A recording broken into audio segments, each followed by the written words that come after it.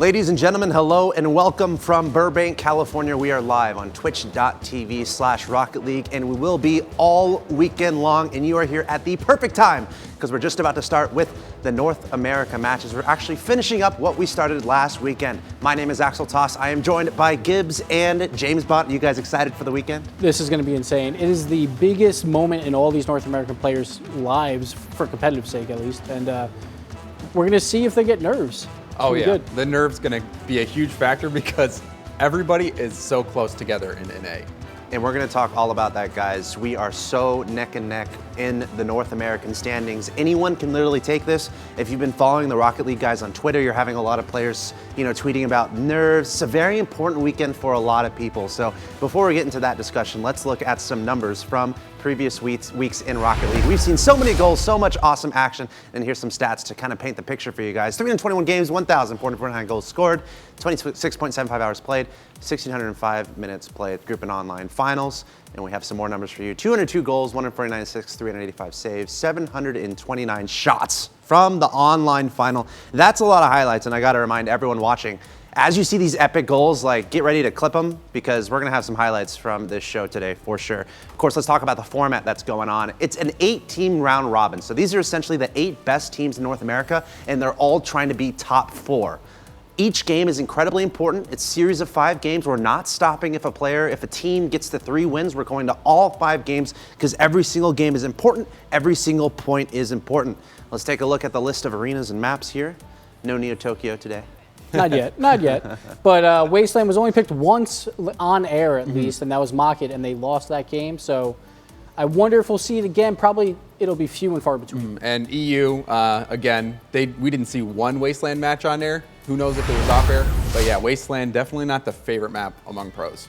So I'd like to go a little bit deeper into just how the format works. Of course, every game is so important. Gibbs, you want to elaborate a little bit more on how we're selecting these players for that live final, for the international final? Yeah, so basically it's a 35-game season almost. It's just in 2 weekends, and the top 4 go onto the online playoffs, and they compete for those top 4 in points, which is the most important spots. Next week. Next week as well, yeah. So it's going to be an exciting time today because everyone is so close. Yeah, and again, finishing number 1 in groups doesn't guarantee you number 1 points. Finishing top 4 in the group stage puts you into the online final, which is essentially a single elimination 4-team tournament, and then there's the 3rd place match. But and then that tournament will dictate whether you get 1, 2, 3, or 4th place points. All right, and we have a lot of matches, a lot of games. All these guys are playing each other. Let's take a look at how the points currently look. Of course, this is the points following the week 1 qualifier online. We have Cosmic in the front with 1,000 points, followed by Kings Urban, Exodus, Genesis.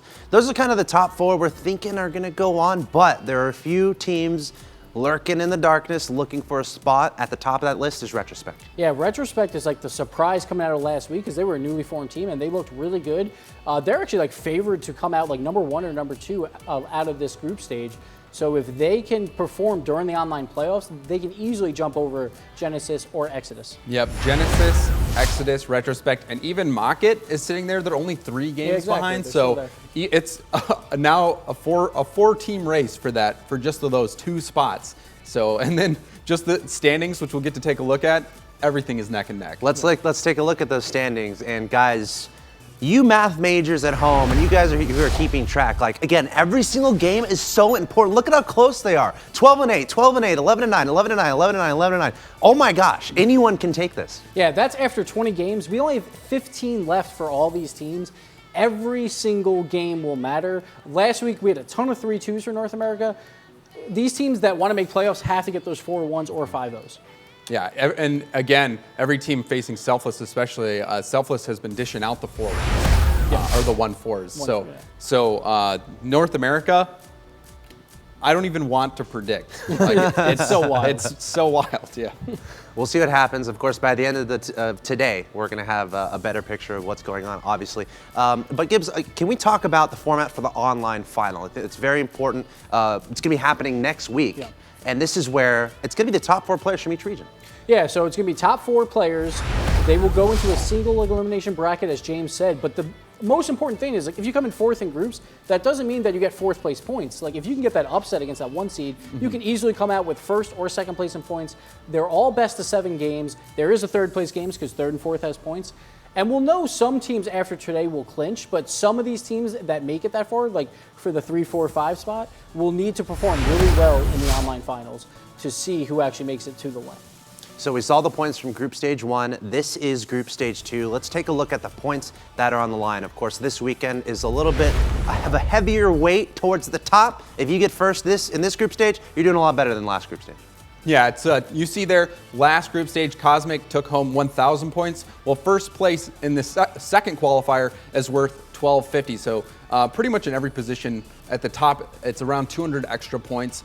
And so so a team like Lucky Bounce coming in, they'll have to get first place if they even want to have a shot. And then depending on how things finish out, they still might not even make it. But the race for top 4 is anyone's guess right now. Yeah.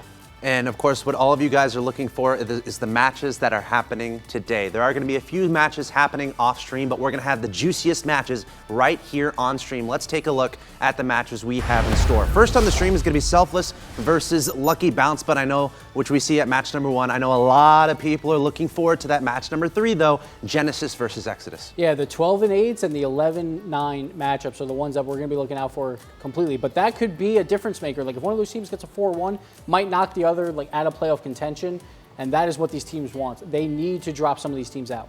Taking a look at matches 5 through 8 now, and again, all the 11 and 8s, all the 12 and 9s, anyone can just go off today and solidify themselves a spot. James, I know match 7 is one a lot of people are going to be watching out for. Oh yeah, Kings of Urban versus iBuyPower Cosmic. They have been the top 2 teams in North America for the longest time. That one, always a good rivalry match. Cosmic usually comes out on top in those, but even the Genesis Retrospect matchup too, another one that's so important. Finally, matches 9 through 12. Again, a few of these are happening off stream, but we're going to catch the most juicy ones here on stream. Gibbs.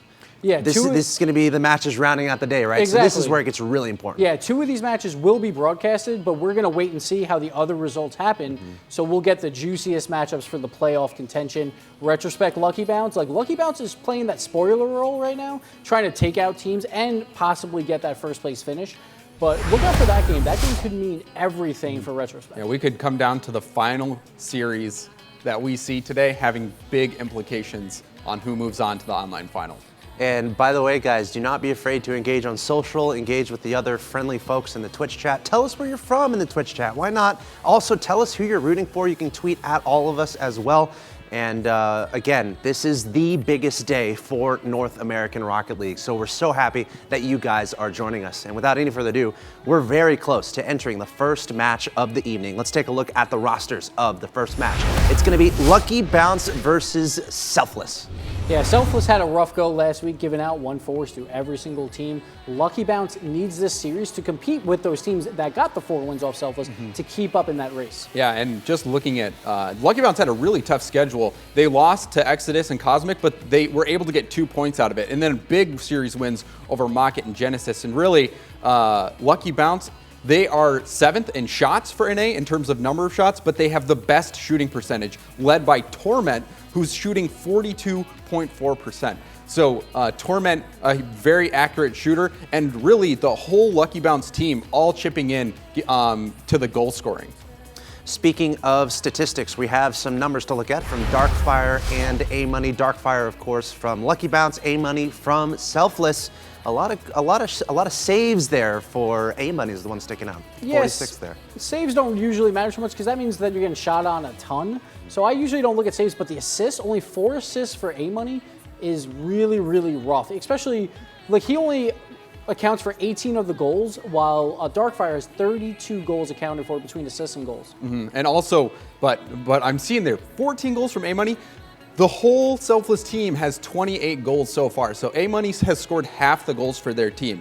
but they have been outscored 2-1 and so far in the group stage. So Lucky Bounce, they don't get a ton of shots, but again, Selfless, they're last in shots against as well. So they'll be conceding a bunch of shots. And when you've got an opponent like Lucky Bounce, who's so good on the placement and also working as a team, then that is very dangerous. Again, Darkfire with 16 of the goals, Timothy and Torment both have 14. So it's like scoring by committee. Same amount of Selfless that has between their entire team. So that's a lot. Well, we are moments away from jumping into our first match between Lucky Bounce and Selfless. Remember, every game is important. We're going to play 5 games, and we're going to record the result, obviously, from each game.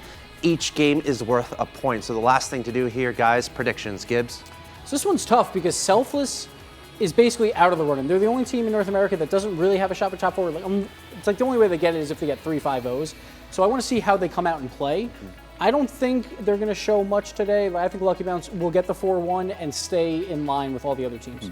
Well, I agree with you. The 4-1 curse is real. Selfless has been 4-1 every single time so far. So I'm going to have to go with the stats and say another 4-1 here for Lucky Bounce. Okay, 4-1 for Lucky Bounce is the prediction from the desk. What do you guys think from home? Let us know at twitch.tv/Rocket League, right in the chat there. There's a lot of friendly folks. I also want to know what our 2 commentators think. Without any further ado, let's jump into the first match. Take it away with our first 2 commentators, Leaf and Carpet.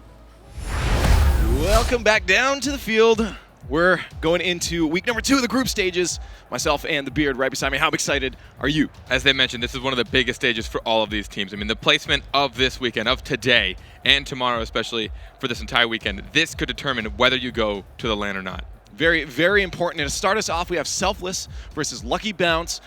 Both these teams, I mean, Selfless really, really fighting to try to get as many points as possible. Lucky Bounce looking to get potentially a 4-1 if they want to stay at the forefront. We have 3 teams battling, 4 teams pretty much battling right for that middle ground, you know, against iBuyPower and Kings of Urban, who are probably going to take the tops. We'll see, but these teams fighting away. Do you think Lucky Bounce can get the points they need? I mean, I would like to hope it. Lucky Bounce is actually in contender for it. Right now, you know, it's interesting because the Selfless getting 1-4, you know, so far, that means they can still get wins off of these teams. Like that, you know, it shows a bit of inconsistency, at least from a statistical standpoint, right? They can still eke these wins off of, like, you know, they're not getting 5-0, they're not getting completely swept.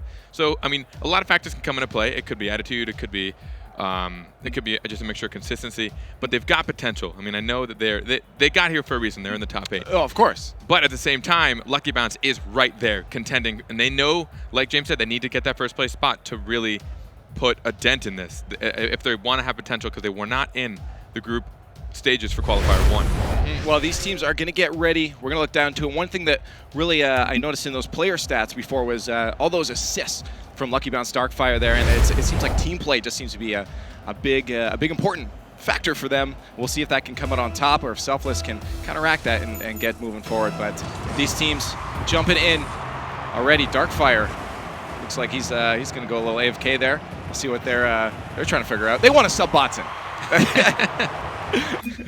That's what they want to do. They want to sub bots in. I mean, I would too. The nerves get you sometimes. Sometimes you just like, well, I know the bot can at least do something, right? And he won't get nervous. Well, the bot won't they're get emotionless, right? So again, coming back to what I was saying before about this team play, do you think that's going to be a big factor for them, or do you think Selfless has something else up their sleeve they'll be able to counteract what looks like great team plays coming out of Lucky Bounce? So far from what I've seen in the RLCS is group stages group plays, like playing with each other, seems to excel in a lot of this. It seems to be what excels your team, and it gets you those points. Because just taking a good shot on goal isn't going to do much against these incredible players. They can fly from anywhere to defend the ball. They don't really care their orientation. They will get there most of the time. So the idea is you want to do a passing play. You want to confuse them. Like, all right, what's coming across the net? Oh, no.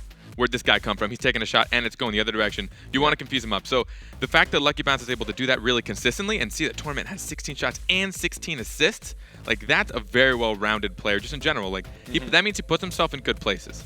Cool. Any predictions then going into this match? I didn't grab one from you before. I mean, I'm going to have to agree with the desk here just by showing, and I've seen how Lucky Bounce has been playing. They've been really, really excelling.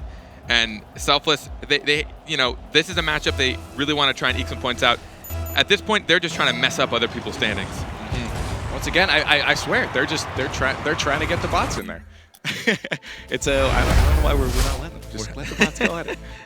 I would love to cast a bot match on the RLCS. Like, I've done it as a joke once or twice. I think it would be a blast just to watch bots that don't know how to use boost. Hey, those just going at it. Hey, sometimes they can get some pretty good plays going and throw you off. It adds to that hype levels, right?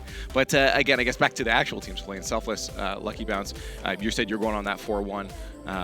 Do you think Selfless is going into this thinking that's a possibility as well? I like to hope so. I mean, I've seen Selfless pull off some really cool stuff. I mean, Matt says A-Money, they're all very high-skilled players. You know, A-Money, I remember watching him when he was a very, very talented 1v1 player. I mean, he still is, but, you know, he's very good mechanically. And then Matt and Sizz have been playing together for as long as I can remember. I used to run into them all the time in the ladder. So just overall, I know these guys can pull it off. It's just a matter of doing it consistently and against high-level teams. It's doing it against a team that's always going to contest. It's doing it against a team that's always going to be there. That's the tough part. Yeah, and that's something we see actually some teams forget about. I mean, we've seen that before with when they wouldn't put Doomsy in over on the EU side of things. You know, they were playing great. They're playing against these some lower ranked teams. Say, hey, we're playing fine, we're playing great, and they don't put in a player maybe they should, and you see them once they get to these top 8 teams start to fizzle out because it's a different game once you get to this top level. Yeah, it's tough. I mean, the pace is just incredible. Like, the pace is so fast. You have to keep up with everything. You're getting contested by every ball. You need to just your mind needs to be predicting everything by at least 1 or 2 touches. You need to know where your team are, a lot of map awareness, and it's got to be constant. Well, it looks like third time is finally the charm as Selfless and Lucky Bounce get underway in this series of 5. So you can get the first one off. Both teams finally going to feel it out as we get momentum started up. The third time they're already into the blue end. Torment's going to have to keep this out, but it puts it in front of the net. That's a bad spot. A-Money taking advantage for the first goal. It looks like Lucky Bounce took a little too long to get back on defense. Torment went for the corner, tried to touch it. At that point, he might have been better off waiting in the net, trying to get a better touch. That bounce is not at all what he expected. Went right over him. No one to take his place. A-Money had a pretty easy shot. He came in and sunk it in. And there it is. One thing I noticed, A-Money generally with that Octane, now he's rocking out that breakout, which is great to see some car switch ups. Maybe that'll be the change they need. A-Money with a touch across, but a shot from Darkfire. Going to be stopped from Matt and A-Money. Now they're going to try to get it out, but they can't.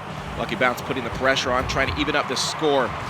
See if they can move it in. Timothy taking place there. Darkfire out. Torment is going to try to get off the wall. Misses that. That's in front of the net. That's going to be shot. Matt just a little bit over the net. Timothy going to recuperate on defense there. It's a good touch to send it right back down into Selfless's end. Now they can start another attack. Almost stopped just past Sizz there. Can he keep it moving forward? He can't. Matt steals it away. Sizz with a good touch. That aftershock flying through the air like the jet plane it is. But doesn't go deep enough into Lucky Bounce's end. And now they have another chance for a shot. Darkfire finding a spot in the back of the net. Darkfire came and snuck this in. I don't think anyone on the defense was prepared for him to find this hole. A-Money pushed it off to the side while another defender had actually gone up.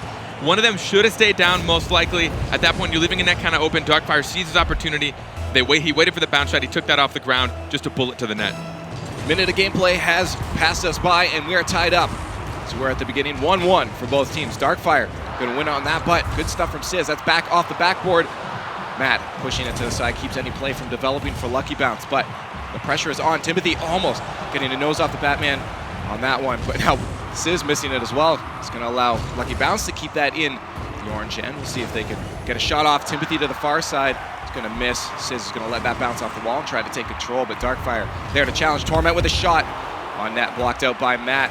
Now we're going to keep the pressure on from Lucky Bounce as they keep an onslaught. Finally a breakout for Selfless. Can they get a goal themselves? Notice how Lucky Bounce is putting a lot of pressure on in Selfless's half, but they were finally able to get a 1-2 touch out and put some pressure and counterattack. Timothy just gets back in time. That was very, very close for Lucky Bounce. Almost gave a quick goal for them. They're only in there for about a second and already a shot coming off. Here's A-Money with another pass off the backboard. It's going to drop down dangerously, and Matt squeezes that one right in there. Great placement from A-Money, putting it in that little death corner. It reminds me a lot of like the racquetball death balls where it just hits the corner and just dies straight down. Comes straight in front of the net. Matt able to get there before any blue defender was. Those are so difficult to be ready for on defense. Selfless up 2-1. Still 3 minutes left. Lots of time for Lucky Bounce to get another one themselves and get the equalizer. They're going to try to do that now as they're moving into Selfless's end. Shot needs to come out. Darkfire putting it on A-Money. Tries to get the side flip on, but couldn't get there in time. A-Money was caught in a tough place. He had someone coming at him. He tried to pre-jump, tried to get ready for a hard bullet shot. But in a situation like this, when he's got a full net to shoot on, you might want to wait just that extra half second. You get a little antsy. I've seen a lot of players pull it off. There's really not a whole lot he could have done. Someone should have been contesting that in midfield. Yeah, it's a difficult spot to be in that you don't want to leave your teammates to. And now we have a tied game once again. Very, very quick answers coming out of Lucky Bounce. Now let's see if they can take the lead instead of trailing behind on game number 1. Torment trying to get the pinch. That goes in no one's favor, really. We're going to see who gets control of this first. Torment tries to get it past the Darkfire, just waiting patiently. Here's his opportunity, and he sinks it, finally in the lead. These miscommunication defensive mishaps are not the kind of things that are going to keep them in this lead. Torment taps it over the side, and we saw both Matt and A-Money go for it. A-Money actually sweeps Matt out. He should have let the person take it from net. He had a better angle. A-Money would have been crossing in front of net, would have been a little dangerous. Matt had a decent touch to the corner, but it ended up resulting in a goal for Lucky Bounce. Darkfire had all the time of the day to get that one in.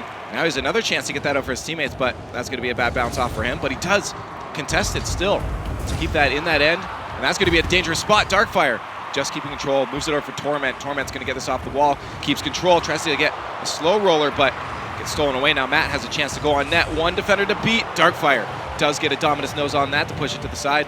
Sizz grabbing the boost, going to pass out. Darkfire almost steals it away, but that goes past everybody to midfield. Timothy just going to take out that defender. Very good play. Now we're going to see if Darkfire can get a play set up on the offense, get a ball out in front of the slot, and get another goal to extend their lead as Selfless tries to defend this, get it out of their end. A-Money backward, just tries to get up for Sizz. Does get another block on. Now Sizz has a chance to go up. He wins out that 50-50 in the air. Torment, good nose touch to push back to midfield. And now an attack from Selfless. Can they do this? Very, very dangerous spot for Darkfire. And that one's going to be N2, equalize it again. I think Darkfire may have gotten caught on the corner here. We had a good counterattack from Selfless. They had just come from being attacked on. Darkfire, he did smack that post. He just slightly misjudged where that ball was going to go. But as that last defender, you know, patience is key. You want to wait for that moment. But with the pressure coming on, he hit the post and ended up being a wide open net for Selfless, tying it up. Neutral 50-50 there. We'll see if Torment can get a play started up. He does, off the wall, can get a second touch. Couldn't get it off the roof of Sizz. Sizz use that for Matt. Matt to Sizz. Sizz off the wall, gets almost a second touch. Now Darkfire has control. It's Lucky Bounce. That move is down the field, contested at midfield. Selfless trying to get a lead themselves. Sizz almost on net. Torment has possession now, but that shot, the steal from A-Money, that was a rocket and a half. He came in, I believe, it looks like he might have pinched it off the defender. Matt crossed it over the net. That was almost a 1-2 play by Sizz, but once Torment was coming out, no one came to replace him in net, and that's kind of key. When someone's progressing out of net, you need to take his place, especially if it's in your half, because anything, especially like that, can happen. A-Money using the side of his opponent's car to put one in. Now they're up. 1 minute left. Torment wins on the 50-50. We're going to see if Lucky Bounce can bring this one back. They're going to have to get a hustle on if they want to at least tie this one. Timothy loses out on that one. Darkfire has to recuperate. Torment leaves it, gets it instead off the wall. Darkfire to support. Timothy was trying to get up for that. Sizz intercepts. Off the wall is Darkfire. Now an attack from Lucky Bounce. 40 seconds left, and here could be an opportunity with a potential open net. A-Money does clean that up. His teammate's missing a couple whiffs on that. Torment off the wall. A-Money pushes it to midfield. Good touch from A-Money. Very solid hit. Now Timothy just has to collect that one up, but he can't. His team losing possession. That's going to roll down in a dangerous spot for them. Darkfire just keep it to the side. Timothy going to try to get in the way. That's up front. The shot from Matt, and they extend their lead 20 seconds and 2 goals down. What a great way to take advantage of this situation. Darkfire was forced to have to put it off the wall. It bounced perfectly. A-Money reacted actually very quickly to that. I was very impressed. Put it over the net, and Matt was even like just as ready for his pass. Both of those very quick reaction plays, able to bring us to a 2-point lead. And I mentioned passes before, and now it looks like Selfless is coming out super strong. We've seen every team member doing everything they can to get those balls to each other. 13 seconds left. Lucky Bounce has to break out and get a goal right now. This could be their opportunity off the wall. Timothy a little bit behind that one, maybe out of boost. He's going to lose out on that. Couldn't challenge that, but that's up front, and the net. Darkfire puts it in with 2 seconds left. Still a possibility. They do have a chance. We saw so many 0-point goals last time. I remember like my heart was passed. Like I couldn't do it. But here's the passing plays we look at. Torment off that sidewall right to Darkfire. Torment getting those assists like we saw, and still with shots earlier this game. It's, you know, their passing plays are quick and they're so hard to block. They need to get it lifted up here. He does. Torment. That's going to go off the wall. Can he keep it alive? That's out front. Timothy off the backboard. Someone needs to be there for that, and that could be a shot on net. No, they leave it in. Darkfire finishes it up. Oh my goodness, that was on the ground. I cannot believe that stayed so far in the middle. No one came out to contest that on the side of Selfless. This went in net. I cannot believe Darkfire got there in time. Incredible 0-second goal, bringing this first game into overtime. I did not expect that. We said it's possible, but we didn't think it was that possible. Lucky Bounce with the clutch 0-second goal. Let's see if they can win this one now, but that's going to be shot on net. Almost finishing early with Selfless. They're putting the pressure on. Torment finally pushing it back to midfield. Timothy, now he has a teammate out front. Can he get the pass? Matt intercepts that one. Darkfire off the corner. This could be a bad situation for Selfless. Sizz does get a nice touch though. Gonna follow it up. Very good moves from him to keep the pressure on in the air, but Torment does steal that away off the ground. Out front, A-Money keeps it away from the slot. We'll see if Lucky Bounce can put another incredible tack on, or if Selfless is gonna get one 30 seconds into this overtime. Torment in the air challenging that, but A-Money puts it right back. Ping pong, Matt and Timothy with a 50-50. Matt gonna follow it up. Matt's gonna be in front of the net. Torment will have control. Good touch from Timothy. Sorry, Torment to keep that away from the center, but that's back on target. Torment, thankfully, for Lucky Bounce was back for that. Timothy now off the wall. This could be a good spot for them. A-Money, very good touch. Very quick to get to the ball. There's A-Money in this game. Both teams trying so hard and all of a sudden awake. All of a sudden awake, it seems. They want to make sure they have this, and they're also being a little timid here and there, which isn't a bad idea. They want to make sure they have somebody back. They're being very conscious of their rotations, which in an overtime situation is something you really need to do. Very, very true, but this is a bad situation. This could be it for Selfless, but a little bit wide. That's still on target. Torment has to rush back now as Matt was rushing up on that. A contest in nobody's favor. Timothy up in the air, but a little bit wide of that. He's not going to be able to get a touch. Darkfire gets it instead, but loses out on the 50-50. Torment the last one back. This is a bad situation. Timothy rushing to make sure that no shot on net. Oh my goodness, Darkfire in a bad spot as well as Timothy. Matt puts that way wide as Selfless making an attack on that blue net. We'll see if they can get a goal in here. This could be a shot for them on target, but blocked out by Timothy, leaving Matt on the backtrack. Needs to contest this one, so no shot comes out. Timothy was on that. Darkfire off the ball. Gonna drop in front of the net. Sizz misses out on that. This could be a shot from a third in. There it is, off the backboard, but a little bit too late. Puts that in a bad spot. Now off the backboard. We'll see if a shot can come out. Lucky Bounce, the far side. Torment couldn't quite sink it in, just off the post.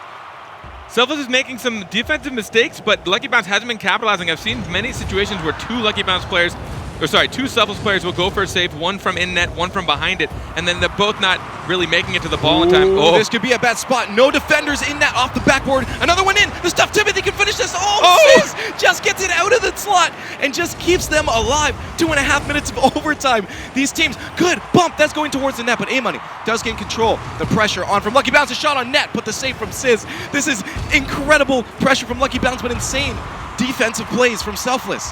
It's got to be a scary position, though. While their defense is incredible, eventually one tiny mistake will result in a goal, so they need to make sure they bring the pressure onto their side. They've had some good opportunities. They've obviously scored as many goals as Lucky Bounce, so Selfless needs to make sure that they can turn their defense back into offense. Sizz playing very aggressive, takes out an opponent and a teammate, but finally they move back to midfield. Matt and Sizz rushing hard on that one. Darkfire, good bounce off the wall, but A-Money steals it away. Let's see. Oh, that's rushing through Torment. Good patience on him to make sure that he's that last defender to stop that one. That was very close to going in to Lucky Bounce net, but now they're finally back on the attack. Off the wall, Darkfire with control. This could be a shot. Oh, Timothy gets blocked out by two defenders. Now Sizz and Matt on the move forward. Off the backboard, we'll see if they can capitalize on this. No, Torment gets a good touch. Darkfire to follow it up, but he misses. Torment, last defender back, Timothy. A-Money is there to challenge. This could be a bad situation. Timothy reads the right bounce off the backboard, gets it back to midfield, but Matt throws it right back in. Ping pong to midfield. Darkfire rolling that over, two attackers, one defender left. Sizz is there. Can he get it past? A 1v1 situation, passes it out to the center, but there's A-Money to push it to the side. Now Selfless is leaving somebody a little further out on defense to try and block those wide passing plays, which is really smart. Somebody was sitting kind of in the middle of their half, getting ready for that wide pass that pulls it away from the goalie, which is usually really difficult to block. But if you have someone getting in the way early, you don't have to worry about a shot. Sizz with a shot on net, that's it! He finishes it! A defender was there, but he couldn't stop it. 4-0-4 overtime. This patience from Sizz, he waits for the bounce, waits for a good opportunity, gets up underneath it and puts it high in the net, forcing that defender to try and do a quick neutral jump, get the boost up there, and he wasn't able to make it. What an incredible showing from both of these teams. That was insane. That was super close, like the closest it could have possibly been. At all. Was it a 2-second, 2-goal comeback from Lucky Bounce? Yes. They scored one goal with 2 or 3 seconds left, and then they ended up getting a 0-second goal after it floated around for like 6 seconds after the counter went out. I honestly thought that was on the ground. That looked like it had touched, and then there's Darkfire swooping in to put it in at 0 seconds to put it into overtime. What? Both of these teams showed what they're good at in this game. We saw the great passing plays coming out of Lucky Bounce. sometimes it fell through a little bit, which is why they had a little bit difficulty scoring sometimes. But, you know, Selfless, they had incredible defense. Like we saw a lot of saves from A-Money. It could be a tactic. Maybe they enjoy kind of waiting for the counterattacks. They kind of want they believe in their defense, so they get the saves. They can turn it into an offensive position. You know, there's a lot of things that turn into what happens in a game, whether it's a win or score. But, I mean, they pulled ahead after, what is that, a 4-minute overtime? Yeah, 4:04. Almost in another entire game's worth of that overtime. was a full game. Yeah, and it's actually kind of cool that you point that out. I mean, we saw in the player stats before, A-Money, lots of saves, and we're mentioning maybe it's not such a good spot to be in having that many saves, but it's working out for them. Yeah. As they take away game number 1 against Lucky Bounce. That was incredible. Do you think we're going to see something that close this one? I really hope so. I think I hope both these teams are just coming at it as hard as they can. I just saw Darkfire with 9 shots on goal in one single game. I mean, he's always where he needs to be. He's got great positioning. Darkfire is a beast. So, I mean, either way, this game's going to be just as exciting as the first one. Game number 2, Lucky Bounce, Selfless. First game going into a 4-minute and 4-second overtime. See if that happens again. Longest series of the day. We'll see that, but A-Money now has a shot on net. Off the backboard, Sizz to finish it. Oh, just missing. That tuck away in the top corner. Couldn't quite finish it off, and now it's going to leave Torment to try to create an attack himself, but bad spot for defense as Matt is up in the air. Darkfire does steal it away, though, in front of the net. There's a chance for Lucky Bounce to move it down the field. Darkfire with control, very good stoppage on that one. Throws that on target, almost in. Torment trying to finish it, but Sizz keeps it away. Timothy trying to get a nose to drop that back into the slot. Darkfire rushing back to get some boost as he sees an attack coming up, but there's Torment to stop that Selfless advance. And there's a shot on net. Sizz just gets a stop on the crossbar, still a bad spot. There's Matt to finish it off. Sizz, incredible save, getting just underneath that ball just in time. I thought he wasn't going to be able to make it there, but there he was up underneath the ball, using his neutral double jump, popping that into the post, and thankfully a teammate was able to come and swoop it away. Darkfire keeping the pressure on out front, but that's a little bit too fast for that third in. See now if A-Money can start an attack, chasing that one through the air. Gonna get the second touch, gonna get the third touch out front. That's a good pass. Matt, though, a little bit wide. Darkfire takes control off the ball, and now he's gonna try one himself. He does get the pass out, but it went right to Sizz instead. Wrong teammate to pass it to. Torment stopping that in its tracks, but right back to midfield. Darkfire up as well. As you said, being where he needs to be. He's gonna leave that one for Torment, as both Timothy and him go up for that. Could be a bad spot, as Darkfire's gonna have to wait back now and can't put the pressure on himself. And there's Selfless moving down into that blue end as Darkfire keeps it away.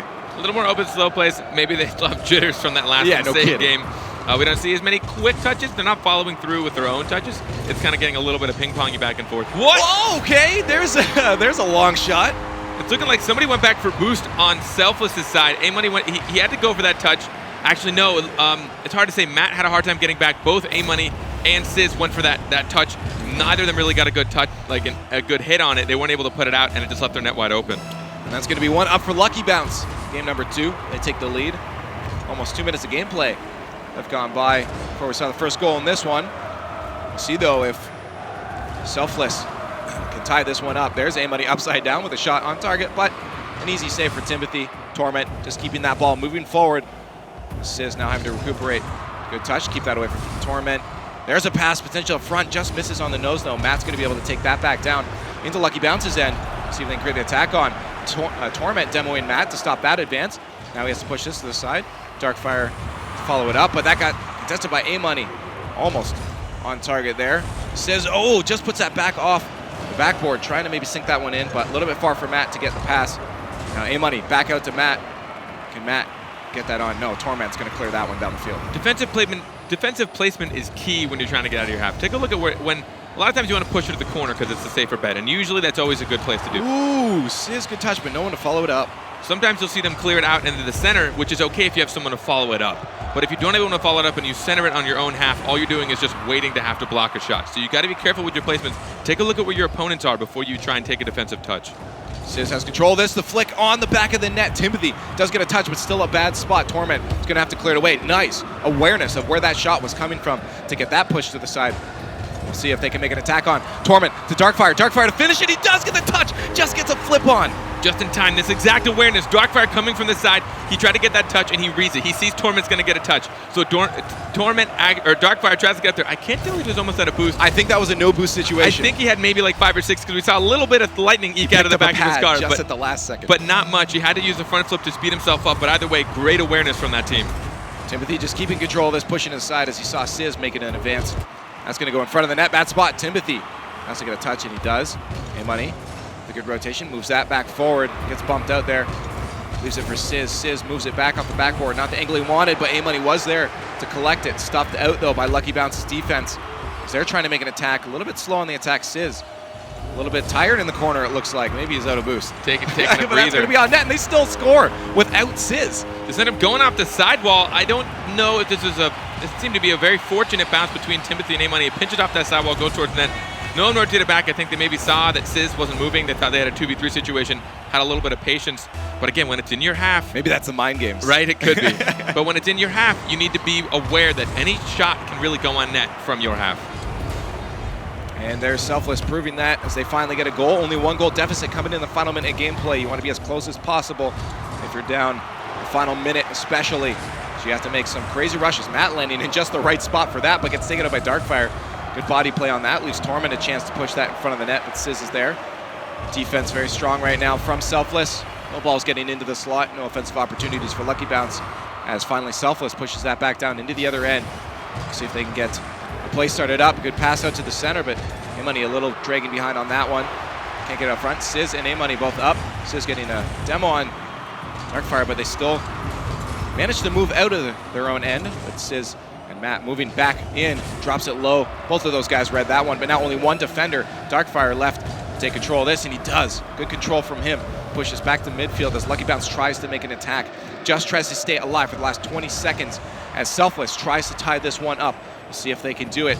15 seconds, a shot, way wide. Off the backboard, there's a shot going off the backboard again. Sizz and A-Money there for that, but Torment keeps that one aside, beating them to it. Matt back on target, that's on target. Oh my goodness, someone says to put this in. Almost a goal for Selfless. But Lucky Bounce just barely keeping it out. They're still trying, that's up the wall, that is still alive, but moving the wrong way for Selfless. So it looks like this ball is gonna touch the ground right here. And Lucky Bounce takes game number 2. That was close. That was an incredible last opportunity shot from Matt. He managed to get the angle, put it into the corner. I don't remember if it was Torment or Darkfire. Somebody got just underneath that. But that's that awareness of knowing like, uh-oh, I think this guy has a shot. Like at this high level, you can see a player going for a ball and you know if he's going to have a shot or not. Like you can tell by their angle. And a lot of times the ones that you don't think they have a shot and then they put one on are the ones that catch you off guard. But he saw that he had that angle. He knew no one was in net. He had to get there quick. But that's exactly the reason. Like he had to defend that from a really bad position. If all three of them were kind of clumped up and no one went back to net, and that's a big key of having that tight defensive rotations. Once you see someone come out of net, you need to be replaced as quickly as possible because then you're in a better position to get a really hard hit. When you have to make a really soft, weird defensive touch, thank God he had a teammate there to help clear it out as well right after. Yeah. But that could have been a tight situation. Yeah. But I mean, we see both teams very even on the shots, very 100% even on the saves. Both teams are playing very, very close. The scores are showing that as well. It did feel like at the beginning maybe Selfless was on the backtrack, but they did pull forward. They started making even without Sizz there, they still managed to get a goal. Maybe they'll stick to that to the next one. Just 2v3 them. That's their strats now. He was back right after kickoff, so it could have been a small technical difficulty. But either way, you know, controller unplugged. That happened so many times. But this is exactly what I was talking about. I mean, I know that Selfless has the capabilities. It's just a matter of consistently pulling off what I know they can do. Well, we'll see in game number 3 who's going to take it away. Lucky Bounce winning that last one. Game 3, it's a series of 5. We're going to play all of these matches as every win matters in this. We head down to Beckwith Park. Nice and peaceful. Hear the birds. See if that has an effect on any of the players. Calm, soothing effect. Both teams tied up. Game number 3, so you can pull ahead in the lead. Touch back from Lucky Bounce into their own end. Torment missing on that, but A-Money not getting the touch he wanted. Sizz finally clearing that off the backboard. We'll see if someone can pressure this. A little bit wide for a shot to come out, but they can keep the pressure on as they are doing. Darkfire off the back wall. Now to follow it up. Good touch from him. Puts that way deep into Selfless's end. We'll see if they can create an opportunity attack out of it. If they can't, that's on target. If Timothy can get to it, he can. Just barely, though. It's going to put him out of position. His teammate has to recuperate. Darkfire getting bumped by A-Money, but Timothy gets control of it, trying to get a demo. It looked like on Sizz there. And now Torment, last defender. That's going to be in front of the net. Darkfire does steal it away. No one getting any real shots on net yet. A-Money getting up quicker on that one than his opponent, but Darkfire keeps that away from an attack. Now Sizz trying to get another one. We see counterattack after counterattack happening right now. It's just a matter of like one person takes a shot on net and then it's just A-Money, no! A-Money! Oh my goodness! Gets a pop, but it does result in a goal. A-Money getting that little bit of an air dribble, the upside down spin, and almost stuffs that in the top. That was so close, showing his mechanical skill. Gets it just enough. Timothy had no choice. He had to go contest that. He was the last man in net, but contesting it put him in a difficult spot to make that second save. Thank God, you know, this is one of the situations where since A-Money's teammate was able to support, it was a pretty easy shot, but you got to be aware of that, and they did that. Incredible play. A-Money setting that one up. Very good mechanical skill from him. Sizz with another shot on net. Timothy keeping that away from any other shots. A-Money off the wall, stuffed out by Torment. Matt was trying to get there. Now he's going to move up, swoop in for that ball. Can he get it past that attacker, Darkfire? He can't. Sizz a little bit off on that. That's going to be shot a little bit wide of the net, but Darkfire stealing the boost. See if they can get in a boost denial situation. Torment going for that other one. Shot almost coming out. He's going to back up, just keep that in, the pressure on. As they've gotten all the boost from Selfless now, we'll see if they can keep an attack going on. A-Money thinking a teammate was there, finally getting control of that, but Torment steals it away. Darkfire out in front of the net. That could be a goal, and he does squeak it in. Darkfire. Darkfire gets up so quick for this. This pass, this quick turnaround. A-Money was going to try and take it up the wall, but it gets taken out by Torment. It bounced off the corner. Darkfire gets up so early. He's ready for that to come across. He wanted to wait a little bit more till it was a little closer to the net, but he probably knew there were some defenders coming. If he'd waited even one more second, somebody would have come and pinched that off that top post, and he got there just in time to push it down into net. And that goal speaks to the importance of boost, as Selfless couldn't get enough power to get it out. Got stuck on their own end. Well, we'll see if they can finally move it down. Matt with a good touch. Sizz was ready for the pass. Darkfire intercepts. That's still out to Sizz, and he does get the redirect. Oh my god, or shot, sorry, on net. This first touch, Matt puts it over. Darkfire ends up kind of centering it, which is a scare situation, forces Timothy into a scare situation. Timothy tries to clear to the side, demos a player, accidentally passes the ball directly to Sizz. An unfortunate situation, but Sizz, again, getting ready for a team play, getting ready for all that, found himself in a great position to put that in net. They find themselves up 2-1 in game number 3 now. Timothy trying to get that all tied up, but he couldn't quite. Torment off the backboard. That's going to go way far. A-Money's going to be able to clear that out a bit, but no one to follow it up. Leaves Darkfire a chance to push it back in. Back to midfield. Shot on net. Torment. Did that go off someone? Yeah, it did. Torment went to go pass it over to what I believe was Darkfire. He sees Darkfire up there. He tries to pass it to his teammate, and it tried to get blocked. I believe that might have been A-Money. It was A-Money, yeah. A-Money tried to block it, and unfortunately he got there just a half second too late and redirected it right in the net. Almost unblockable by his defenders. So not a terrible situation. We're tied up. It's a lot better than being down. We'll see, though, if they can get put back into the lead. Now Sizz, good touch on the backboard. Can he finish it himself? No, just a little bit wide. His teammate was there as well. A-Money and Sizz both out of the play. Darkfire is one person to beat. A-Money does rush back in time, but Darkfire almost gets it past. Does recognize he loses control and tries to follow it up. Off the backboard now, a shot. Timothy tried to put that in front of the net. Torment there just to keep some pressure on. There's Darkfire doing the exact same as teammates recuperate. Timothy in the air. Batman flying fast. See if they can keep an attack on. A-Money finally breaks it out to midfield, but there's Darkfire to steal it again. Matt, good touch on it, keeps it at bay. We'll see if they can finally move out.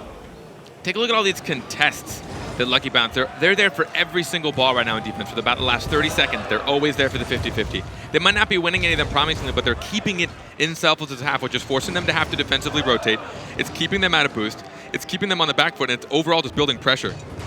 Well, it's a tough thing if I'm sure you're stuck and keeping it at midfield, but if you're not in control, you only have two boosts to deal with. Torment trying to control. Matt does steal that away. Sizz with a block. A-Money a little bit out of spot for that one. They get a little bit of a pinch, though, to push it to the far side. May give them some time to move in. They can't. Darkfire. Good touch off the wall.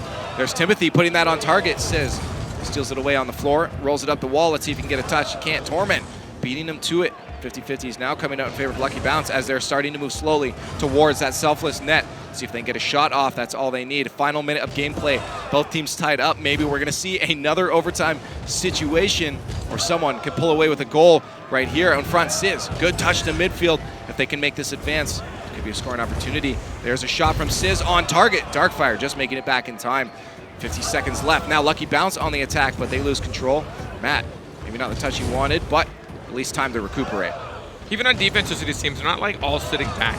I just saw Selfless was actually, they had one person in net. A-Money was actually cheating up at midfield, getting ready for a toe. Oh no, the miss from the defense, and Darkfire squeezes it in. This is where even one tiny mistake can result in a goal. Someone tried to take that off the back wall. Matt tried to jump up and pop that. It looks like he just barely didn't do it, but no one had come in a net to replace him. Again, we've seen it happen a few times so far in this series, where as soon as someone comes out of net, you really need to replace him, because there's always a chance that either he'll miss or he'll get contested. Could be a 50-50. you never know, and it ended up in another wide open net. 30 seconds left. A-Money trying to get that ball in. There's Matt just to put it back to A-Money. A-Money losing out on that one. Back down into Selfless's end. Sizz needs to get a control. He does. But Darkfire on a super wide rotation puts that right back into their end. 18 seconds left. A goal down. Selfless has to get one very, very quickly. They want to feel confident going into an overtime where the last 10 seconds, we'll see if they can do it off the wall. Someone needs to challenge this right away. There's Torment, though, to put it right back in. Not looking good for Selfless. Can they finally push it forward? A-Money off the wall. Bad bounce for Selfless, and that is going to drop. And there's Lucky Bounce taking game at number 3 to put them up 2-1 in the series. They're 2-1 in the series so far. They're going ish on the predictions. You know, I think it was predicted it's going to be 4-1 in favor of Lucky Bounce, but Selfless has been fighting tooth and nail to stay in this. I mean, between that 4-minute overtime game, every single game has been pretty close. They're putting up a fight for it. It's sad that, you know, sometimes these like kind of game-ending goals have been a small, tiny mistake, where we had a little defensive mistake towards the last 30 seconds, which let Lucky Bounce put that goal in, making it 3-2. It's just that, like, it's all it takes. It's one thing. Well, I mean, at this level, you have teams that are so good at what they do, and especially you have some other teams that are considered even better that you still have to come up against later on. Those mistakes have to go away, because if they're already resulting in goals at this point, it's not going to be good for you later on. Yeah, and there's a key, like, why does that happen, right, on defense? Like, why would some teams be out of position? I mean, there's so many factors that come into play. It could be bumps that you can't see. A lot of times it's boost. Well, generally, when you're an aggressive team, you're going to take all the boost you can on your way out after you've taken a shot. So when you're going from their half and you're rotating back, trying to get ready for another shot, you're going to sweep as much boost as you can out. So then that defensive team is actually going to be lacking boost. They're not going to have as much as they're not going to be able to get those big corner boosts. They're not going to get the ones. And that's honestly why sometimes they'll go out of position 1 second earlier to hopefully sneak one more boost out, and then that's when open nets can sometimes happen. Well, we have another game. All of these so close. I'm not quite believing in that 4-1 anymore. I'm thinking a 3-2, and I'm not sure which way it's actually going to go. Yeah, I've got high hopes, but either way, these games have been some of the more exciting games I've seen in a long time. So close. Both these teams really, really going at it. Darkfire and Matt trying to fight over that one, but Matt, oh no, Sizz takes it out away from him. Almost putting that in off the crossbar, an early goal, almost coming out for Selfless. We'll see now if they can turn it around and Lucky Bounce get one themselves. Touch out to a teammate. Sizz there to challenge it. Torment a little bit behind on that. Darkfire going to leave that for Matt off the wall. Instead, it gets the touch there. There's Torment to midfield. A-Money just keeping that at bay as his teammate recuperates. There's A-Money putting it out for a teammate, but almost a bad spot. Sizz barely made that before Darkfire. As Lucky Bounce trying desperately, very wide rotations, trying to put a shot on net. There's a way wide pass, probably not going to result in anything, as now Selfless has the chance to move out, but A-Money misses. Once again, a lot of wide passes. So far, it's interesting. Selfless always has really quick kickoff control in the beginning of these games. They always get like one really good shot off the bat, and then Lucky Bounce starts to gain control. They have a little bit of time. They start to really put the pressure on, push into the opponent's half, and keep it there. That's what they seem to be excelling at, is keeping it in Selfless's half and forcing them into making a lot of defensive touches. See now if they can get the move out. Timothy the last one back, but A-Money steals it away. If he gets on this, that could be a win against Darkfire. Oh, Darkfire does stuff that one back to midfield. Matt and Sizz on the move forward, though. A-Money hanging way back in case that ended up going where it did. Good call on him, but couldn't get that away from Timothy again. Now Darkfire in a weird spot. Gonna leave Matt to move that up. A-Money going for some boost steals. It's gonna leave Torment. Not many options. That's in front of the net. Matt trying to squeeze that in the bottom corner, as Selfless now making a lot of attacks, and we'll see if they can keep this up. The drop down from Timothy. Darkfire now taking control, but Matt steals it right back to midfield. And there's A-Money, 2 defenders, and stuff from one of them. Both teams are a little antsy right now in defense. They're not able to really keep control of the ball. They're getting the clear. One person's chasing it down, then they're getting contested, and it's just right back into the opponent's half. I mean, this is when you see like awkward goals from the corner squeak in. This is when someone doesn't get in the net just in time. They're not really keeping control at the moment. And Batman it's still 0-0 game. Oh, Darkfire, I don't know where he was going. I feel like he could have gotten up for a shot off of that, but now it's still 0-0 because they had an opportunity to make Torment can get another one. That's on target, but Matt does get a nose. Let's see if they can now move it down to the other field. Halfway through this game, no goals. Darkfire trying to put that to the short side, but does get barely stuffed out, and Matt just annihilated Timothy. Not letting him get that back up. He wanted to pop that off the sidewall. Oh, almost on target. Timothy does push that to the side. Darkfire missing that move forward, though. It's going to allow a back pass from Sizz to Matt. Matt way wide on that one. That's going to get Torment back off the backboard. Can he follow it up himself? Sizz just keeps it away. The pinch going in their favor. Now Timothy off the backboard. Matt missing that one shot from Torment. Back to Timothy. Timothy putting it out front, but it looked like Torment had left the situation, and Sizz moves it out. I don't think he was fully prepared for Timothy to get that second touch. It's scared for Darkfire. Sizz, though, doesn't get control, but A-Money on target, way too soft to roll in. We still see 0 goals with 1:40 left. Bad spot for Lucky Bounce as it almost goes in, but Darkfire finally getting control of the flick on, but stopped out by Matt. A little bit of hectic defense, everything pretty much. Hectic defense and offense happening right in front of Lucky Bounce's goal. We saw Timothy having to recover a little too long. The ball just slowly rolling in front of net, no one taking those shots. And those are those plays you try and have to read really quickly. Sometimes you might have to put yourself out of position, but if you notice something's off, a player's not in the right place, or he's bumbling around in the net, you want to try and be there. It's very hard to do at a high-paced level like this, though. That out front, Sizz does get a nose. Torment was trying for that. There's a shot, though, from Timothy, just off the post. A minute left, they finally get a goal. What a clinical shot, just with the top right corner. He waits for that bounce. For those who don't know, if you wait for the bounce, you wait for it to come just off the ground, you get so much more power in it. Using that flat Batmobile, he was able to just kind of punch at that little cereal box of a car. He was able to hit it towards the top right post, and that's where placement comes into key. It doesn't need to be a crazy passing play. Oh, almost though, tying it up off a kickoff. The Torment just getting there in time. But you're absolutely right, the placement was amazing. Well, now we'll see if Matt can move that forward to Sizz. Good pass back to A-Money, but A-Money a little bit far forward. Does get a good touch forward, but Sizz couldn't do anything with that. Timothy to Darkfire. Darkfire back up front to Timothy, but Matt there to block it. 40 seconds left for Selfless to get a goal. Trying to get the pass over to A-Money, but he couldn't quite. Matt's going to have to get this off the wall. Drops it low as you saw Darkfire going up. Sizz just trying to get in the way of a clear from Timothy. Back out front, Sizz was ready for that, but stuffed out by the defender. And now Lucky Bounce back on the attack. Darkfire not able to get a control as Matt drops that for A-Money. A-Money off the wall, no one there though to do anything with it. A-Money just trying to keep control. There's Sizz, but he gets knocked out of the way. It's going to give Timothy a lot of time to put that right back down. 15 seconds left for Selfless to get a goal. There's a shot on target from Torment. We were actually on board with Torment. We got to see him see this. He just homing missiled into this.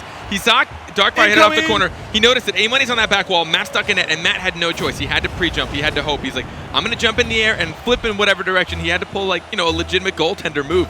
He knew it was going to be a fast shot. There's not much he could have done. A-Money was on the back wall, just too difficult to get to. 7 seconds left. I mean, we've seen goals happen in a shorter amount of time. That's very true. It's off the backboard, 0 seconds. No chance for Selfless to pull this back. They could get a goal, but no equalizer as Lucky Bounce walks away with another win. Now up 3-1 in the series. Again, I know the scoreboard says 2-0, but that game felt a lot closer. That second goal really didn't happen until the last 15 seconds or so. Close game again. Selfless again, just pulling behind Lucky Bounce. And Lucky Bounce is right now in a great place. They're getting a lot of wins. They were already in that top position. They're really, I believe James Bot said they need to get first place if they want to really have a true contest and maybe making it to this LAN. And so far, they're off to a great start today with 3 wins in this setup against Team Selfless. I'm gonna pull a Rawlings and be the stat guy. I noticed that there's 2 less saves from Selfless, and they got scored on twice to lose it. There you go. Must be something. It could be something. I can't wait to hear some more analysis where they can really break down A-Money with 12 ping. Sorry, I'm kind of fascinated. That is incredible. He has 12 ping right now. He must be sitting in that server room. That's nuts.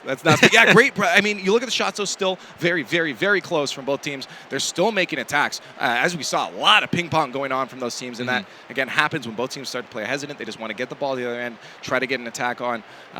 We'll see if that happens in the next one, if our team will gain control of it, but still very close from these teams, could still end up in a 3-2 situation. We're not seeing as many passing plays, a lot of hard clears and follow-ups, and hoping to kind of keep the defense out of order, getting the hard pressure, which is a little out of character for kind of both these teams. I know they both like passing, but it happens when you're under pressure. You're not able to kind of conglomerate as a team.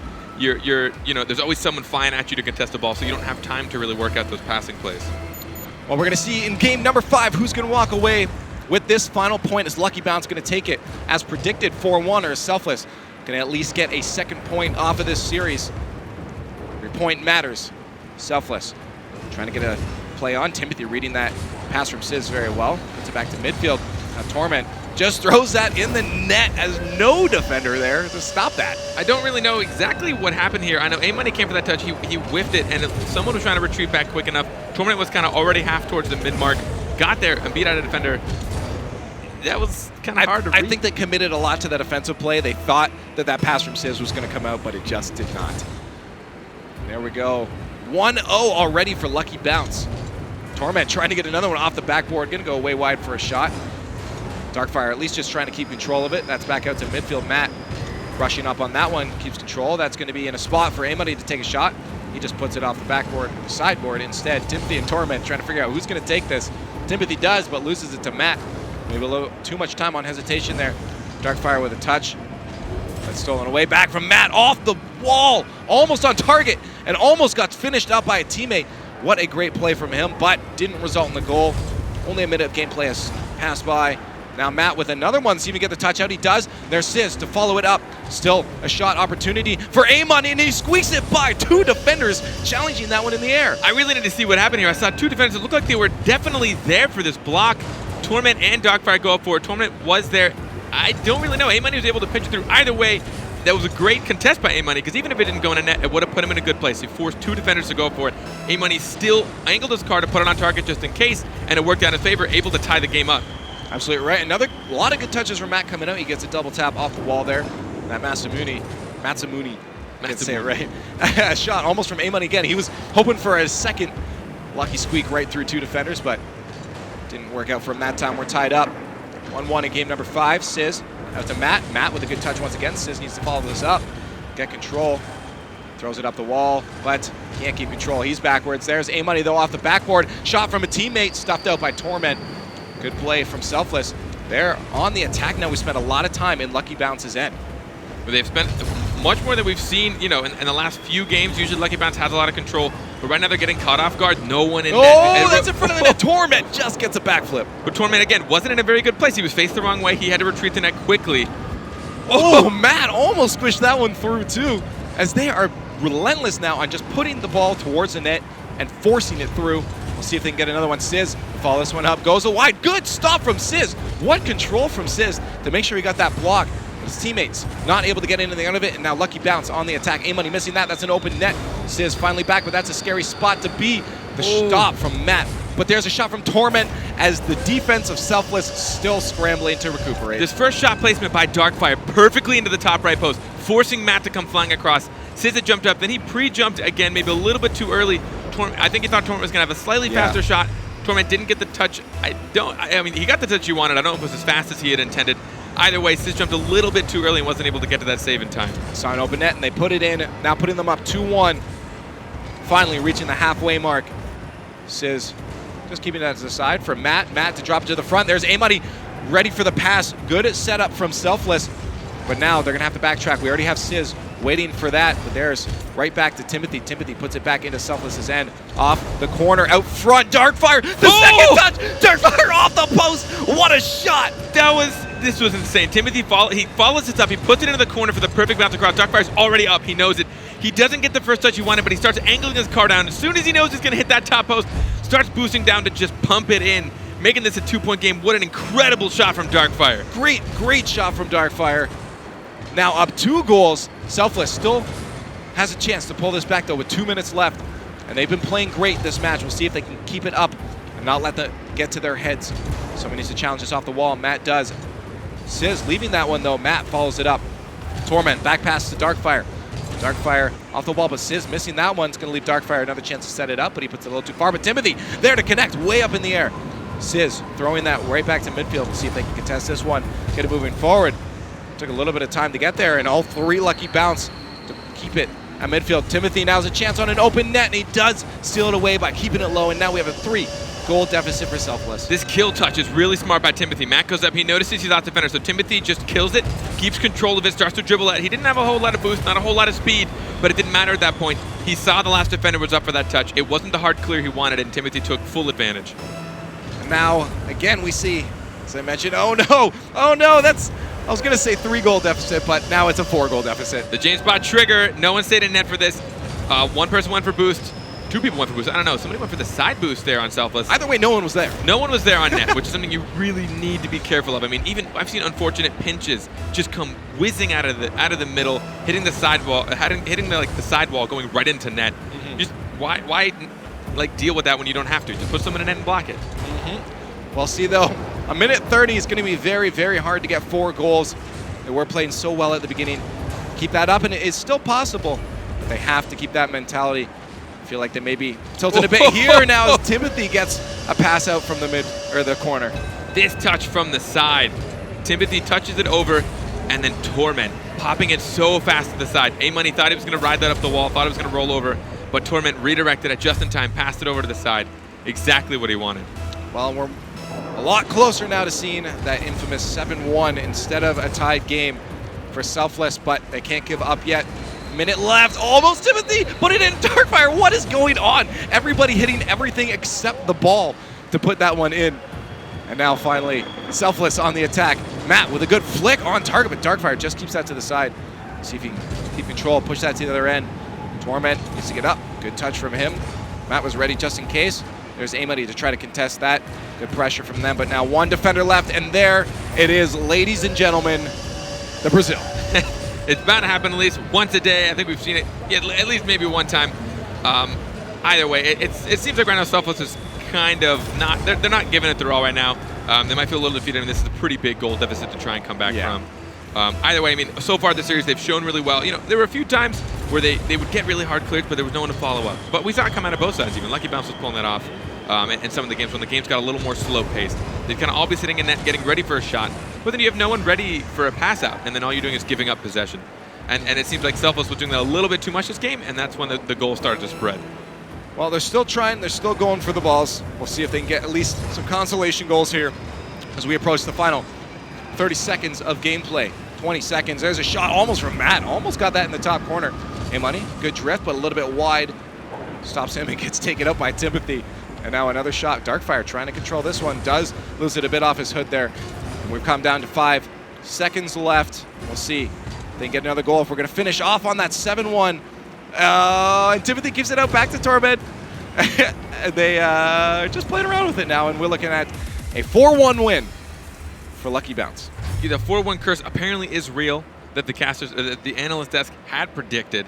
But either way, I mean, and a fantastic series coming out of both teams. I mean, Selfless showed I hadn't really seen them a lot of times being able to bring up some of these really close games in the past when we've seen them live. And this game, they really brought it to Lucky Bounce. Lucky Bounce, again, a contender for a really high position right now. Yeah. They just gave themselves 4 more points, which brought them probably in a really good place. I'm assuming potentially after the first round, I mean, that was 1 point from a perfect victory, so they're probably pretty close to being in first or second right now. That's huge for Lucky Bounce to keep them near the top of the leaderboard. Huge for Lucky Bounce, it really is. Well, we're gonna see what the desk had to say. I mean, I'm pretty sure that's the way they thought it was gonna go. Maybe Lucky Bounce heard me saying I think it's gonna be a little closer and said no, and they ended it on a Brazil as well. We're gonna go over to the desk, see what they had to say. Axel Toss, take it away. Thanks a lot, guys. What a great series there to start off the day. I know it ended with a 4-1, but if you're just now joining us, that didn't really tell the story of how the match went. That game 1 was one of the best games I've ever seen in Rocket League. It was something. We'll say that. Like, it was a great game to watch just because of all the goals, but the defense was a little shaky. Just along those lines, the 5 out of the first 6 goals were just defensive misplays, pretty egregious ones, and more than they were good offense. So, but the end of that was quite exciting. The 2 seconds, bringing it back 2 goals to force overtime. And it was insane because it was 5-5 through 5 minutes. Then they didn't score again for 4 more minutes, like either team. It was insane. And I think the star of the first series is probably Darkfire. He scored every single game, he scored every single goal, I think, in game 1. First game, right? That's crazy. We had 10 goals in game 1. But speaking of that match, you people who cut the clips from Twitch, get your engine, start your engine right now, because here are the highlights, and we're starting with that Darkfire play. I can't believe Sizz didn't come out of net. Like, right here is actually the 4th goal with 2 seconds left. What a shot by Darkfire. But here, Sizz, you need to come out of net and cut off the angles He had to turn around way too deep. He could have easily came out and challenged that ball, but great play by Lucky Bounce. Yeah, but you got to credit Selfless for just having the mental toughness to stay in the game. They didn't let them break it or break, and then Sizz coming up clutch, getting that game winner. Yeah, through the first 4 games, actually, Selfless outshot Lucky Bounce by 3 shots. And this play by A-Money was insane. Great aerial dribble to set up Matt with a wide open shot. Yep, and even though that he didn't score that was what caused the goal. But really, Lucky Bounce had this from that point on. They were just relentlessly pounding Selfless over and over. And then that Brazil in Game 7, and then that goal right here from Darkfire was just the beginning of the end. Yeah, it was rough for Selfless. Like, they started diving at a ton of balls. Like 2 or 3 people, plus then not getting a great clear out of it. Because, like, it's fine. Like, if you send 2 people for, like, a defensive shot, it's okay as long as one of them touches it well. But usually it would just lead to, like, a wide open net for a Lucky Bounce, and then they would just finish pretty much every single time when they had those opportunities. Yeah, but really, Darkfire, the MVP for the whole series, he scored 10 goals, which was the same amount of goals that Selfless scored the entire series. And then Torment had 5. So Darkfire just stepping up big time. And then Selfless's story of many shots, no goals continued to play out. That last game, they had 9 shots, but only 1 goal. Yeah, the last 4 actually, 29 shots, 4 goals. Insane. And of course, it can't be understated just how important each game is, each win is. So huge result for Lucky Bounce, getting the 4 points. And again, all these guys are literally neck and neck in the North American region. And of course, we're covering that all day today on twitch.tv/Rocket League. You are in the right place for the best Rocket League round at the Rocket League Championship Series. Next up is going to be Genesis versus Exodus. I know a ton of people are excited for that. So if you're just now tuning in, you're literally here at the perfect time. We're looking forward to showing you guys the rest of the matches here at the Rocket League Championship Series. Stay tuned, the next match is coming up.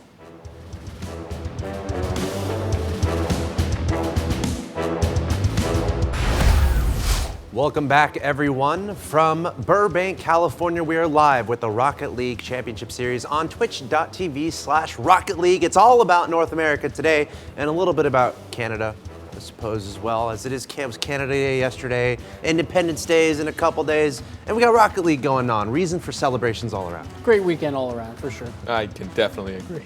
Of course, we've already saw an amazing match as our first matchup. The first game specifically, it was 5-5, and it went to overtime, which is, we were all very happy and excited about that. Of course, our next match is going to be Genesis versus Exodus. Let's take a look at the rosters for these 2 teams. And this is one that everyone's looking forward to. Yeah, Genesis comes in today 1 game ahead of Exodus, but they played much easier opponents where they faced Mocket and Selfless, while Exodus didn't play either, I believe.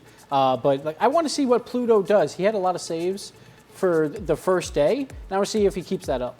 Espeon's pretty new to that roster, but he's done really well. But to speak on Exodus, they did take Moses relatively recently, and it worked out well for them. They were the first team in the RLCS to actually take a series off of iBuyPower. They beat them 3-2, which was just an incredible victory. It's got to make you put your head up, because they're the team that everyone's predicting to come out on top. They were able to take that early on, giving them a lot of points, and both these teams are really fighting, tooth and nail to want those top 4 positions. Of course, we have some statistics to look at. 2 of our players here. You can see Espeon from Genesis, as you said, a relative newcomer. He actually took Moses' spot. Moses used to be on Genesis, and now Espeon is on board, and he's honestly playing super well. Yeah, Moses moving from Genesis to Exodus was a huge blow for Genesis until they picked up Espeon, who's now like a new goal scorer for them. Moses, when he was on Genesis, was actually more of like an assist player, but Espeon with 23 goals is really shooting well in the first week. And with 41% accuracy. I know they used to make jokes that he hit post a lot, but clearly he's been kind of breaking that habit.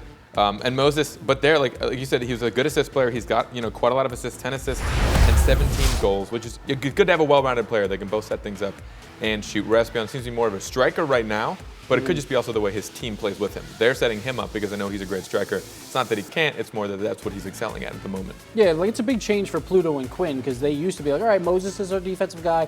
He's going to set up like Pluto for shots generally. Now Pluto is more on the defensive side. Quinn's trying to set up Espeon. So we'll see if they can continue to make that work like they did in the first week. I feel like both these teams are very evenly matched. If the results from last week are any indication, that's certainly true, as these 2 teams are certainly in contention to be in the Final 4. So many close teams here in the North American standings. But I got to say, we got to choose one, guys. Predictions. I got to go with Exodus. They're looking really, really strong. Last week, they faced some tough opponents and came out on top, like against Cosmic. I'm going to give them a 3-2. I'm leaning towards a 4-1, but I think Genesis will pull it back and make it a 3-2 at least for Exodus. I just think usually, I know Genesis, they sometimes they can beat themselves up when they're playing. Coming out, they usually tend to come out strong. I think it's going to be 3-2 in favor of them. I know they practice a lot. They've been ready.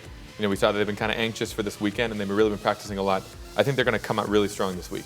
It's a huge series for both teams, though. And again, this is all completely live. These players have been preparing for these matches. You never know what it's going to be like on the day of. Are they going to show up? Are they going to play to their true form?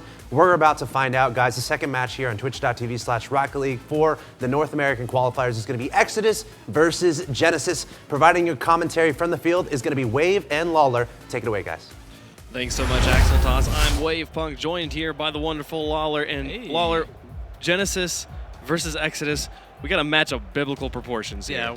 Yeah, I'm going to be apologetic for this right away, but Moses leaving Genesis and going Exodus to hopefully bring them to the Promised Land. Sorry, guys. The Promised Land. Land. Shout out to Johnny Boy for that terrible joke. It's get out. Just get out right now. My goodness. But this match, like they said, we got a team that's 12-8. We got a team that's 11-9. Every game is going to be such a huge difference here as they fight for those top four spots. This is amazing. Yeah, we look at the difference between these two teams. A very heavy defense coming out from Moses and very strong offense coming out from Espeon. But luckily for Espeon, despite that stat, you don't want those saves to happen in the first place. I'm curious to see which team is be the one that makes it to that half field and pushes it back in better. We have Genesis in the blue with Exodus in the orange as we get underway here in game number 1. Ball going on target. Looks like we might be having a reset, though. That first goal will not be matter. We'll be having a restart on this game, and we'll be moving back and getting something figured out there. But my goodness, you were talking about Espeon, Moses. This matchup, we got a great defender. We got a great offensive player. These guys are really good. Yeah, between the two teams, Moses has had 39 saves already, as it showed in that previous stat. And that's insane. He's tied for, or he's second in North America so far. But Pluto's right behind him at third. So battle of defense, I hope it doesn't come down to that, because as I was saying, they need to contest at the midfield and push those back in rather than it even getting on their side of the net to show a really good defense. Absolutely. They were talking about this over at the desk, that 41% shooting percentage from Espeon. Very, very strong offensive player. Not the kind of guy you want to be having taking shots at your net. Moses, second best in saves in the league right now, but he hasn't been playing against Espeon. Right. You're going back and forth with these two teams and how close they've truly been. These games matter so much because these teams are the ones that are pretty much fighting for third and fourth in the standings. But we've seen how well Exodus can play. I mean, they had such a rough fight in that first week playing against some of the better teams. And now they have an opportunity to really separate themselves from the rest. It looks like we're going to have Genesis in the blue, Exodus in the orange to start us off here on DFH in game number 1. Try number 2. Here we go. Pluto going to win that kickoff, sending it over towards the orange half. And it looks like there's a bit of a name tag mix-up again, but that's all right. It'll fix itself here momentarily. Moses popping this one up for his teammates. We'll see if they're able to try and push this one out. Espeon lurking in goal, waiting for this one. We'll see if they're able to push it away. Yeah, Quinn trying to dribble it upfield, but getting read easily by this team of Exodus. And demoing them in front of the net, it completely stops all possession that they have. G hanging back. Quinn try and pop this one away. And Moses tries to set that one up. Here's the shot. Oh, but they're going to clear that away. Good touch from Pluto to clear that one away from his goal. Man, Turtle getting up early and knocking that aside. I thought they had a free shot opportunity. So they're setting this one up. Quinn's trying to take a shot. It goes high. Let's see if they're able to push this one out. Genesis pressing this one around to try and get the shot onto net. Exodus couldn't get it into the goal, though. It's going to be clearing it around the corner again. You see Moses stepping up early and bringing this all the way downfield. Just that pinch hitting off that backboard. Pushing it way too hard in front of net. Nobody there to follow it up. Clear here, up onto the wall. They're going to bounce off the backboard. It's set up in front of the net. No one going to be able to take the shot just yet. Ball up in front. Both teams going back and forth. Garrett set up in goal. Well, I don't know if that is Garrett. The name tags are confusing at the moment. We have the blue team. The Genesis is the blue team. They are currently on the defense. See if they're able to clear this one out of their own half. So Pluto tries to take a shot there. Garrett able to pick this one up and push this one back over into Exodus territory. Yeah, a lot of back and forth you're going to see early, and I'm glad to see so far out of this Exodus team, not only are they pushing it up front in that midfield, but then they're following Moses with an opportunity. It's Garrett G. It says Moses on the name tag, but it's all right. Garrett G puts the first point on the board for Exodus. Yeah, Garrett G actually had the first possession put in. He demos a person immediately after taking full advantage of it, and then he turns right around immediately to put it in as well. Garrett G really needs to step up this game to help out his teammate of Moses on the defensive side, and he's doing just that. 3:33 left to go in this game. First point on the board for Exodus, and they are threatening again. Garrett sets this one up off the wall. He's going to try and get a pass, but Quinn is able to interrupt that one, clear it away. Ball still in front of the goal. Pluto gets the touch, sends it up to the midfield, and now is following up with a counter attack. Great play, puts it onto the backboard. Garrett is able to clear it onto the wall. Moses is going to try and get this past Espion, who body blocks, but the follow from Turtle up to Moses, puts it in front of the box. Good clear from Pluto, back on the defense. Red idea from Moses there. He sees the pass come in and tries to tip it back inside for his teammate. Just a little bit too soft, nobody there to follow it up. Garrett G clears this one back out. Espion intercepts and leaves it for Quinn, who puts it into the corner. Quinn continues to follow. Moses comes out of goal and pushes it back to midfield. Response from Pluto onto the back wall. Turtle responds, puts it into the corner. Now Pluto, the pinch, going to put that one out to midfield. Espion gets the first touch and clears it into the Exodus corner. Moses doesn't get that one past. Pluto is able to get the touch. Now Espion with a shot onto the backboard. If anyone can finish this one, they draws out the defenders. This is an opportunity, but Moses with the solid rotation, able to send this one on the net. He's just got to beat out Pluto. Pluto's going to get the presence, get into the corner. Now Garrett G putting that one over onto the side. We're just crossing halftime here as Espion is able to continue to create this pressure on the Exodus' half. Garrett G needs to respond, but Quinn gets there first, sends it towards the net. Can Turtle get the touch? He puts it off to the side. Great clear from Turtle. Quinn pops this one up. Now Moses to Turtle, see if they can create this counterplay. Man, you see Genesis' pressure really coming into fruition now. You expected them to shoot that on net with how slow it was played in front of the net. With the fact that no one was there, I'm not sure what's going on defensively, but you can see these guys, and especially with Pluto, how much he stepped up last week, is going to be a big proponent. Espion's up for this one, but he gets beat out by Garrett, who puts it onto the far wall. Now Moses tries to get it past Pluto, but he gets the dunk on him and keeps it in the corner. Turtle following this one around, drag racing with Pluto. He's going to get it past that one. Now there's the shot from Garrett onto the backboard. Can they get the follow-up? It's lobbed in front of the goal. Here comes Moses to try and finish. He puts it on the backboard one final time, and there's the shot from Garrett into the fire corner. Well done. That ball at the top was so close with that shot initially by Garrett, but rotating quick around is Moses, who gets a tap up and just tries to beat any defender. Probably could have had that first shot there, just not enough. But still, Garrett being in a good position to follow up and give themselves that 2-0 lead. 1:44 left to play. So far, it's been all Exodus here in game number 1, 0-2. Favor of Exodus, and they're threatening once more. Turtle tries to get it past Pluto. Pluto very strong on the defense all game, has been able to clear a lot of stuff out. See if what they're able to do here. Espion whiffs, but that's going to whiff on the read from Exodus. Now Turtle trying to push this one back up. They get it around the corner here. Just has to beat Quinn in the corner. It goes in front of the goal. Man, it's such a tight angle. Almost had that shot all by himself, and they're keeping the pressure up. There's another shot. Matt, you're really seeing Exodus here show some patience. Oh my goodness, well done. Yeah, Exodus showing patience. You can see that being at this lead. That ball, even though it was carried across the front of the net, they had their players, especially Moses, sitting back and playing a little bit patient.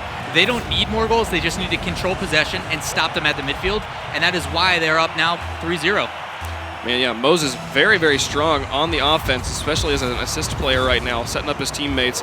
See if Genesis is able to respond in any way. This would be quite the comeback. They only have a minute left to work with. Turtle puts this one off the wall. He's going to continue to carry it, sets it up for Moses, who tries to pop it over both players. What a touch. Moses showing up strong. Secondary touch coming out. Look at him carry this all the way through. So he's following the ball and then just a little bit more subtle boost inside to catch Quinn off guard. But still, that shot coming out to put that on the far net for Moses. What beautiful placement. My goodness, and that being probably the nail in the coffin here in game number 1 for Genesis with a minute left. To come back by 4 would be pretty incredible. There's a shot from Quinn, but it's slow enough that Moses is able to clear it away. Turtle puts it onto the far wall. Now just crawling down here. There's another shot from Garrett. Just put one more and just completely seal the deal here. Game 1's going to be going to Exodus. You see these guys going back and forth, and it's just the follow-up. Garrett kind of shadowing right behind it, just in case if any kind of misdirection does happen, he's there to put it immediately back in. And that's where they're getting beat. It's not that Genesis is playing bad by any means. It's just the clear aggression coming out from Exodus is just insane. Espion's trying to set this one out, maybe at least get one kind of morale-boosting goal in on the side of Genesis at this point. If they can just get one more on the board, it would help a lot with the momentum going into game number 2. Pluto going to try and push this one out. Now Espion picks it up, sends it over the top, but Moses, again, cleared it off to the side. They've been avoiding shots on goal. Exodus has been very strong on defense here in game number 1. Here's an, can they get there? Pluto whiffs on the touch, but follow-up from Quinn. There they go. He's going to have a little bit of a breakdown of the defensive rotation, but at this point it doesn't matter. Yeah, a little bit of ball chasing coming out here, as Garrett tries to go up for it despite there already being one, and you see another jump trying to come in, and there's not really a necessary need for it, but when you're up this much, they can kind of get away with mistakes like that. Yep, and both teams probably moving on to game number 2 already in their minds. Moving on, thinking about what do we need to do? What can we keep on doing? You know, that one goal, I wouldn't even really consider it that important for Exodus at this point. They've already got 5 on the board. They know they're taking the win, and then one slip through there's going to be all right. Moses tries to keep that one away from his goal. The final countdown, this will be game number 1 going to Exodus. Yeah, Genesis, it's not that they're doing any one thing wrong. They just really need to get that aggression and kind of match how fast Exodus has been playing. You see, even in the touches like that, like Pluto, really smart there, playing that back midfield. It's just he needs to be careful with playing that there without a teammate there to follow it up. Right. My goodness, just great offensive aggression coming out here in game number 1 with Exodus. See a lot of teamwork coming out. They had 5 goals with 5 assists across the board. Every single goal was a team play. No goal being just one player on fire. But Garrett G, really the finisher here for this Exodus squad. Yeah, 4 goals for Garrett, really showing up. And you expected to see Moses play that defensive stance again, but he's actually been playing up a lot, being the major assister for this team.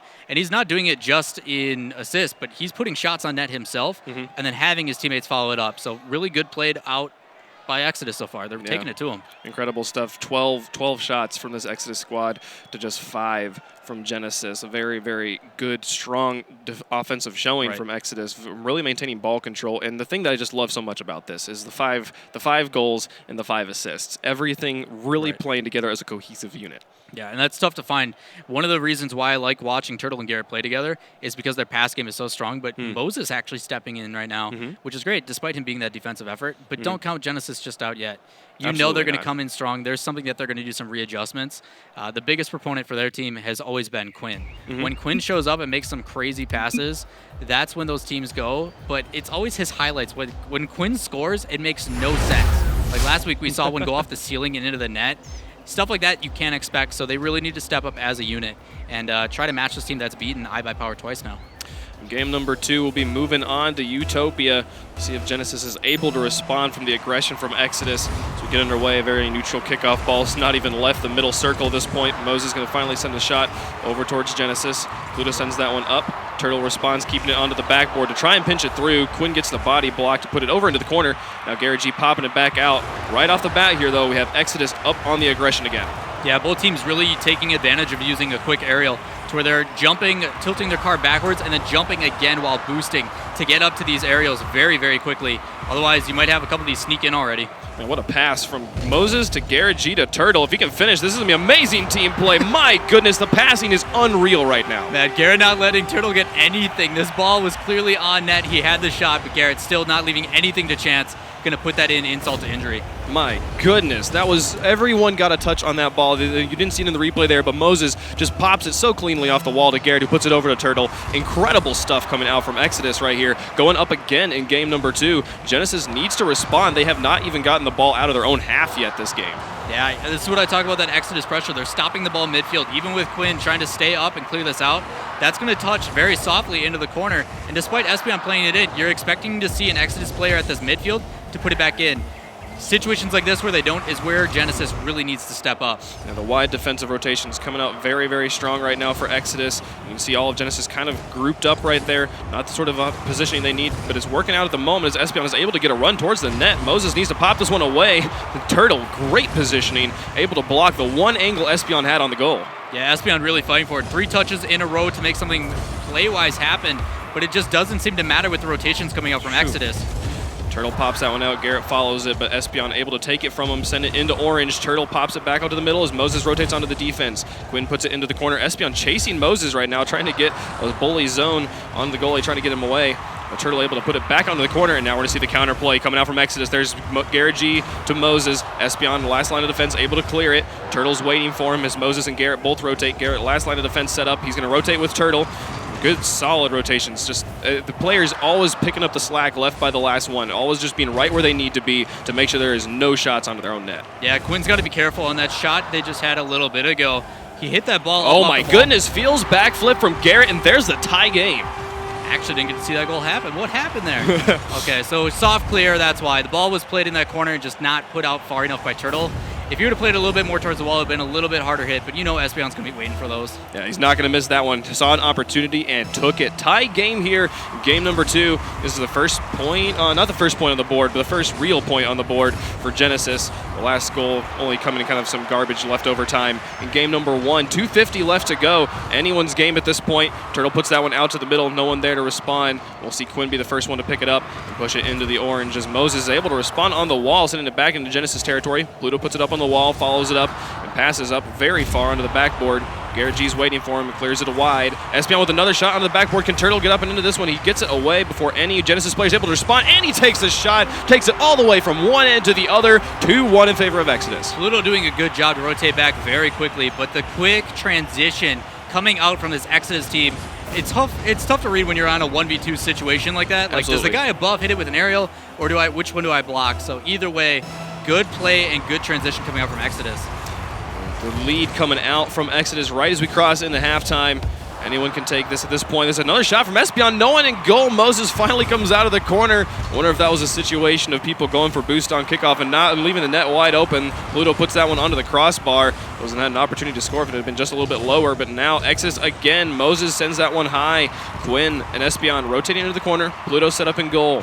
Quinn's going to pop this one off the back wall. Espeon tries to fall on it, but gets nothing, and that leaves it for Garrett G, who keeps it in the corner. There's pressure from Exodus. They have been able to punish every whiff. There's another one right there. Turtle punishing the whiff from Pluto. There's the ball right on top of the crossbar. Quinn finally able to clear this one into Exodus's territory, but Exodus has been so strong on the midfield line. Yeah, it took the words right out of my mouth when the ball was getting put in the mid and they shoved it right back in. It's just the situation seems to be that when they do that, the control afterwards is what really comes into play. And you don't see that from Genesis. So far, Genesis is getting the clears out and they have a couple shot opportunities, right? But it's only one. Like, they need to keep putting on the pressure to continue that possession game.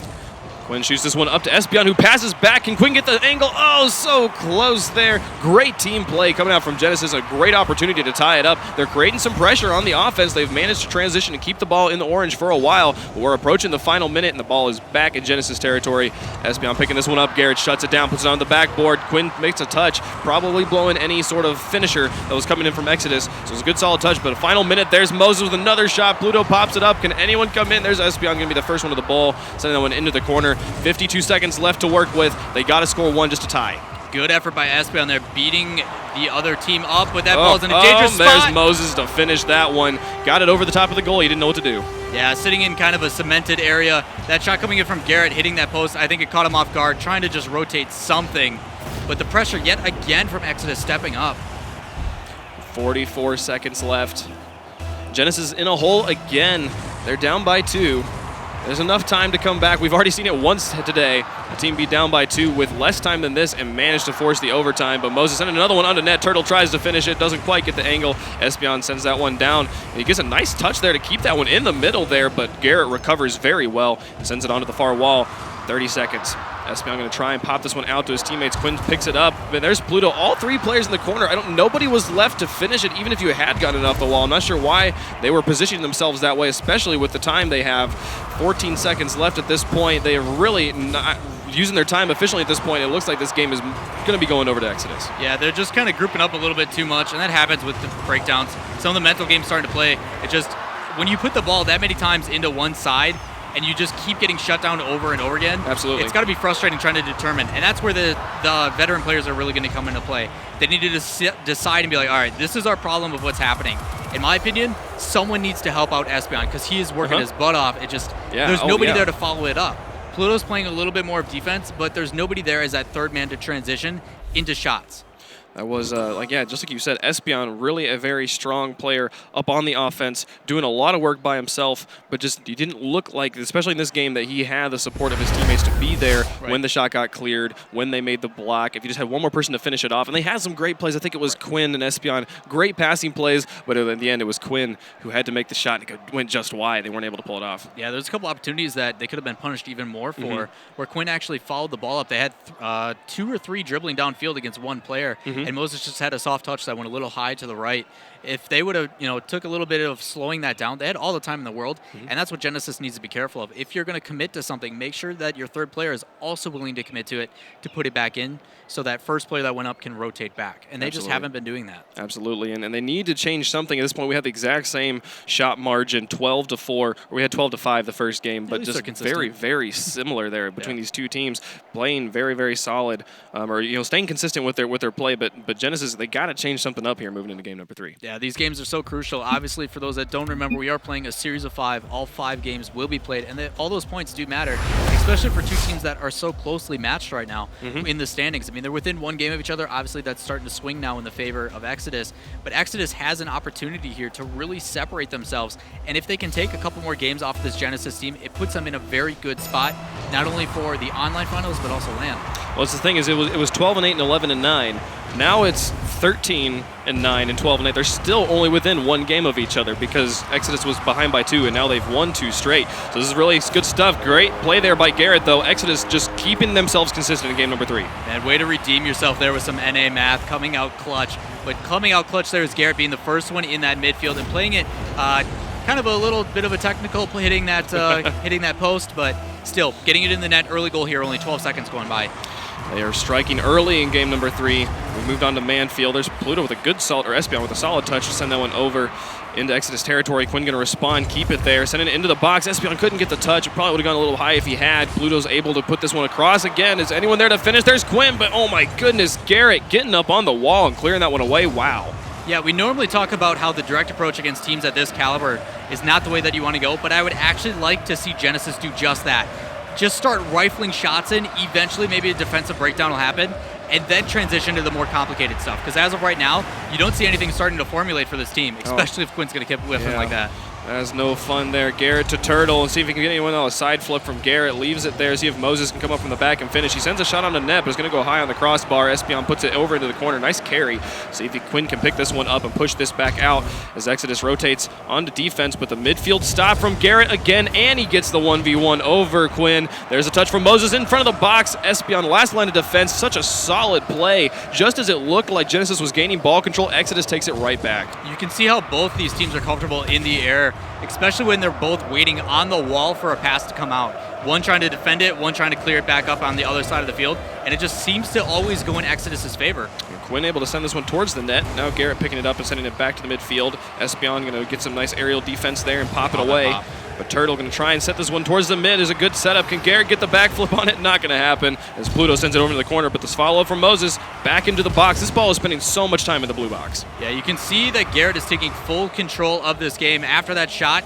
Despite him popping up really high, he knew he had a teammate back there on rotation ready to follow it in. So he just goes straight for the goalie to leave an open net. Absolutely. Fortunately, doesn't get the hit that he's looking for. But still, the fact that he's willing to put himself so much out of position, that shows a lot of confidence in his team. A solid shot from Quinn. Some good pressure from Genesis. See if they can finish this. Quinn pops that one away, but Turtle takes it from him. 2:50 left to go. Still 1-0 in favor of Genesis, who leads by 2 games in the series. Garrett gets that one around. Turtle plays the mind game and gets it 2-0. My goodness. Wow, way to bait that hit. Ball coming out. So Turtle sits and sees a player coming to rotate in. He cheeks at it and just stops. Guy goes whizzing by, needs to play the ball in that situation rather than the player. Amazing, amazing play there from Turtle, putting his team up by 2 in game number 3. Garrett's going to pop that kickoff onto the far wall. Espion tries to follow up, still very neutral ball. As Quinn is able to pull it away. Espion over into the mid. Some great passing coming out from Genesis. We'll see if they're able to convert it into a goal. They're going to keep that midfield defense up as Quinn puts it back into the corner. Garrett responds, shoots it back up to the midfield, and no one home on defense. There's Espion. Roten in from the side. Going to send that one over. A little bit of ping pong coming out from both teams right now, reading each other well on the defense. But you know that Genesis is itching for a goal right now. Yeah, I'm glad you mentioned it, that nobody was up there to hit it right away. That ball settled in front so quickly. And the fact that this may cause a problem not only for Genesis, but also Exodus. Exodus we saw in these first couple of games where they were playing such a quick pace. If Genesis actually starts to slow down, I think it might work in their favor.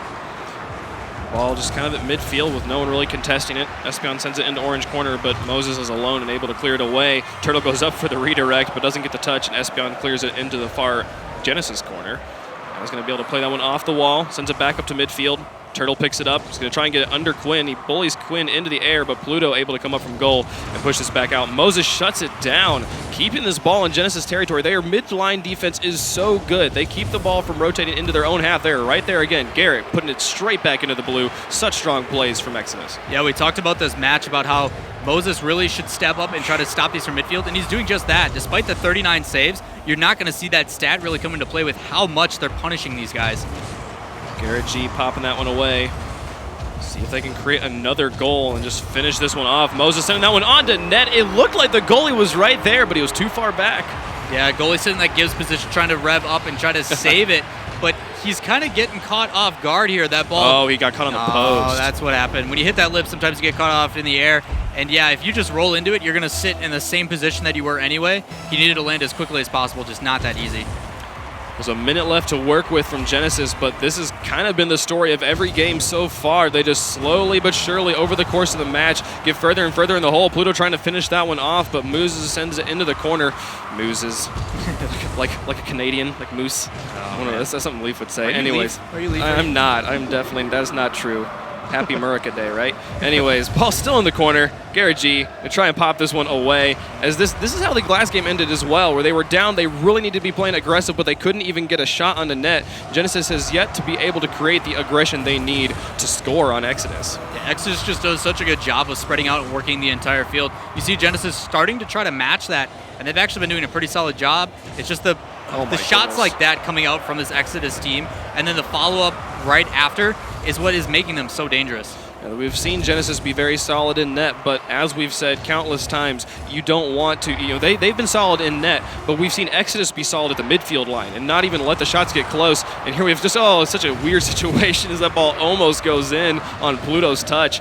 Final second of gameplay, game 3, going to Exodus again. They are 3-0 in the series right now. Genesis needs to change something up, or this is going to be rough. Yeah, we talked a little bit earlier in this week about how Exodus has a really good chance to separate themselves, and this series itself, battling with, I think they were third when they were known as Vex last season. If they can really step up and secure them spot against, and maybe get an easier kind of game, because fighting against the iBuyPowers and the Kings of Urbans, I mean, that's a tough setup. So if they can not only get some money with it too, that'd be pretty sick. They have 7 shots. A little bit. They changed up the shots here, 7 to 3 instead of the 12 to 5 we had. There were 7 shots from Exodus, 3 saves, and then 3 goals. That means there was only 1 shot that was off target. So some great accuracy coming out here from this Exodus squad. Genesis trying to stand up in net, but ultimately they got to be able to score if they want to pull this off. Right, goals obviously mattering the most, but it's hard to get those goals when they're getting beat at midfield over and over again. You see it just shoved right back at them. They need to find a way to have that be on their side instead. They need to come out lights blazing, otherwise they're going to be in big trouble. They need points. Who is a player on Genesis that you feel like should be stepping up right now for his team? The reason why they were sitting in first place at the beginning of today is because of Pluto. Pluto really needs to come up. I mean, he was 3rd in defense for saves. I need him to transition that into offense if this team's going to stand a chance. Game number 4, moved on to Manfield. A storm has broken out.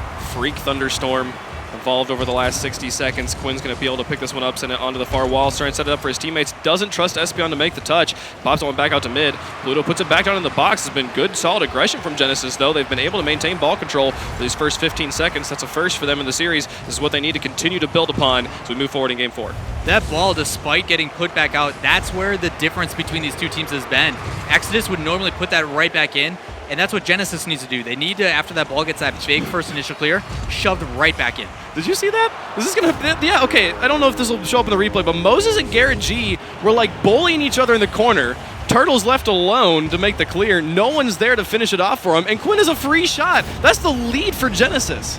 Yeah, it's gotta feel good, man. Between those two, capitalize on the mistakes that they're making. Absolutely. It's been quite very few for the Exodus team, but that's what these teams at that higher level do, is if you see a mistake, you need to make those shots, and so far, this is their chance. Turtle pops that one out. Garrett finishes it and makes it a tie game. My goodness, just when you thought Genesis might have a chance, there comes Exodus to snuff it out. Man, Exodus really taking full advantage. Turtle getting that extra touch, beating the defender up on the wall, and plays it back in. Good answer by Exodus coming out. And that placement from Garrett G. Right. Putting it over to the side, away from Pluto. Excellent stuff. My goodness. Tight game. 4:19 here left to go in game number 4. Moses pops out. He's waiting for this one. He's going to try and clear it into the far side. Puts it over to Garrett G, who sends that one towards the net. Quinn is able to pop it back up to midfield, but Garrett responds. Such a fast rotation from Exodus. They have a tie game here in game number 4. There's a shot from Moses, but Quinn is able to pop that one away. We'll see if Pluto's able to carry it away. He kind of just pops it back down to Quinn, leaves it to Garrett. See if Garrett can pop this one out to Turtle. He knows the pass is there, tries to get the angle. Espeon reads it and is able to shove it away. But again, Moses, that midline defense coming up strong. Again, Exodus is not letting anything happen and maintaining all the ball control. Well, even with that uncharacteristic pinch coming up from Pluto, Moses was sitting there waiting up top to hit it back in. And it's tough when those shots come out. Like, everything you're trying is getting, like you said, snuffed out. Stuff like that, like a soft pass down, you have a player there waiting, and just nothing. Turtle pops that one to the middle. Garrett puts it into the corner. It's going to bounce out. Pluto's able to pick it up and send it back into Exodus territory. Garrett G on the rotation. He's just watching it. Lets Turtle take the shot. Solid rotation, trusting his teammates. Espeon's going to send this one to the backboard, but Garrett G puts it into the corner, and now Moses rotates out, able to push it back out. Amazingly strong defense. Just always trusting their teammates to make the touches that they have. There's Quinn going to send that one out and away. Great, solid clear down the entire line, but Turtle waiting for that one. Pops it up. Garrett G puts some more speed on it, back into blue corner. Yeah, back and forth, the quick transition. Oh my goodness, upside down, backflip and goal. That was incredible. Garrett was the one that popped this into the corner. The fact that he's going to boost into the middle and be the first one to take a touch after Espeon misses it, like, what hustle coming out from Garrett G. Yeah, he's done this a couple times where he gets the touch, someone else on Genesis pops out to the middle, and then he responds again. Amazing presence, but also trusting his teammates to make their touches as well. Amazing stuff coming out from Exodus, just showing such a strong clinic on team play and how teamwork can win you games. A ball out of the midfield, Garrett goes for it, but Pluto wins the 1v1. He's got an opportunity in the corner if he can pop this off the wall. Wasn't sure what to do with it. Exodus is able to rotate well. Moses picks this one up, passes up to Turtle, who gets it out into the middle. There's the hit from Espeon to clear it away from the goal, but there's Moses on the wall to keep that ball in the corner. Yeah, very, very minimal hesitation coming out from the Exodus team. That seems to be it. Any shots that they're going with intent. And those passes that follow up after, you can tell this team is very comfortable with who they have. Turtle pops that one around. Pluto chose for the touch, but isn't there, and Moses finishes it off, capitalizing on the defensive mistake. Smart play on Moses. As soon as he rotates out, he collects the boost, and rather than just double backing, he sits patiently and waits. A big clear would spell trouble for them, but despite how Genesis has been playing, I honestly don't think they need to worry about it. Man, this Exodus is just looking so strong right now, clearly making a case for that number 3, number 4, that top 4 spot that they're all looking for. They have taken it so strong to Genesis right now, putting that one over onto the side. Genesis, if they can just get one win out of this series, that'll be very strong for them. Again, because they're all so close at the moment. They did have the game lead moving into this series right now, so they're not as far behind as the score margin might indicate at this point.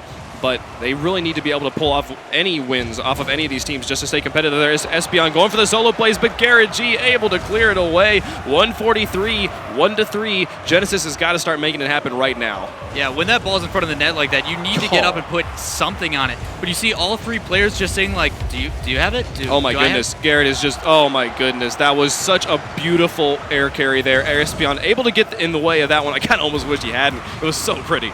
Yeah, it's all about those highlights, right? Right, Moses sent another one onto net. Quinn pops it out. Good thing that he did too, because Moses was there to clear it, or Turtle was there to finish it off. Garrett G gets it past Quinn. He's going to get it past Pluto. Puts it onto the backboard. Anyone there to shoot it? No, not going to happen. Espeon able to clear that one away. Pluto gets a touch. He's got an opportunity for another one. There's a point on the board. They got a minute left to equalize. Good job on Pluto, staying comfortable here. Gets the 50-50 in his advantage, getting over the course. Ball gets played back in and pushed right to him to put it in the back of the net. The fact that they're only within 1 now at 1 minute and 5 left, they still have plenty of time to tie this up. Come back, get at least 2 wins here, put yourself in a good position for later today. Absolutely. We had the desk predicting 3-2 games.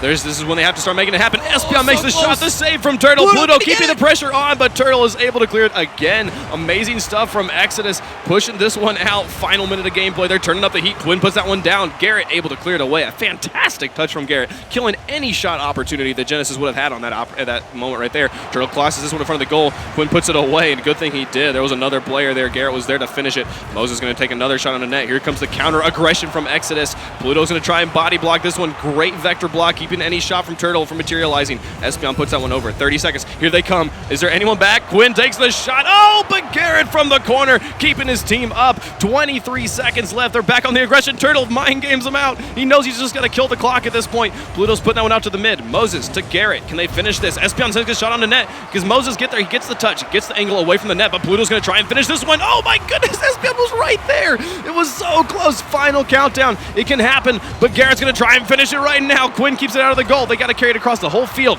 He's going to put it up onto the wall. Anyone there? Espeon keeps it, but Moses just pushing it away. Trying to create anything from creation. Oh my goodness, in front of the goal though. Wow, what a finisher to the regulation. Got some breath now? Oh my goodness, these guys are crazy. I'm sure they're feeling the same way. Back and forth between these two teams, really battling out and trying to secure those points. It just, those shots, they have such close opportunities right in front of the net, and there's just not that third man to come in and take that goal. Between the two, they've been so close, and you can tell that they're really starting to step up with that aggression. They're really matching this team. It's just, why are they waiting to do it when there's only a minute left in the game? Yeah, no, you got to be going just all out right now. That's 4 games in a row for Exodus. They came so close to keeping that 3-2 score margin alive. This is the best aggression, like you said, we've seen for them all series long. That's 8 shots coming out from Genesis. That's their highest so far. But also, I think this is 13 coming out from Exodus, which is their highest as well. Both teams really stepping it up. Yeah, really good aggression coming up from Exodus. Exodus is looking like a very strong contender to take a lot more games off.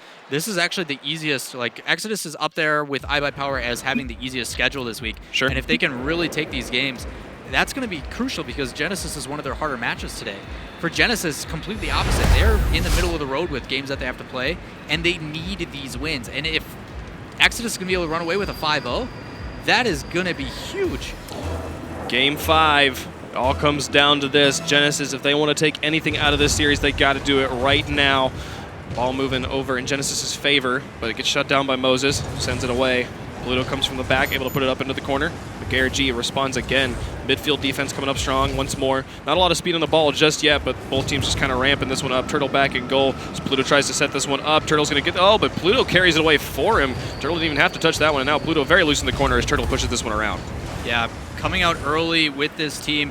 Now it's just a matter of how you're going to see Exodus respond, and so far it's been exactly what we've characterized in this series so far. They beat them at the midfield and then push it up and then control it. Yet again, Garrett going up early and doing it again and again. Like, the pressure. Oh my goodness. Oh wow, Pluto with a save. I didn't even see him there. He kind of blended into the box. Turtle keeping the follow-up. Can Moses get the final shot? No, Espeon keeps it away, but it all started with the... Oh, can he get it again? Pluto once more. It all started with a save from Pluto. It ends with a save from Pluto. This offensive was so good from Exodus, but they stood up in goal. They're keeping this one on. They're keeping the pressure up, but at this point, I don't know. I think Espeon might be able to clear this one away. He's getting it off of the line. There we go. Back over into the orange. My goodness, the defense holding strong for Genesis. Good determination coming out from this Genesis team. They know they need points here, and you can see it in how they're playing defense. Now they just need to transition that into offense, but it just seems like Exodus every single time stops them from anything, kind of formulating. Right.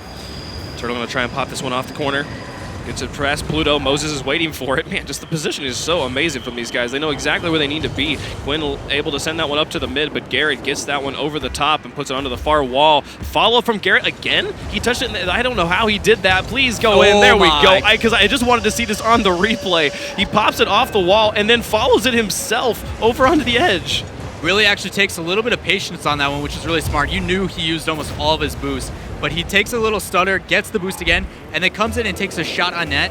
That placement is really tough, but those need to be saved. Those, we've talked all series about how strong the team play has been come from Exodus. That one was all Garrett. Just 3 touches in a row. Amazing stuff from this player. Really stepping it up from his team. Amazing accuracy. He's popped that one away. That one's in front of the goal, but Moses able to put it away before Quinn can get the touch. Espeon keeping the pressure up. Can Quinn get a redirect? He tried. Not going to happen at this point. Very, very close one there for Exodus. Genesis trying to tie it up as much as they can, but Garrett standing up strong in goal, clearing that one away. We're seeing Genesis doing a much better job of pressure so far in these last 2 games of the series, where they're coming back and forth and controlling a little bit. Defense is getting up and they're matching very well on how many shots that this Exodus team has been putting, but they're controlling a little bit more pressure. Even small pops like that allow them to maintain possession. They tried, but then right as they thought they had an opportunity, Exodus takes it from him. Garrett tried to finish that one, didn't quite have the angle. Espeon pops that one away. Now it's back in the middle. Garrett gets it past Pluto to make it 2-0 right here at halftime. Garrett, good placement using the hood of his car here. Ball gets read in a 50-50 from Espeon, bringing it across field, and Garrett just waiting patiently, gets it and pushes it with the nose, jumping up and rotating his car to get the strongest spark to put some pressure on and getting a goal again. And halftime, man. He's been doing that to Pluto like all series, just knowing exactly where he is in net and just being able to know the shot's coming in. I know where the goalie is. Let's put it the one place the goalie's not. Pluto has an opportunity to score. Sends that one on the net. Oh, and he gets it past Garrett. That's got to feel good. Yeah, finally getting one here, bringing it within one yet again. Just a little bit of a defensive mistake here. Garrett's trying to get up and save it. Just hard to reach because he's using that angle and actually puts a little bit too much on it. That would have been a crazy save from Garrett. This, oh my goodness, coming from the corner, getting that angle. But Pluto able to stand up strong, get his team on the board here right over halftime. They're only down by 1. They very well can take this game number 5, make it a 4-1 series, get something out of it. Pluto going to try and clear this one up. Moses is waiting for it, puts it up on the wall and follows. He gets it past Quinn, puts it over into the box, but Espeon responds, sending it back up. Quinn's very aggressively positioned, lets the ball go. It's in the corner. He responds, turns around, trying to get it past Moses, who just kind of sits whitely there and lets Quinn get the touch. We'll see what they're able to do here. Man, that was actually really smart by Moses. Despite him being in a very disadvantage in that corner with the offense being on the side, he knew he had 2 players that were going to be rotating back in the net. So even if he did make a mistake, he was fine. Oh, Pluto makes the amazing touch in net to take that one away. He had 2 guys coming in to try and finish it. Moses pushes that one up. Pluto continues to maintain ball control and push it into Exodus territory. Now Espeon picks it up. 2 players on the wall for Genesis. As that ball moves over, Quinn's going to put it onto the far side, but they're low on boost. Espeon's able to finish and get the tie. Excellent play, excellent presence. Good job by Espeon. Despite following this through, he completely stops and lets Quinn take the shot. That ball going high makes Garrett come out, and Moses trying to rotate it, gets the corner. He's kind of just flipping around on the goal. But the follow-up from Espeon after that, beautiful shot. We've talked all game about how Exodus's teamwork is what has kept them in there. Right there, you saw Quinn had an opportunity and he left it. He said, Quinn, you do the thing, you set me up. And now they have a tie game here in game number 5. 1:25 left to go. Garrett going for the upside-down goal, puts it onto the backboard. Pluto tries to get it away. No touch. Oh, the Espeon's backwards play there to put it into the corner. I don't know if it was luck or intentionality, but it worked out for Genesis there, keeping this game all tied up at 2 with 1 minute left to go. Yeah, a lot of back and forth. You're going to see these teams try to finally, I guess, set up some passes, and so far they haven't been able to do that, but you see it coming back and forth. Oh my goodness, there's Turtle to take the lead. The setup from Moses onto the ceiling corner. Yeah, huge and very tough to read. He pops that up really, really high. Pluto tries to go up and hit it out, as he's so good at making those Spider-Man clears, as we call. But if you miss them, it's very rough because that ball is going to settle right in front of the net. And it's one of the most difficult things to clear, just like you just said, because it went right up there in the corners. The ball dropped straight in front of the net. Turtle knew exactly where it was, and that's going to be the lead for Exodus here in game number 5. A minute down. Genesis needs 1. They've been here so many times. Hopefully they can pull it off this time. There's Quinn with a shot, and that's going to be a tie game. They're able to equalize. Let's go. Gorgeous pass play coming out from this Genesis team. Getting a huge clear coming out from Espeon, and Quinn gets up in front of 2 defenders to play it over the top into the back of the net. These guys want at least 1 point, and they are fighting for it. They have nothing to lose. They have a spot in the top 4 to lose at this point. They have so much to fight for. We'll see what they are able to pull off. There's Turtle going to put that one up onto the backboard. Pluto responds, puts it in the corner. Quinn and Espeon both hanging in goal. Now Moses waits this one out. Able to put it off the back wall. Turtle going to respond with an angle onto net, but he got it off the bottom of his car as a weak touch. Quinn able to clear it away. Moses keeps it in the corner. Espeon responds. Moses going to try and carry this one away from his goal. Sets it down to Garrett, who sends it onto net. Not quite, a little bit wide, but Pluto keeps it in the corner. But Moses responding. Great counter rotation from Exodus. 15 seconds left. Anyone's game. Turtle putting this one away as Quinn tries to get it off the backboard. Final countdown. Espeon to Quinn. Can they get there? It's just sitting in front of the goal. Can anyone? Where's the third from Genesis? Pluto hanging so far back. He had an opportunity, but at this point, it's at the 1 second. No one touching it. Overtime in game 5. You actually saw Quinn going for demos there. He expected Pluto to come up and take that hit, and they just didn't. That pressure completely gone, and it's going to possibly spell trouble for them. So far, it's been an issue this entire series, And games like that, they need to fix. Oh, Moses gets it over one, tries to get it past Espion, but it's in the corner. Espion's the only one back as Turtle pops it down to the middle. No one able to finish it from Exodus, but they're keeping the pressure up. Moses puts it off the backboard. Quinn pops it out. Espion puts it back onto the far wall. He's going to respond himself, but Garrett's there first. Puts it off the backboard. Pluto reads it and puts it onto the wall again. Just going in circles this ball is right now. Onto the backboard. Now Turtle going to keep it on the backboard. Can they finish it? There's a shot from Garrett, and oh my goodness, his touch goes just a little wide of the goal. An opportunity missed, but they're keeping it up. Moses pops it up again. See if Genesis can finally get this one out of their own half, but there's Turtle to finish the game. The 5-0 going for Exodus. The defense just breaking down from Genesis, even with this ball up in the air. All three players on this corner and following it and cheating up way too hard. Easy clear and easy goal for this Exodus team to secure a 5-0 in probably their toughest match of the day. Absolute amazing play from Exodus, really showing up strong. And you do got to feel for Genesis there at the end. They had been just kept in their own half the entirety of overtime. They're like, let's change it up, let's all move out together. But at the minute that midfield defense came up strong, there was no one in goal. That midfield defense turned into a long shot for Turtle, takes the win. Right, even when that clear was coming up from Espion, you saw a Turtle up in the air for it. He was waiting for it. And as a player on the back, you need to recognize that stuff. As it's coming back in, why is nobody in net? Why is one cheating underneath who can't even get a good touch on the ball in the first place? Especially when you have another player to your right. Like, it's just, it was poor. It was poor defense, and they got punished for it. That's what good teams do. Moses continuing the journey to the promised land. Taking his team all the distance to 5-0. Amazing stuff. We'll be passing it back over to the analyst desk. Axel Toss, guys, back to you. Thanks, guys. Pretty interesting matchup there between Exodus and Genesis. Both very evenly matched coming in today. Exodus with the 5-0. And I think the one thing they kept saying that just underlined the whole thing, in my opinion, team play. I think it was great team play overall from Exodus. And I really think, like, you never really know who's going to come up with the big play because they all have the ability. Moses, Turtle, and Garrett just come out and score goals. But Garrett is making a name for himself to be the #1 player right now in North America. He's looking so good. He's put in a ton of work this past month. It's really starting to show. It really is. I mean, he just made 56% of his team's goals, and he made 10 of the 18 goals on his team in that series. Just incredible. He's always where he needs to be. And just overall, the pressure that team put on, the midfield pressure that we're talking about a lot at the booth, like, just constant midfield pressure. They never let the ball get away from their control. And part of that is just being first to the ball, too, which involves being very confident with your play, which I think Exodus really showed. Let's take a look at the Mobile One high-performance replay from that match. A lot of awesome highlights, guys. And we're going to start with the Turtle play. What a great aerial dribble, but Moses, like, knowing exactly when to touch that for the redirect shot was insane. That's a really hard play for Moses to read. He gets it over the defenders as well. And yet another passing play from Exodus. Right now we're going to have Garrett passing it up to the top post, just really close, but Moses coming in. It's those, just knowing to be there when your team needs you is a big part of what they can do. And it was hard for Quinn because it was off the post, so you can't really do much here. This is just a mistake. Like, you can't miss that ball. I think that was Espion on the wall, just completely whiffing. And that's what Genesis was doing a lot, just a lot of whiffs, and then Garrett would finish and finish and finish again and again.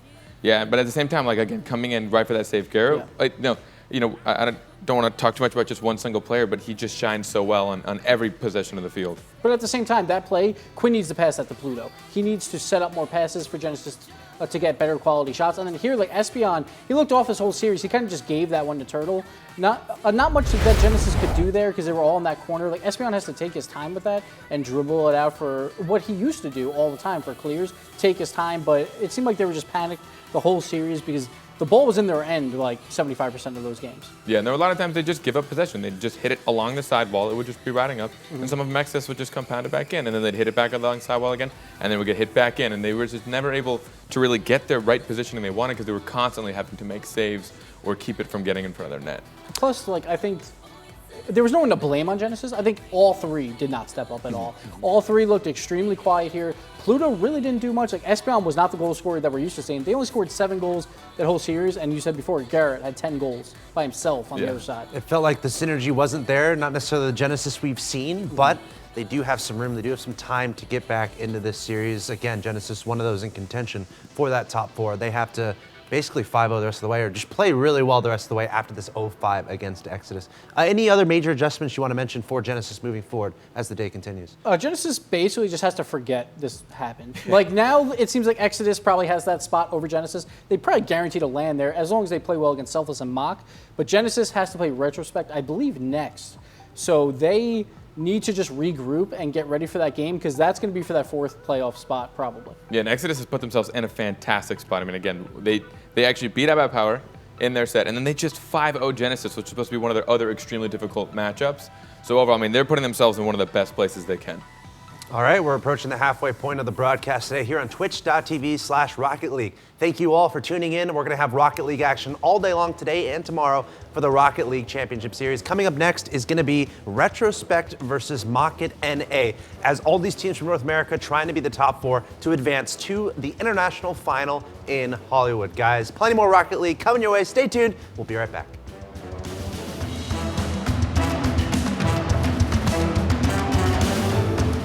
Welcome back, everyone, to the Rocket League Championship Series and twitch.tv/Rocket League. We are live from Burbank, California. This weekend is all about the second half of the group stages as we find out who's going to be advancing to the international final in Hollywood to find out who's the best Rocket League team in the world.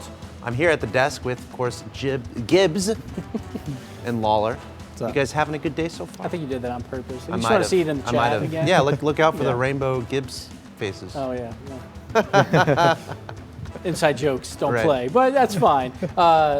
Look, Retrospect hasn't played yet today. I want to see what they do. Yeah. I'm excited to see them. I'm curious to see if they can carry over what they did last week. I mean, last week they showed up. They surprised a lot of us because of their team play, but talking to Chrome quite a bit, they're saying they're putting GenoCop up a little bit more, and it seems to be paying off.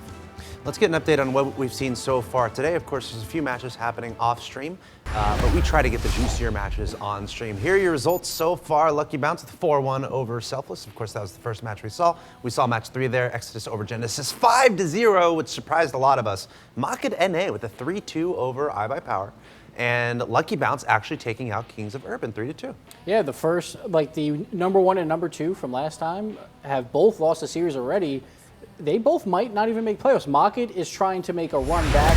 They played Cosmic, who didn't have Gambit in their first set. But Lucky Bounce, again, showing that, like, hey, we're new to this groups, but we're here to play. And I could see Lucky Bounce bouncing one of those 2 teams out of the playoffs. We'll definitely be keeping an eye on that, and we'll have more updates for you guys as the day continues. But for the next match, it's going to be Retrospect versus Market NA. Let's take a look at the rosters of these 2 teams. And Retrospect, they must be so happy that Genesis just got 05 because that's the team they have to beat to get that 4th spot. So they haven't even played yet today, and they're probably coming off a win, basically, seeing that set happen. They're going to be coming in hot, but Market is looking strong too now. Yeah, Market was 2 games behind originally, being 8 wins instead. But they have a chance now. I mean, beating out iBuyPower kind of clinches them a little bit higher, but you see between these 2 teams, they have some key components that make them strong, and to carry that out is going to be a whole different story, especially with them playing each other. Let's take a closer look at 2 of the players here. Classics from Retrospect and Rizzo from Market NA. Any numbers really jumping out at you there, Gibbs? Pretty even numbers across the board from those 2. Like Rizzo's shot percentage, I'm a little worried about. Last week, his first series that we saw live, he was missing shot after shot. So if he can get that number back up to the normal 30 to 33%, Market NA has a good chance to win. Yeah, I want to see how well that pairs too with the defense. They needed transition. That was the big issue last week, is that they had a lot of shots from a particular teammate, but it's more so the matter of goals. Sometimes those shots don't register. So they need to have that 3rd player come up and rotate and take that hit, and they just weren't doing it. It's how they tied up that game on Wasteland. All right, well, I'm about ready to continue on with some Rocket League action, but first, guys, got to get predictions. Retrospect or Market NA and a score. This is a huge series for both these teams. Market NA needs this to stay in, and Retrospect needs it to stay ahead of Genesis, who they play later. So this is going to be a close match. I think Retrospect has been looking really strong. I'm going to give them a 3-2, but Market NA is not going to go down without swinging. No, and I'm just to try to beat the Wizard. I'm going to go 3-2 the other way with Market. Hopefully they can show that capability that they showed in Rocket Royale weeks ago, where they just came out lights blazing. So it could go either way, but it's going to be a tough battle for either. All right, we think it's going to be a close match, guys. Turn up your volume, put Rocket League on all your screens, call your friends and family, tell them Happy Independence Day and Happy Canada Day, but also tell them Happy Rocket League Day, and to go to twitch.tv/Rocket League to catch the action. For the next match, we're going to have Leaf and JamesBot in the booth. Guys, take it away. Shout outs to Canada Day right there, and a shout out to you guys, the Americans, tomorrow for your Independence Day. Well, thank you, Leaf. Appreciate that. I got you. We got Retrospect versus Market NA. This is, once again, as we've seen all day today, another exciting match. Yeah, NA, there's no predicting what's going on here. Honestly, to think that we might see no Kings of Urban and no Cosmic in the online final going into next weekend, it's mind-boggling. But really, all these other teams stepping up. You saw Lucky Bounce. Lucky Bounce is playing out of their mind.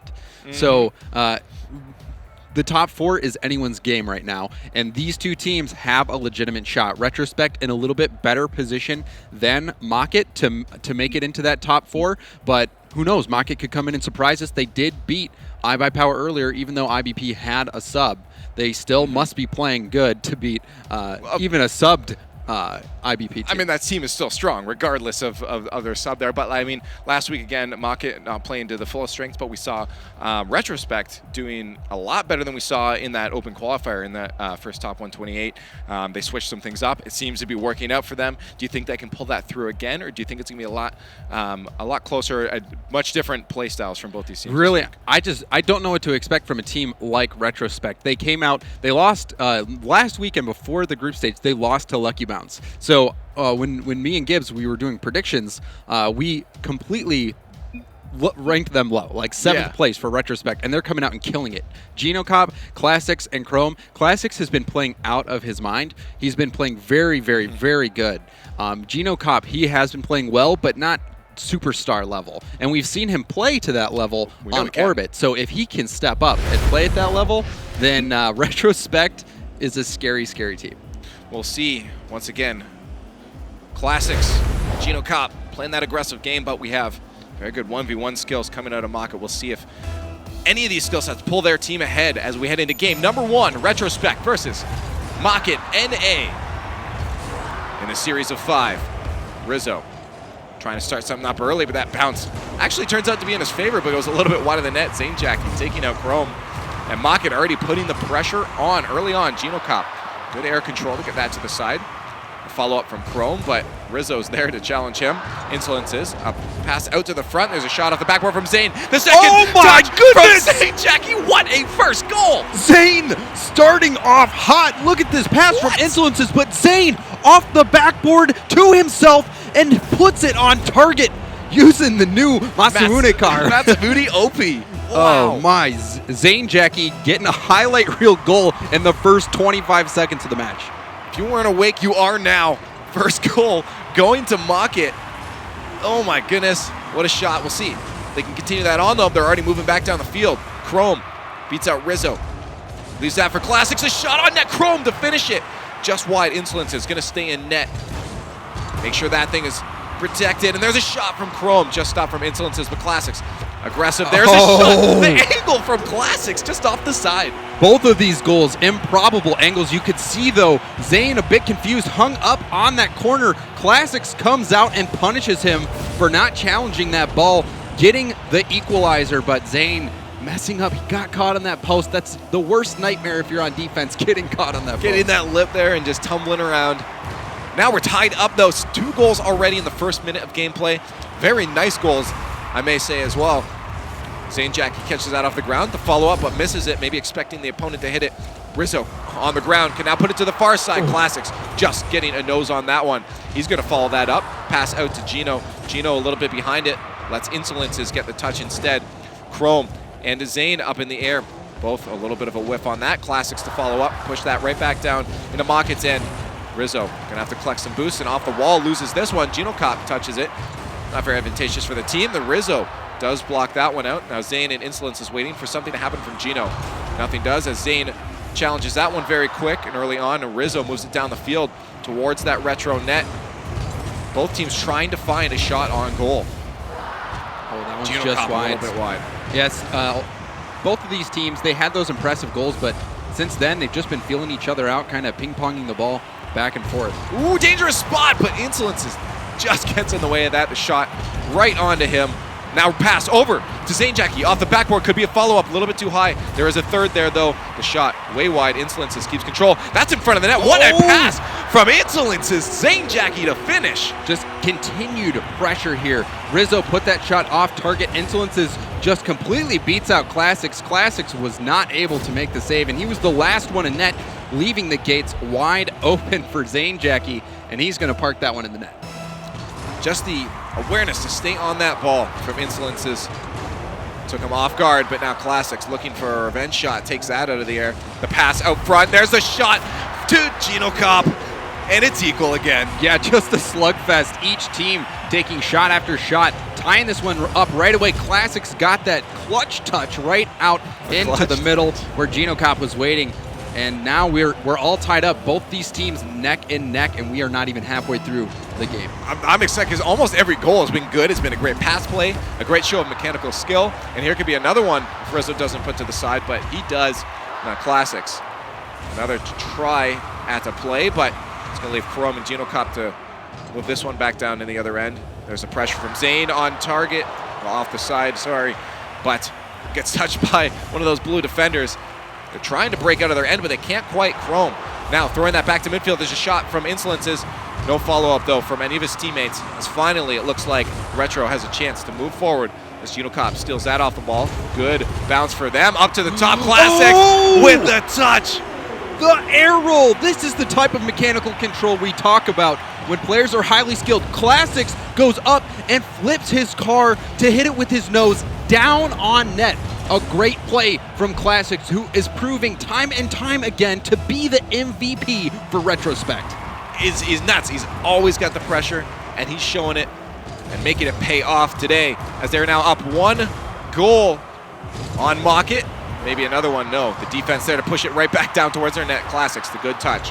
Gino Cop just rolling that one back, letting his teammates recuperate. Chrome, almost a bad touch for them. It still is. Zane Jackie finding the open hole and putting it in. You said it. Chrome should have just let this ball go across the net here. Maybe it looked like he just couldn't get out of the way in time, and it just bounces right out to Zane, who gets yet another goal here. That's a hat trick for Zane Jackie. It's hard to react that quick, especially when the ball's coming at you that fast, so did what he could. Unfortunately, it wasn't the right thing now. Classics trying to keep control of this one, loses it. Gino Cop gonna rush back, let Chrome move up on this one as that gets pushed to the side by Mocket. They recuperate, try to see what comes out of Chrome. Chrome with the pass to Gino. Gino trying to get something out of it. Classics waiting back a little bit. He's gonna wait for the shot here. That's off the wall. Classics does get that Spider-Man save, but it's still in their end as Mocket's now pressuring to try to get a goal and put themselves into the lead. They can't quite make anything happen out of it. This ball settling in the corner as both teams try to get control, but Rizzo finally finding the smallest spot to put that in past Gino. Wow, good play by Rizzo to get this one by Classics. Classics misplayed it a little bit right there, allowing it to bounce out, and Rizzo just beats Gino Cop in that one-on-one on net. And now Mocket taking the lead with just over a minute to go, looking good. But a minute is still enough time for them to come back. Retro only needs 1 goal to tie this one up. This could be an opportunity here. Puts it in. See if they can follow it up. Classics there with a good win off the head of Rizzo. And the shot from Chrome to tie it up. These teams just keep going back and forth, back and forth. Rizzo tried to slow play this one, and you've got to wonder if that was the right decision, because Classics comes in, breaks up that clear attempt, and it bounces right out to Chrome. And Chrome finishes it off, tying it. Now we're hitting that minute mark, and we're tied up once again. Both teams have a lot of time to be able to try to put one in. As Rizzo put in that to Insolence, it's a shot, almost finding its way in the short side. Rizzo off the wall, no teammate there to follow it up. He's gonna have to keep the pressure on. Now his teammate Zane Jackie out in the midfield. The pass over to him, but Gino Cop stopping that play. Classics with a good touch out to midfield. Can Gino Cop chase this one? Zane Jackie beats him into the air for that, but Insolence is a chance to get control as Chrome flies past that one. Gino Cop keeping it in. Chrome gonna steal it away as well. Rizzo and Insolence is switching places. Now Rizzo on the ball. Can't get another touch on that one, so he's gonna leave it down. But Zane was coming from the side. That was a dangerous spot there. Fortunately, Gino bailed out Retrospect. Chrome, a little bit of an air dribble, but gives it right over to Zane Jackie. Here's a shot from Rizzo, almost just a little bit wide. Insolences has to keep this away because Chrome had the pressure on both teams. 9 seconds left, trying to get the final play before overtime to see if they can prevent that OT from happening. That contest going in favor of Retro, but that is going to drop right here as we hit overtime in game number 1 of Retrospect versus Mocket NA. Right now, this is anyone's game. It's been so close, back and forth, but there will be no chance to respond as the first team to score gets the win in this golden goal overtime. Good shot there from Retro to put it way back down. Very good clear. See if they followed up. Chrome giving that right away The possession no longer in their hands. Genocop just trying to regain it. There's Classics. They'll challenge that Rizzo hit, but there's Zane Jackie challenging that one. And Chrome finally gets one down to midfield, but right back to their own end, and that's an open goal. And Insolence is to finish it. Barely scraping it in. That was so close. You can see here Insolences gets there just in the nick of time. That ball so close, it actually rolls up the post and into the top right corner of the net, and Mockit takes game one. What an overtime finish for Mockit. We saw a lot of back and forth. That was and almost every goal was a great goal too. Passing plays, great mechanical skill off those backboards, the double touches. Both teams looking very, very good, especially when we went into overtime. Both teams very even. Do you think it's going to continue on this way throughout the rest of the series? Honestly, yes. These teams so close. Just every time Mockit would score, you'd see Retrospect come right back. But Zane Jackie played very well. He set the tone when he got that first goal, that insane off the backboard touch right in the top of the net. Beautiful goal, and got the hat trick in the series, also scoring himself an assist. But really, Insolence is also the playmaker, getting 3 assists of his own. Yeah, when I saw it start off like that, I'm like, we're in for something exciting, these matches. But yeah, it's going to be, I mean, again, both teams, we see Classics even playing a lot back. I mean, we saw last week Chrome letting them just go up to the front, but Classics has been all over the field. He's been getting a lot of saves, a lot of shots, and he's just been doing great all around. We'll see if he can carry that on going into game number 2. Yes, and Classics, the MVP so far, coming up just short. I really want to see Gino and Chrome step up and make some plays. Chrome did have that good goal to tie up the series, but Genocop has been a little bit quiet. We haven't seen too many flashy plays out of him, and he'll need to step up if Retrospect wants to take the series.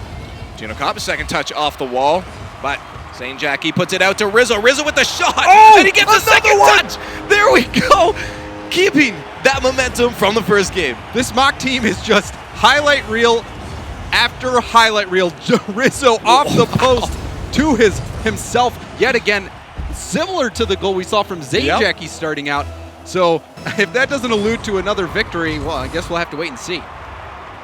Classics getting the boost up the wall. Shot on target, but Rizzo's going to be ready for that one, but doesn't get it quite far enough away. Genocop gets another shot on net, but does not get dropped as Zane Jackie pushes it to the side. Rizzo Insolence is ready for another attack from Chrome. Chrome just getting in the way, but Rizzo does win that one out and moves it forward. Now up the wall. He does get that pass. 2 defenders out to the front. Genocop, the last defender, had to get the touch. He did. Insolence is waiting for that to settle at midfield. Puts it right back into the blue end. And Genocop needs to get it clear himself. Weak hit allows Rizzo to get a touch, but no follow-up. Genocop can push it to the side as Mockit still leads 1-0 in game number 2. The shot on net, now 2-0 for Mockit. Yes, when we saw Mock win that Rocket Royale, it was the Zane and Rizzo show. And we're seeing that at the start of this game as well. Zane coming off the wall to just launch that bazooka on net. Up 2-0 and still under a minute of gameplay. We already see him with a 2-goal lead. See if that can get matched up by Retrospect. The remainder of the game, they're still playing strong, but as you mentioned, Zane and Rizzo putting their work in. Genocop missing that. Could have been a push towards the net, and finally the defense keeps that away. Insolence is pushed to the side as they recuperate. A little bit of an awkward spot for Mockit. They finally push it forward. Genocop to the front. That's almost on as it goes off the top post. Classics trying to keep control of it. The second touch, Insolence steals it away. Now Mockit trying to move out. Yeah, you just saw Chrome earlier too, was just a wrecking ball. We've seen, at least in that moment, many bumps coming out from Retrospect, but it didn't pay off in the end. Classics getting that backwards touch, as Gino tried earlier. Chrome out to the front, and there's the follow-up. Chrome gets credit for that one. Rizzo knew that Chrome was right behind him and tried to get to this ball first, or actually, it was Classics was right behind him. So Rizzo tried to get to him first, and he just wasn't able to get to it. He did end up hitting it into his own net, but really, that was just pressure coming out from Retrospect leading to that goal. And now we just got a 1-goal game. Well, you're right. Genocop was right there just in case they didn't put it in themselves. He would have got it. As you mentioned, only a 1-goal differential. As now Genocop up to Classics. Only one defender, but he got a little bit of a bump there. Couldn't finish it. Genocop missing the net on that one. Going to leave Rizzo the chance to push that to midfield. Good touch from his teammate to keep that moving forward. Down into Retro's end. Now let's see if they can get a play started off the backboard. Classics very, very good touches from him off the wall every time and puts that back out to midfield, but regaining control was Mockett. They finally lose it as Chrome moves forward. No one in net. He's one defender to beat, but Rizzo just gets that Octane hitbox in the way. And Chrome needed to get around that ball quicker, and maybe he didn't realize the net was open soon enough, and Rizzo getting that clutch defensive play. Insolence is off the wall. The follow up, but under that one, Chrome puts it high. Can he get the second touch? He does! Oh my goodness, Chrome! But the save from Zane Jackie! That was almost highlight material. Wow, Chrome! Oh my goodness. Put that shot on net, but really, Gino Cop had the better angle. I think Gino might have had a better chance at scoring a great shot from Chrome, but didn't go in. Almost a scoring opportunity for Retro there. They're still coming out strong. 2 minutes left is a lot of time. They just need to get back down into Mockett's end as they're stuck on defense. Insolences, the back pass out to Zane Jackie. Zane Jackie just keeping it in, but they do lose control. Classics throwing that one up high. There's an air meet by Rizzo, but that's in front of the net. Zane Jackie could drop this down for a teammate. Classics just waiting for a shot to come, and it gets pushed aside finally by Chrome. Chrome moving forward, waiting for a pass maybe from Classics or just getting boost, but Zane Jackie keeps it in that blue end. Yeah, just you can see comfortable play from Mock as almost dangerous there. Comfortable play for Mock as they utilize those back pass plays. When you see teams start to pass it back like that, that just means they're oozing confidence.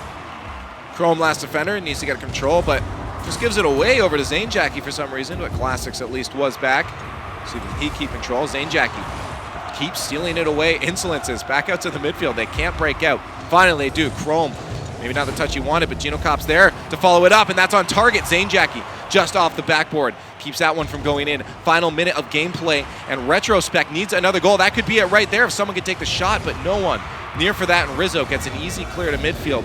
Chrome just trying to get it in the way. Now Mockett moving back on the attack. There's Zane Jackie with a shot to Rizzo. Rizzo on target, and it's over Gino! Fantastic passing play coming out from Mock yet again. You see Zane hits it right over to Rizzo, and Rizzo upside down gets the bicycle goal. So the Zane-Rizzo connection is starting to light up yet again, and that spells good things for Mockett NA. It is real, and with 40 seconds left, a 2-goal deficit against a team that is pulling it together like this is going to be very, very hard mountain to climb. We'll see if they can do it. Classics finally gets it. Now only a 1-goal difference with 30 seconds left. Classics trying to keep Retro in it. Chrome beating Insolences on that 50-50, and you saw Zane just caught flat tired there, barely missing that save. And now it's just a 1-goal game, and we saw Lucky Bounce pull off a tie with 2 seconds left. Now Retrospect has 30 to make it happen. Well, with the amount of the highlight shots we've already seen between these two, I wouldn't be surprised if we saw one come out like that. But there's the shot, and now it is back up to a 2-goal difference as Rizzo puts one in. Rizzo just trying to give Retrospect hope so he can take it away. Beating Gino Cop there, and now with a 2-goal lead with just 23 seconds left, it's looking grim for Retrospect. Crush their souls, but 23 seconds. I mean, we saw 2 goals come out very quickly right there. Still very possible someone could get one early on off the kickoff. Kickoffs reset momentum. Classics push it aside, and now they move forward. Chrome and Classics there, but Gino Cop's gonna have to clean this forward quick if they want to keep that going forward. 10 seconds left with 2 goals. It'll be a very difficult task. They have to get one right now, but not gonna happen. Rizzo keeps it in. It's looking like an overtime is gonna be not plausible for them as another shot. Rizzo got the steal. What? Rizzo, oh, the cheeky meme lord, getting that touch right at the end. I don't know how. It looked like he didn't even graze it, but he somehow gets that goal steal, just trying to pad the stats. A greasy goal steal. Greasy. And there they go. Mockett taking that game, and we'll see if they can keep that moving forward, but already looking good for them as 2 games go to them. Look at that. Rizzo, 4 goals, 5 saves on 5 shots. Rizzo just being the man that game for Mockett. Well, as you said, it was Zane Jackie, Rizzo going off on Retrospect, and I have a feeling we haven't seen the end of them yet. Yeah, and again, just referencing that Rocket Royale, when this team first came out, they picked up Zanejackie. Zanejackie used to play for Orbit. When Orbit disbanded, they picked up Zanejackie in place of Low5. Low5 stepped down, allowing Zane to have a shot, and they went on immediately to win that Rocket Royale. And when that happened, when they were playing and to that level, it was because Rizzo and Zane were just clicking. And it seems that Rizzo and Zane right now are clicking. So you gotta watch out for Mach-E right now. You gotta. Retrospect needs to start bringing this one back if they hope to keep their dreams of top 4 alive. Right now, Mach-E trying to overshadow Retrospect. Just to show you how strong that Orbit team was, every team that got a member of that team when they disbanded is playing strong and is in these finals here. So very, very good showing for the former Orbit members. But now, the shot almost coming out early on. Rizzo keeps that from happening. Good stuff there from Insolences as they try to move forward, but can't quite do so. Now Zanejackie leaving backwards. That could be dangerous. A little bit of miscommunication, and Chrome takes advantage. Yeah, we've seen a few defensive mishaps so far today, this being another one of them. You saw Rizzo accidentally even got that bump on Zane, but Zane was expecting Rizzo to get that hit. Pops out right into, it's basically a gift-wrapped present for Chrome to take. Here, have it, guys. Well, I mean, if it's the rest of the games have any indication of how it's going to go, they should be able to get that one back very quickly. Insolences, good pinch there. It's followed up by nobody, though. GinoCop left in a weird spot as his teammate missed that. Just tries to keep the pressure on Classic, stealing that away to make sure it doesn't move towards his net, but it does instead. And there it is. And I'm surprised Zanejackie didn't take that one away from Rizzo. Yeah, you're just a fortune teller right now. You knew this was going to happen. You called it. But then again, you see Chrome came up to challenge it, and Rizzo just knocks it right by him. That net as empty as could be, and we're all tied up. It seems that every time one team scores, the other team returns the favor. I mean, it makes it exciting. They're just trying to put on a good show for everyone that's watching today. As we tie it up, as you said, still under a minute of gameplay. Has gone by in this one. Chrome trying to move that forward, up in the air. There's an orange feller as he keeps that from going towards his net. Sitting around midfield, ping pong going on. Rizzo waiting for a shot from Chrome. He's going to take this off the ball if he can get the touch. He misses it. That could be an opportunity for Gino to put it on target, but he does. Insolence is ready for that shot. Throws it way deep back down into Retro's end.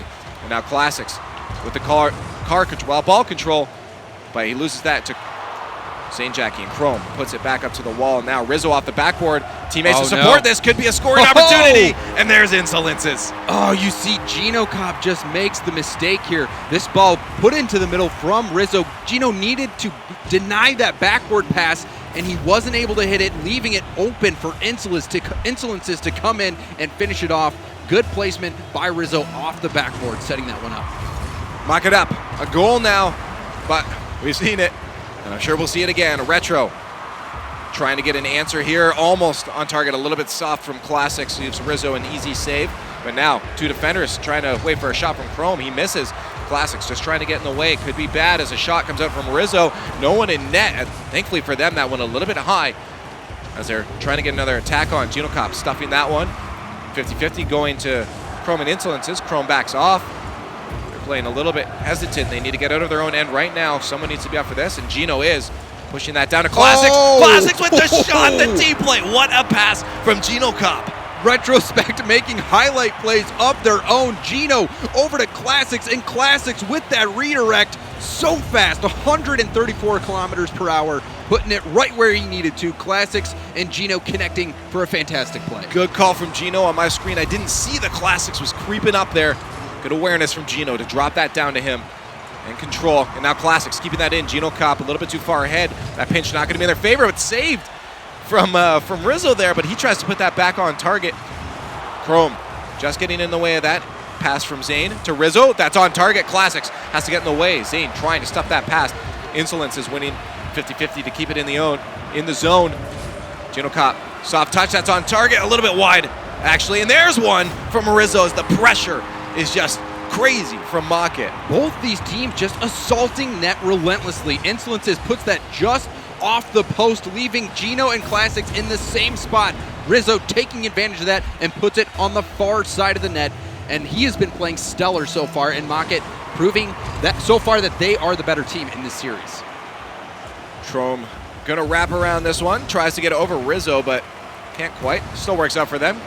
Gino to Chrome. Chrome flipping that over Zane. There's a follow from Gino. The angle. What team plays once again from Retro? Yeah, just utter geometry or perfection. Geometry perfection. They paid attention in class. Gino, yeah, G for geometry. Gino Cobb, that insane angled shot getting in the net. That was that. It's great team plays. Once again, we're tied up. Once again, these two teams, game number 3, but Mocket is up 2-0 in the series. Retro just trying to get a point on the scoreboard. Zane Jackie throwing that one backwards, keeps it away from Gino.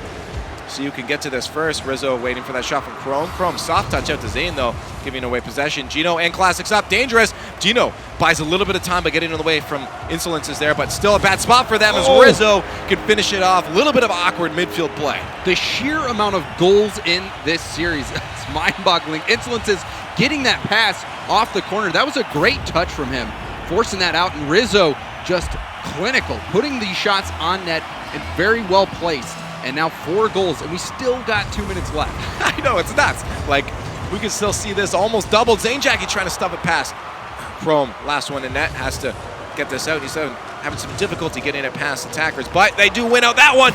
And Classics finds a spot in the net somehow past both those defenders. This just reminds me of an all-star game. All offense with no defense. You see Classics just getting another shot on net here. And it really isn't bad defense. These shots just are something special coming out from They're finding their placements exactly where they need to be. And they're hitting the back of the net, putting them in there. Now 4-4 we see with only 20 seconds from the last goal. Now Gino Cobb trying to get it past 2 attackers. He might still be able to have control, but Chrome takes over instead. Zane Jackie the last one back. Gino Cobb a little bit up, just trying to get the boost away from Insolences. Now Insolences is going to struggle to keep this one out. Classics, Gino Cobb moving upwards off the backboard. This could be a shot from them. Gino gets beaten up by Rizzo. Pushes aside by Classics with the pressure, trying to get the second touch. A beautiful tune smoke there. Couldn't quite. Chrome going to cross that one again, a little bit too far. Follow up from Classics. This is a bad spot for them if Chrome can drop it down, but Zane Jackie there as Mocket trying to break out of their end. Shots coming very dangerously close to their net from Retrospect. And now finally they move down to the other end. We're going to see some blue on our screens, but Classics getting a demo on Insolences is going to allow them to move out. Chrome and Gino Cobb moving up, but can't get a play started up. And now we'll see the breakout attempt. A good second touch from Insolence beats Gino. And Chrome getting beat. This is a backward pass opportunity, but Classics, that was very good of him to break that play up. Gino Cobb off the wall, but beaten by Zane Jackie. Classics getting bullied out by Zane. Zane taking on the goalie. Rizzo has to get this out to the front fast, but he couldn't in time, and that'll be enough time for them to recuperate. Rizzo just trying to creep one over the top. 18 seconds left. Both these teams are tied. And now Gino Cobb pushing that a little bit far out of his reach. Insolence is going to push that right back down to their end. Bad spot, but a good pinch keeps them alive.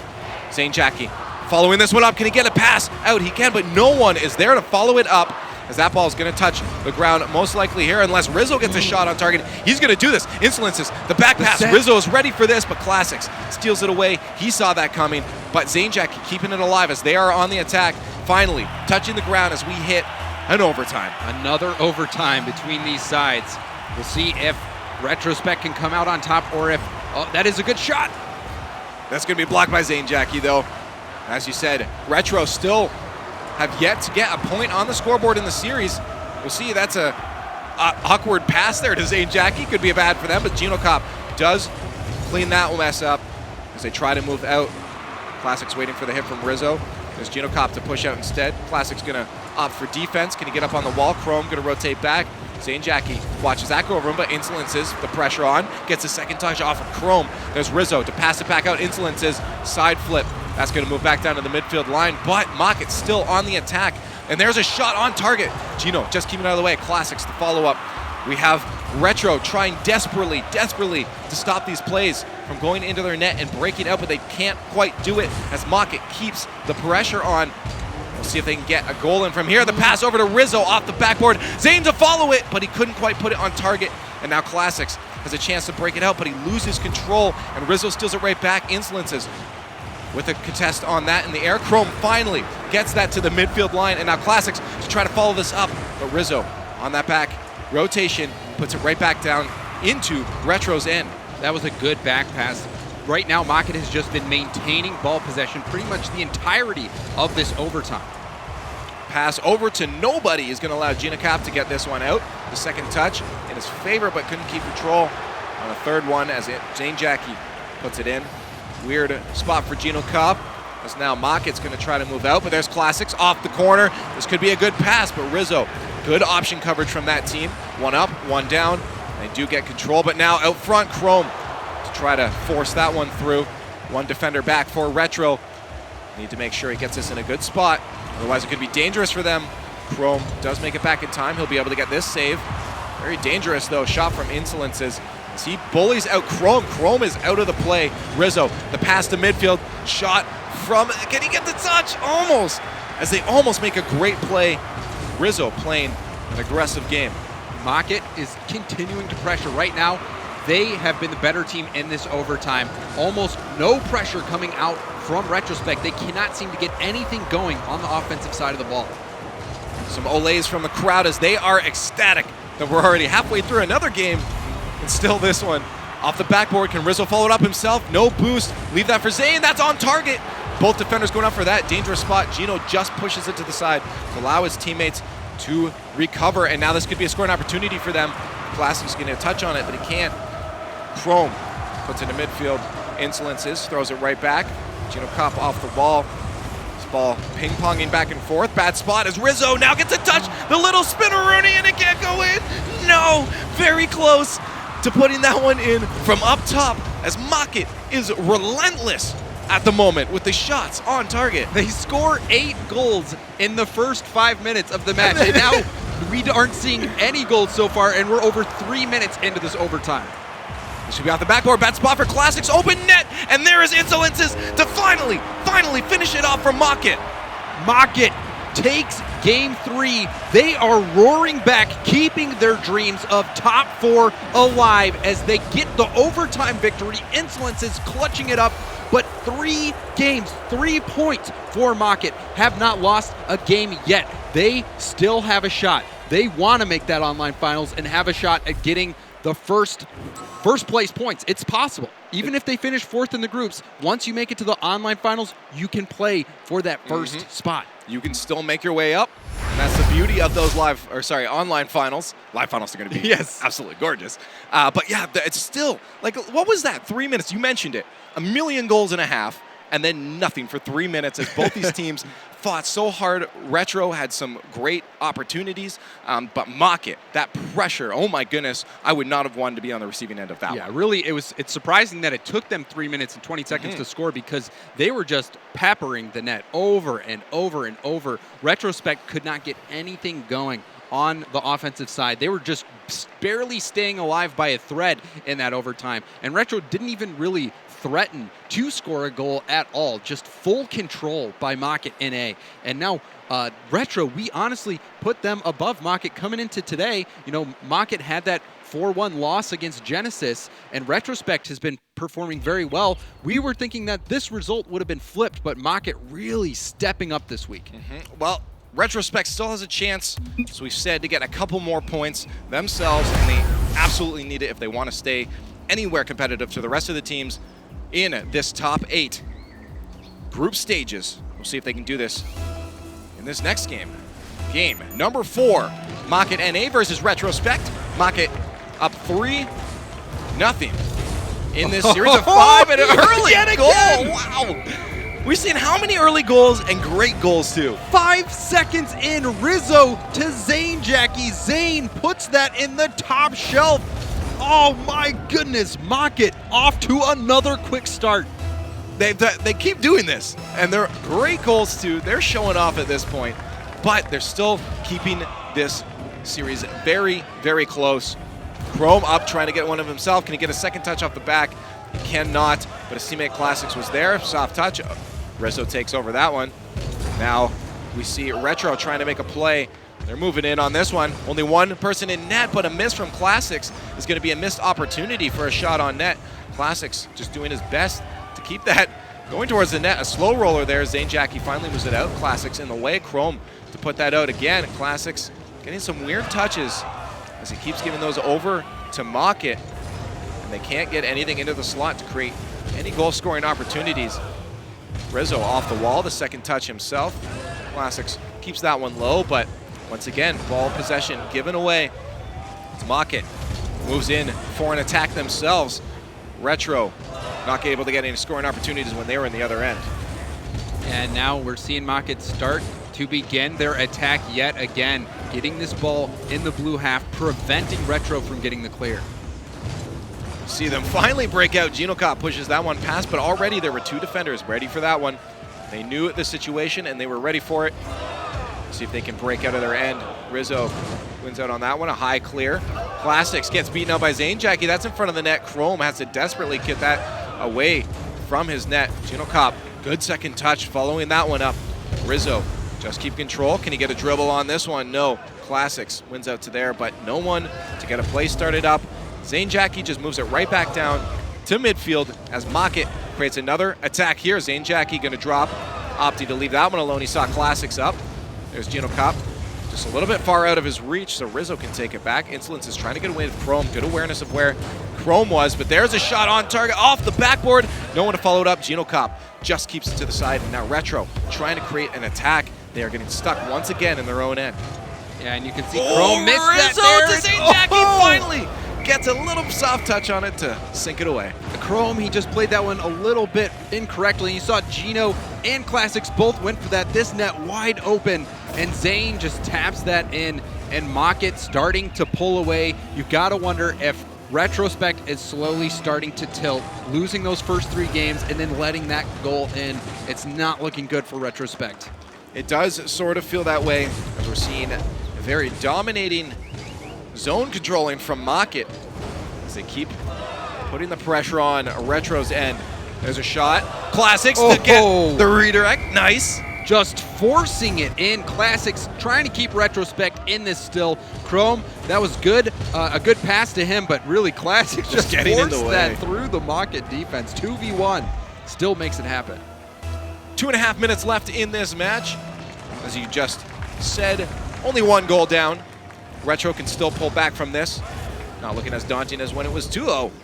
They just need to get out of their end. And Chrome trying to push that past Classic class defender. Does get in the way. Very, very important save from him there. Otherwise, could have been scoring opportunity for Mockett. Now he moves down the other end. All boosted up. Good pass to Classics. Can he finishes it? Tries to wait out on Insolences, but there's Genocop moving up. Now Mockett trying to break out. Rizzo to Insolences. Couldn't make anything out of it. Chrome, Genocop, and Classics all up for that one as they saw an opportunity but didn't grasp onto it. Steal from Genocop. Going to leave that one from Classics as he moves up the wall. The pass out to absolutely nobody as Rizzo takes that right back there. Finally, Chrome, who was ready for the other pass, finally gets that cleared, but Insolences sends it right back in. Genocop off the wall, but beaten out once again by Rizzo. It seems Mockett is always one step ahead of every touch that Retro has, keeping them in their end. There's a shot going to the far side. Almost squeaking in the top off the backboard. Chrome finally gets that away. That shot was so close to going in, but still, like you're saying, Mockett just still commanding this game, commanding this series. They have full control over this field, but they are finally down into their end. We'll see if Retro can make a play out of this. Genocop gonna leave that one for Insolences. Insolences throws it right back over to the other side. And there's Chrome trying to contest it. Genocop gonna have to rush back.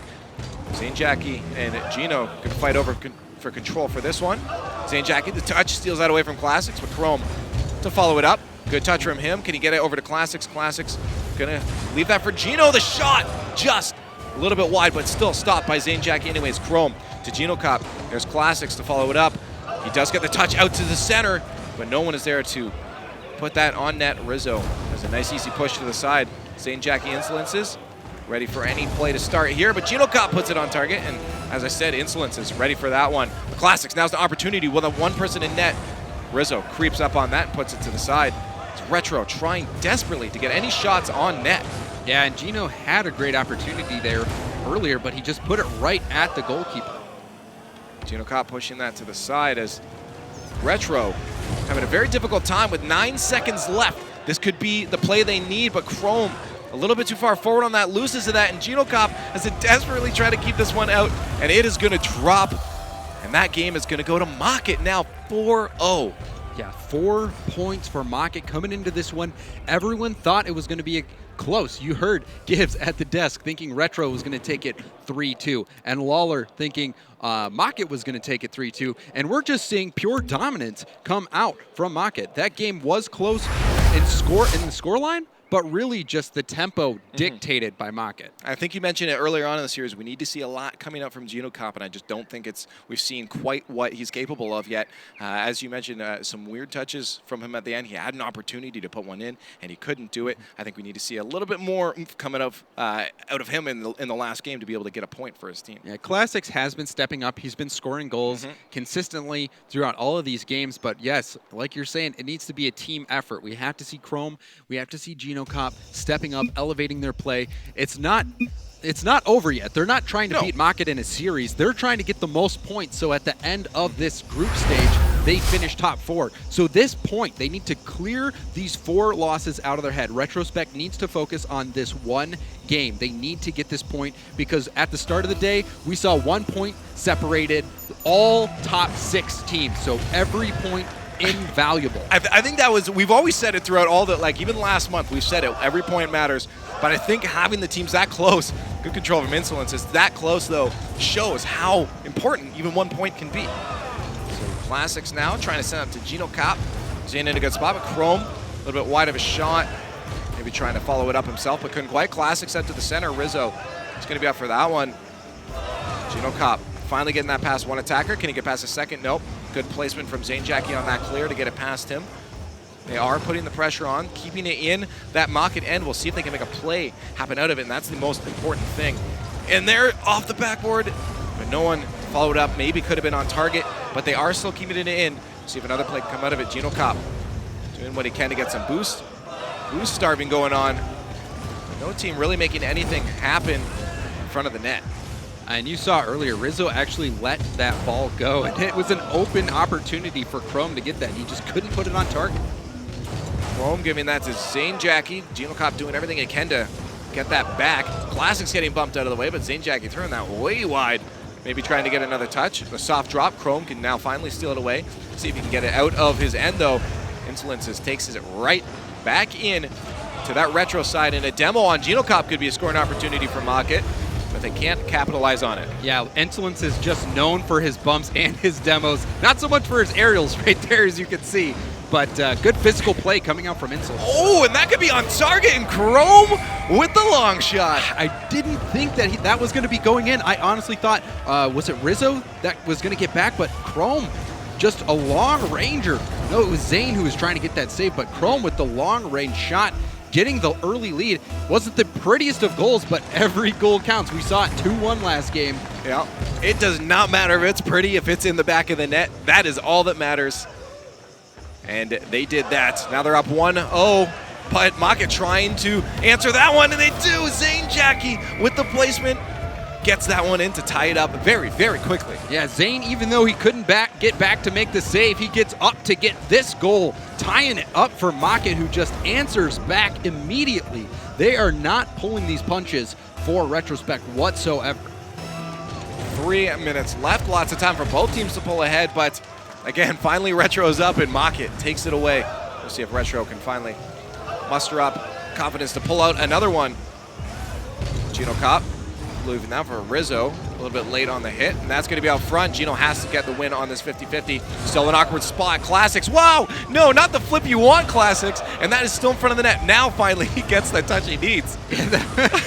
That was a little bit of craziness in front of net, and Rizzo. Ooh, can he do it? Oh, Zayn! To finish it, what a pass from Rizzo! The Rizzo, Zayn, they're soul linked right now. Look at this play. Rizzo off the post, and Zayn just follows it up. He doesn't even think about it. Just instantly, you saw him. As soon as he got it to Rizzo, he was beelining for that angle and finished off that shot. These two are playing with one mind.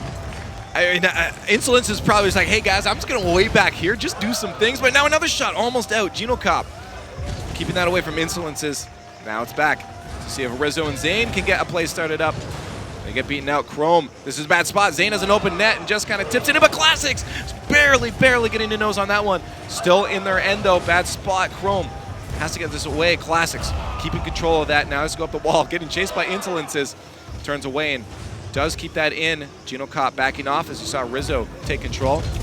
There's pass over to Insolences, but he was too far. Geno Cop gives it to him instead. Now drop down to Classics from Chrome. Could be their breakout opportunity, but they couldn't quite get it where they needed to go. Chrome pushing that to midfield. Can he get the win on this? Not quite, but it wasn't bad for them. But Insolences all boosted up and off the wall. Can get a pinch shot off the floor, and he does on target, but Classics just gets that out of the way. Classics has just been keeping Retrospect in this one with his saves. Classics trying to put the team on his back, but it is proving to be too difficult as Mocket's just too much to handle. There's a shot, though, on target. Insolences having to rush to get to that one. Classics waiting for this to drop. Gets in the way, but it's still in favor of Insolences. This is going to drop dangerously. Chrome with the Spider-Man. Gets that away, but that's in front of the net again. Geno Cop beating out Zane Jackie. Keeps that moving forward for his team. Now see if Chrome and Classics can move it forward.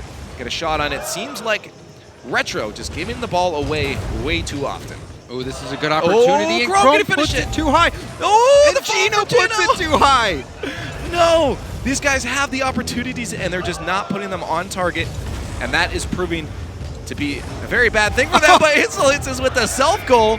Those Classics puts that one forward. Sometimes it's better to be lucky than good. You see the back pass. Rizzo goes for the clear, and Classics blocks it, and it just pings right off the head. I missed who that was, but an own goal. Calculated. But yeah, completely calculated. It looked like it was Insolences or Rizzo. I couldn't see It who was that was. Insolences, yes. But unfortunate for Mocket. Now, this is a moment of potentially grabbing victory from the jaws of defeat here for Retrospect. You're right. We see a tie game with 40 seconds left. There's a pass from Classics to Chrome, but he couldn't quite get there in time. They're going to try to keep the dream alive, though, as Classics moves up the wall to put it in front. Someone they want to challenge those earlier because Mocket is doing a very good job of clearing these away, not giving them opportunity. There's Chrome off the wall. Nothing going to come out of that as Insolences moves it back to midfield. Classics has to get control on the ground of this one. Up to Chrome. Chrome with the redirect, puts it a little bit off, but there's Classics trying to follow it up. Still in front for them for a shot. Geno Cop on target and feels backflip for Zane. They pull ahead with 12 seconds left. Oh, this play, Classics, I thought their chance was over as soon as Classics missed it, but it comes right out. And you see, it looks like Zane might have feels backflipped man right there. And Geno Cop gets the lead for his team. 12 seconds left. It looks like Retrospect will be able to get a point out of this series. Hey, if I've seen anything, I'm not going to call that quite yet, as Chrome has to get this out of their end. Because Zane Jackie trying to keep this alive. Rizzo off the corner, scored up for him. Oh, Classics just keeps them alive. Holy smoke, Classics. Clutch save to keep them a point. Oh my, you see Classics. He got so many saves in that series, and they do eke out a point there in the end. Mocket, they really, again, controlled that game. You see, Insolences himself had more shots than the entire Retrospect team, so Mocket just continuing to play very well. That time, they had that unfortunate own goal. The Classics, he dunked, and it just bounced right off of Insolences into the net. But sometimes you just get lucky. And this time, that luckiness helped Retrospect get that 1 point, which may be the difference maker for them. But what a performance from Mocket. Strong showing at the beginning from Retro, but Mocket pulls away from it. So I'm excited to see what the desk has to say. Thanks a lot, guys. Obviously, the story of that series is Mocket NA just coming out and just showing how good they are. What'd y'all make of that match? That was insane. High scoring affair, but it was all quality shots. Are we watching NA? Like, what is happening in these? I don't get what's going on. It makes no sense.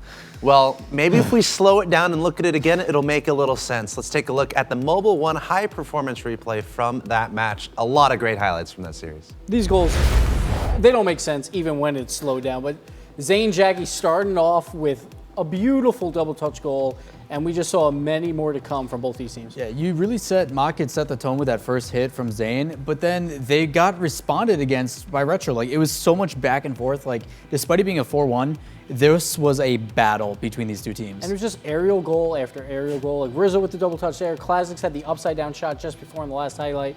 These goals were very well done by both teams for the most part. There were some defensive mishaps.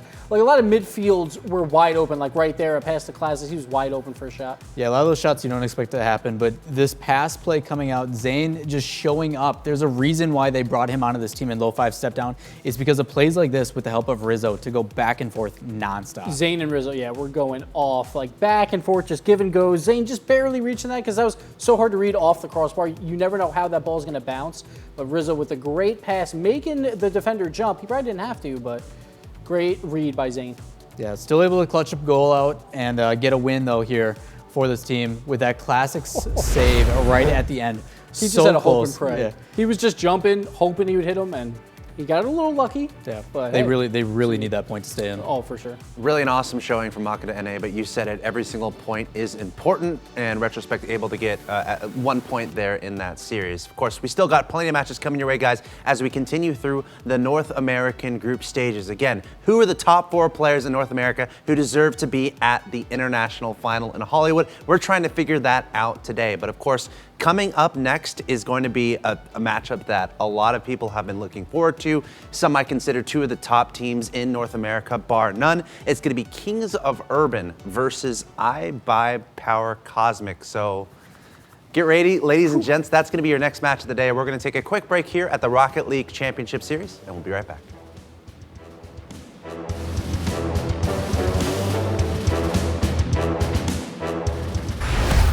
Ladies and gentlemen, hello and welcome back to the Rocket League Championship Series on twitch.tv/Rocket League. My name is Axel Toss. I'm joined here by JamesBot and Lawler. You guys having a good weekend? So far, so good. Crazy results, and the standings right now are just out of whack. Dude, it's like we get to watch you twice. It's great. Yeah, these games have been absolutely crazy today. This next one's going to be yet another crazy one, so it should be good. Yeah, and I got to say, coming into the weekend, in most of our discussions, we're kind of agreeing that Kings of Urban and iBuyPower Cosmic, right, are kind of the top 2 to look out for. So this matchup coming, look out for the high-flying aerials, look out for the epic plays, look out for those viral clips that you guys like to put on Reddit, because it's going to be certainly a very juicy one. Let's take a look at the rosters from these 2 teams. Now, there's been a few roster weirdness things happening with iBuyPower Cosmic, actually. Yes. Earlier, Overzero was subbing in for Gambit, and now Gambit is coming in and taking Lichinio's spot, and Overzero will remain in. So Kronovi, Gambit, and normally Lichinio, but they have Overzero now. So that is a big change for iBuyPower. Yeah, not really sure what's going on there, but I do know Kings of Urban is staying the exact same. So that's great. I know something to predict and something to stay consistent here today. And that's going to be KOU's roster. Watch out for Jacob. And something else that, again, is extremely important to remember is all of these games are very important, right? And we're getting through the day here, the North American second weekend of these qualifier group standings, so we're kind of coming to the top 4. We're getting closer and closer to finding out who's going to be advancing on. So especially these 2 teams. Cosmic is actually a little bit further down than we kind of expected. Normally, these 2 teams are fighting for that 1 and 2 spot going into the online finals. Right now, they're fighting just to make the online finals. It's a very real possibility that either Kings or Cosmic won't even make the online finals. Yeah, nothing we expected. These guys right now are positioned at 4th and 5th, and they're battling it out here. Like, these games are actually going to be way more intensive than what we expected, because normally they're just leagues ahead by quite a few games, like even an entire series. It's not the case. Yeah, anything can still happen throughout the day. Again, there's some matches happening off stream, so we'll keep you guys updated as it goes along. But first, we have 2 gentlemen on the line from these 2 teams. From Kings of Urban, we have Jacob, and from iBuyPower Cosmic, we have Kronovi. Guys, welcome to the show. Are you guys having a good Saturday? Are you ready to go? Jacob, we'll start with you. And Kings of Urban, how you doing, man? Oh, I'm doing good. I like your hat. Can you talk about the hat really quick? Why are you wearing that? It's a giant foam hat like the one I wear in game. Now, is this giant hat going to help you win the games, you think, today? Yeah, it helps me concentrate while I play. All right, Kronovi, of course, from iBuyPower Cosmic. You guys are coming in today pretty hot, but the standings are very close. How focused are you guys today, and how aware of your situation to get to the live final? Well, we're having the slight roster issue right now, but I will say that the entire weeks of practice have culminated to today for this match, so Kings better watch out. Jacob, are you guys watching out? I've been watching him streaming his practice, and we're not worried at all. Kronovi, are you intimidated by the fact that Jacob's watching your stream? He knows all your strats now. Now I know he wears a foam hat all the time, so I'm not really worried. All right, well, gentlemen, I'm going to wish you the best of luck. Thanks for jumping on and talking to us, and good luck in your matches. Thank you. Thank you. All right, that was Jacob and Kronovi on Skype. What did you guys make of the foam hat? You ever wear a foam hat when you're playing Rocket League? I don't think he ever takes it off. I think he even showers with that thing on. So. I mean, it makes sense. I mean, at least he takes off the foam fingers every once in a while to like actually. He probably puts it back on for the shower, for the game. He's just like sitting there like. Okay, Kings of Urban versus iBuyPower. James, start with you. Predictions. Well, I'm a bit confused as to why they are not having Lachinio in, because he is the #1 goal scorer in North America. So I'm going to have to say 3-2 in favor of Kings of Urban. Yeah, Kings of Urban, and I hate to agree with you rather than give some competition here, but Kings of Urban, like with this full roster, it really comes down to if Fireburner can score, because when they do, they win more than like 80% of their games. So if that stays consistent and they have the ability to do that, you get a definite advantage playing with your consistent roster. So I don't know if that's going to make a difference for iBuyPower, but it's hard to disagree. 3-2, KU, because they're still going to put up a fight. Okay, well, we've seen a lot of spicy matches today, and this one should certainly be a doozy. Two of the best teams in North America, two of the best teams, period, in Rocket League. It's iBuyPower Cosmic versus Kings of Urban, and with the commentary down on the field, we have Wave Punk and Findable Carpet. Take it away, dudes. Thanks so much, Axel Toss. I'm Wave Punk, joined by my good friend Findable Carpet here. And Findable, if you had told me at the beginning of this series, or at the beginning of today, that halfway through the last day of group stages of NA, that you would have Kings of Urban and iBuyPower at 4 and 5, I would have said you were crazy. It's pretty wild. There's a lot of games still to play, but the fact that they're even in this position is kind of unreal. Right. Watching these two powerhouse teams fight right now to even potentially be going to the online finals and potentially even the LAN. Especially right now with iBuyPower not playing with their normal full roster. I mean, that's a really big part of Rocket League. Absolutely. It's really hard to practice with your sub because you generally want to practice with your main team. So the sub is there mostly for emergency situations. You do play with them, you know, from time to time, but it's very rare that you get to play with them as frequently as possible. So it could have a big lasting effect because KOU is in with their full strong roster. Absolutely, but both teams have struggled a bit today, dropping series to Lucky Bounce and I believe it was Exodus. And so we'll see what they're able to do moving forward here. This is going to be a crazy series. The #1 and #2 teams by power rankings. We'll see what they are able to do on DFH. We'll be getting underway. Fireburner, iBuyPower over 0, going for the kickoff there. Over 0, that's sub. Gambit sends a shot onto net, but Jacob able to clear it away. Sad Jr. hanging back in net for Kings of Urban. Fireburner going to put this one up onto the wall. Now Gambit going to try and leave that one for Kronovi, who's going to shoot that one on the back wall. See what they're able to do here. I mean, right now already some pretty quick aggression coming from iBuyPower, some good touches towards each other. Can they get it in? Over 0, almost making it in time. Putting that one off the wall here. No one wants to touch it. Jacob and Kronovi going up for that one. Kronovi rocking the brand new Aftershock. That's in the name of the team as well, Cosmic Aftershock. We'll see what they're able to do.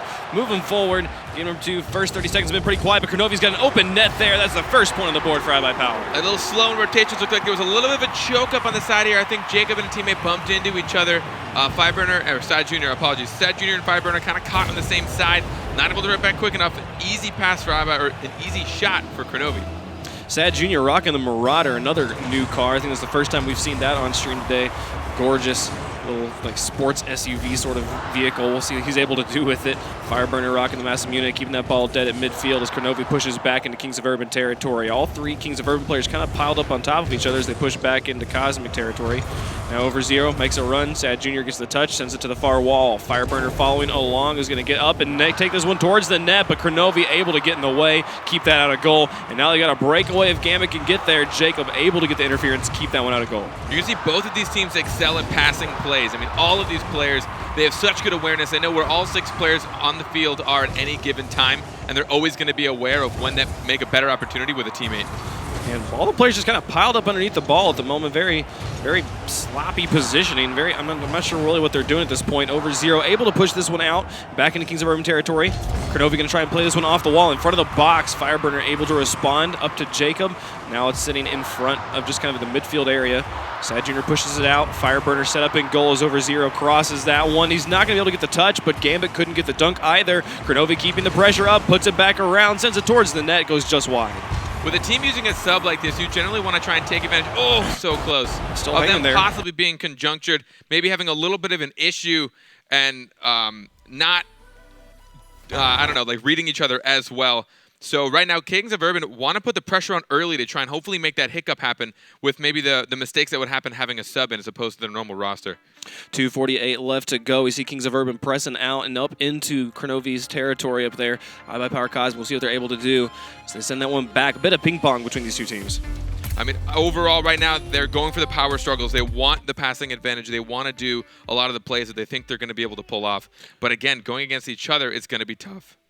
Let's see the ball in Kings of Urban territory right here at halftime. iBuyPower still up by 1. We'll see if they are able to respond here. Neither team really making a push on to either side. But there we see Kronovi able to push this into Kings of Urban territory. Both teams just trying to kind of almost feeling each other out in this first game. Jacob able to press that one back out of goal. A good clear up to Sad Jr. who takes a shot on the net, but it's slow enough. We're seeing Over0 able to clear that one away. They're keeping the pressure up. Jacob sends that one down into the box. There's Sad Jr. to respond, but he doesn't get the touch. Fireburner going to put it in. It's on net. Gambit couldn't get there. Excellent shot by Fireburner. Great to tie game. Fireburner gets a nice lob. Sad Jr. actually tried to get a really interesting touch off this back wall. But I mean, good read by him. He gets a nice, quiet lob. Gambit tries to go. He was considering going up the wall. Didn't expect Fireburner to put it as high because he didn't have the power, but he did, and Gambit didn't have the boost or the speed to be able to reach up fast enough. I mean, ball placement is key when you're going against a team as powerful as this. Yeah, we talk about offensive pressure and how it forces the defense to make strong rotations. It also forces the defense to be great on their boost management. And there you saw Gambit getting punished by that. Not with enough boost to able to get up and get in front of that ball. But Over0 with an opportunity, if you can just get it past Jacob. Jacob puts it onto the far wall. Now Gambit responds, sending it back and up onto the far corner. Sad Jr. trying to push this one out. Gambit sends it towards net. Fireburner clears it well, and Jacob responds, going up into the air. Gets stopped by iBuyPower. Fireburner keeps that ball in their territory. And now we're see Over0 pushing this one into the blue. Sad Jr. on the wall responds well, but Over0 reads it, sends it down in front of the box. Fireburner clears it away. Both teams making some decent setups, but no one really creating an opportunity. There's Jacob sending that one right in front of the net, but no one there to capitalize. We're seeing good passings coming out of both sides, but then no one's really there to follow it up. I'm curious to know if it's maybe they're a little scared to come up. It is a tie game. They understand the next point could be devastating to this potential first game. And right now, both these teams. Oh my goodness. So close there. A great pass from Kronovi to Over0. Over0 not able to put that one in. It was just a little bit wide of the goal. As Jacob pushes this one back into iBuyPower territory. He's got to run into the net. He gets it past the last defender, and there's the lead for Kings of Urban. More interesting than I thought it was going to be. I didn't think that was going to be able to go in. He just took it from the side. He gets it around what looks to be, I believe, Gambit. Somebody just came in a net and kind of whiffed it. I don't think it expected to go around it. I'm a little confused. Yeah, I'm not sure why they didn't quite have the angle on that one, but that is the lead for Kings of Urban here in game number 1. 45 seconds left. There's Over0 with a shot, but Fireburner with a save, keeping it out of net. 40 seconds left. Kronovi gets it past Jacob. They're up and on the offensive. They need a point to equalize. Gambit keeping that ball in the corner. Sad Jr. tries to press it out. Jacob going to be able to continue to carry that one out, but Over0 pushes it back. Now Kronovi going to try and pick up ball control. Fireburner sends it onto the far wall and now into the corner off of the bounce. Over0 set up in goal as Gambit picks it up, sends it far. Kronovi playing it off the wall, and now Gambit just has to get it past the defenders, but Fireburner reads it and sends it back to the midfield. Gets it past Over0. Can he get this off the bounce? He just leaves it. Lets Kronovi take it. Very confident in their lead right now. Jacob sends it onto the backboard. Gambit tries to press this one out, but so far they haven't been able to convert onto offense. Final second of gameplay. As soon as this touches grounds, Kings of Urban will be taking the lead unless iBuyPower can create the amazing buzzer beater. Gambit doesn't get the touch right there. That's the game for Kings of Urban. Kings of Urban played those last, minute or so, and they know they had the 1 point lead. They played it super safe. Like you said, we watched Jacob put it up towards the net, and it actually looked like it was going to be a good center for himself. And he just kind of saw Kronovi was probably going to make it. He didn't want to bother with the 50-50. He didn't want to risk like a hard pinch to his own half, so he just kind of let it go, which was very smart.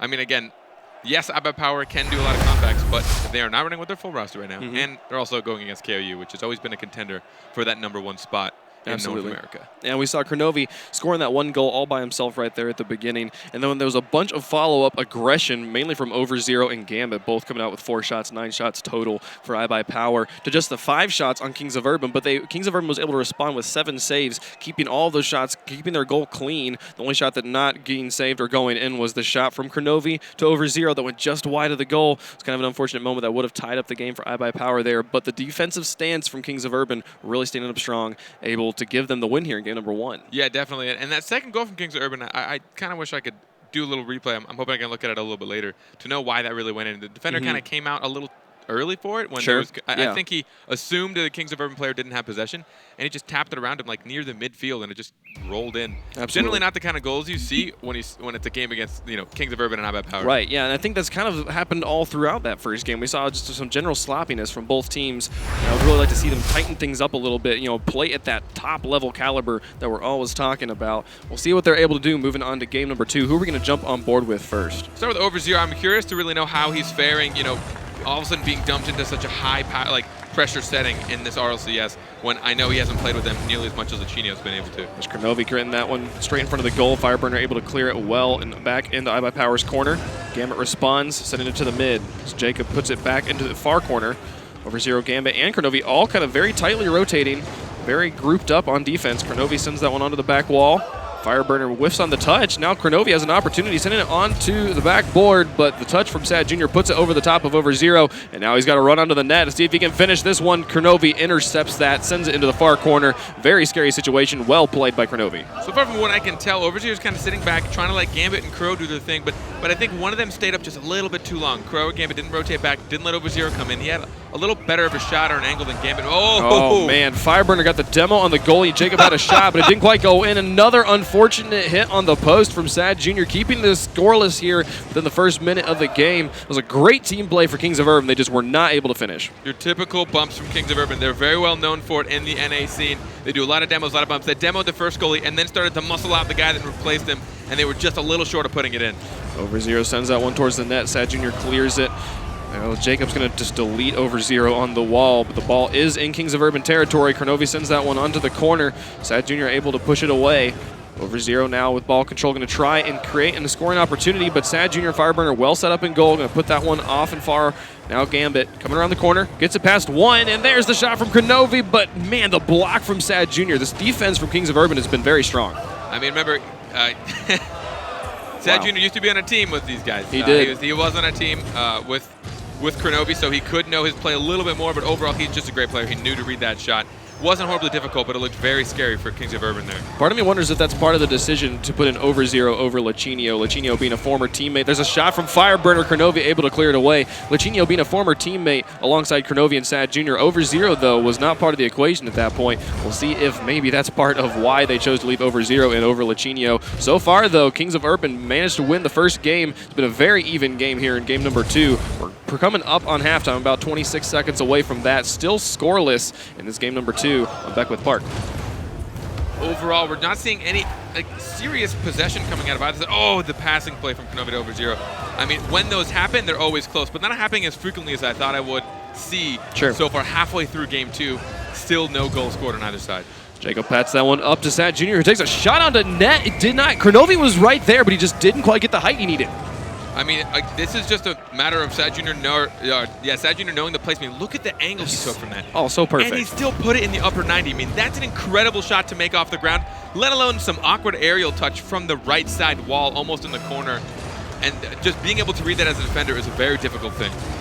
2:20 left to go. Kings of Urban take the lead in game number 2.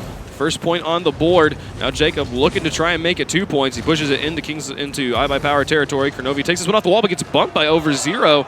That's going to be a loose car there, but they're not able to capitalize as we're seeing iBuyPower try to transition this one onto offense. That ball lofted in midfield. Here comes Overzero, takes a shot towards the net, but Jacob able to clear it into the corner. I mean, those are situations where, yes, he had a good shot on net, but there was a defender. So maybe if you put that a little bit higher on the top wall, take a backboard bounce, then Kronovi or Gambit definitely have the skill to come and take those. But I mean, those are really hard decisions to make like in the moment. Absolutely. But you need to be looking for that as a top player. So iBuyPower there trying to transition onto offense, and Jacob shutting it down. Here comes Kings of Urban again. That one bouncing just off the top corner.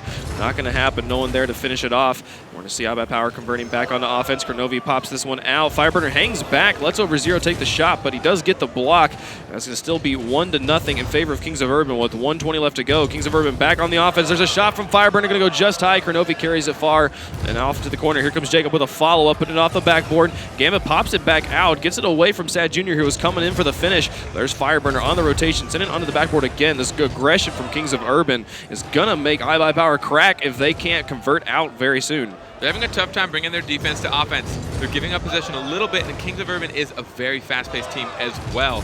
They can keep up with the pace of iBuyPower, so if they don't follow up their defensive touches, they're just going to end up giving KOU shots.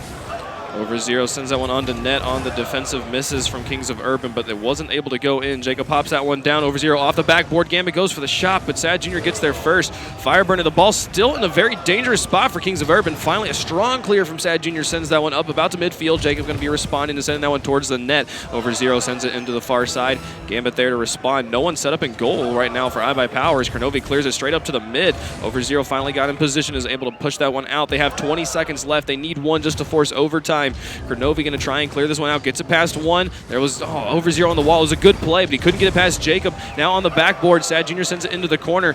OverZero picks it up. He's going to be patient with this one. He pops it out. Can there be Kronovi for the finish? Oh, that was such a good play. It goes just a little high. 4 seconds left. Kings of Urban send it into iBuyPower territory. It touches the ground. I thought that was the end right there. Jacob puts it back down into the middle. Sad Jr. kills that one. Such a solid play from OverZero to Kronovi, but Kronovi's accuracy just a little bit off. That's game 2 for Kings of Urban. Yeah, there was a defender down there, so I think Kronovi tried to put it a bit above him. He didn't. I don't know. The gap might have closed by the time he got there, which is why he put it up a little bit high. It's really hard to say in the heat of the moment. Sometimes it's tough to know exactly what's going on. Fireburner with another great 12 ping. But either way, I mean, 2 games in. Is that the first one? I was taking 2 games now. Kings of Urban. I drew a blank. It's okay. I'm kind of surprised. Kings of Urban so far taken 2 games off iBuyPower, which statistically should have been one of their most difficult matchups so far. So since these 2 teams are fighting for that 4th position at the moment to go into the online finals, they're putting themselves in a good place. I mean, there's definitely time for iBuyPower to come back. Absolutely. But so far, like iBuyPower hasn't really shown what they do best. Could be the roster change. There could be other difficulties. I mean, I don't know why the roster change happened. There could be some other complications going on. But either way, Kings of Urban seems to be a little more consistent. Neither team giving the true show. I think that. But again, against a team as powerful as they are, it's going to be difficult for them to do that. Absolutely. And these 2 teams know each other very well. You know that the mental kind of rock, paper, scissors is really coming to play right now of like, oh, what are they going to do this time? We've played these guys so many times, you know. So 2 games right now in favor of Kings of Urban. We're going to be staying on Beckwith Park, actually, and it's now raining, but that's okay.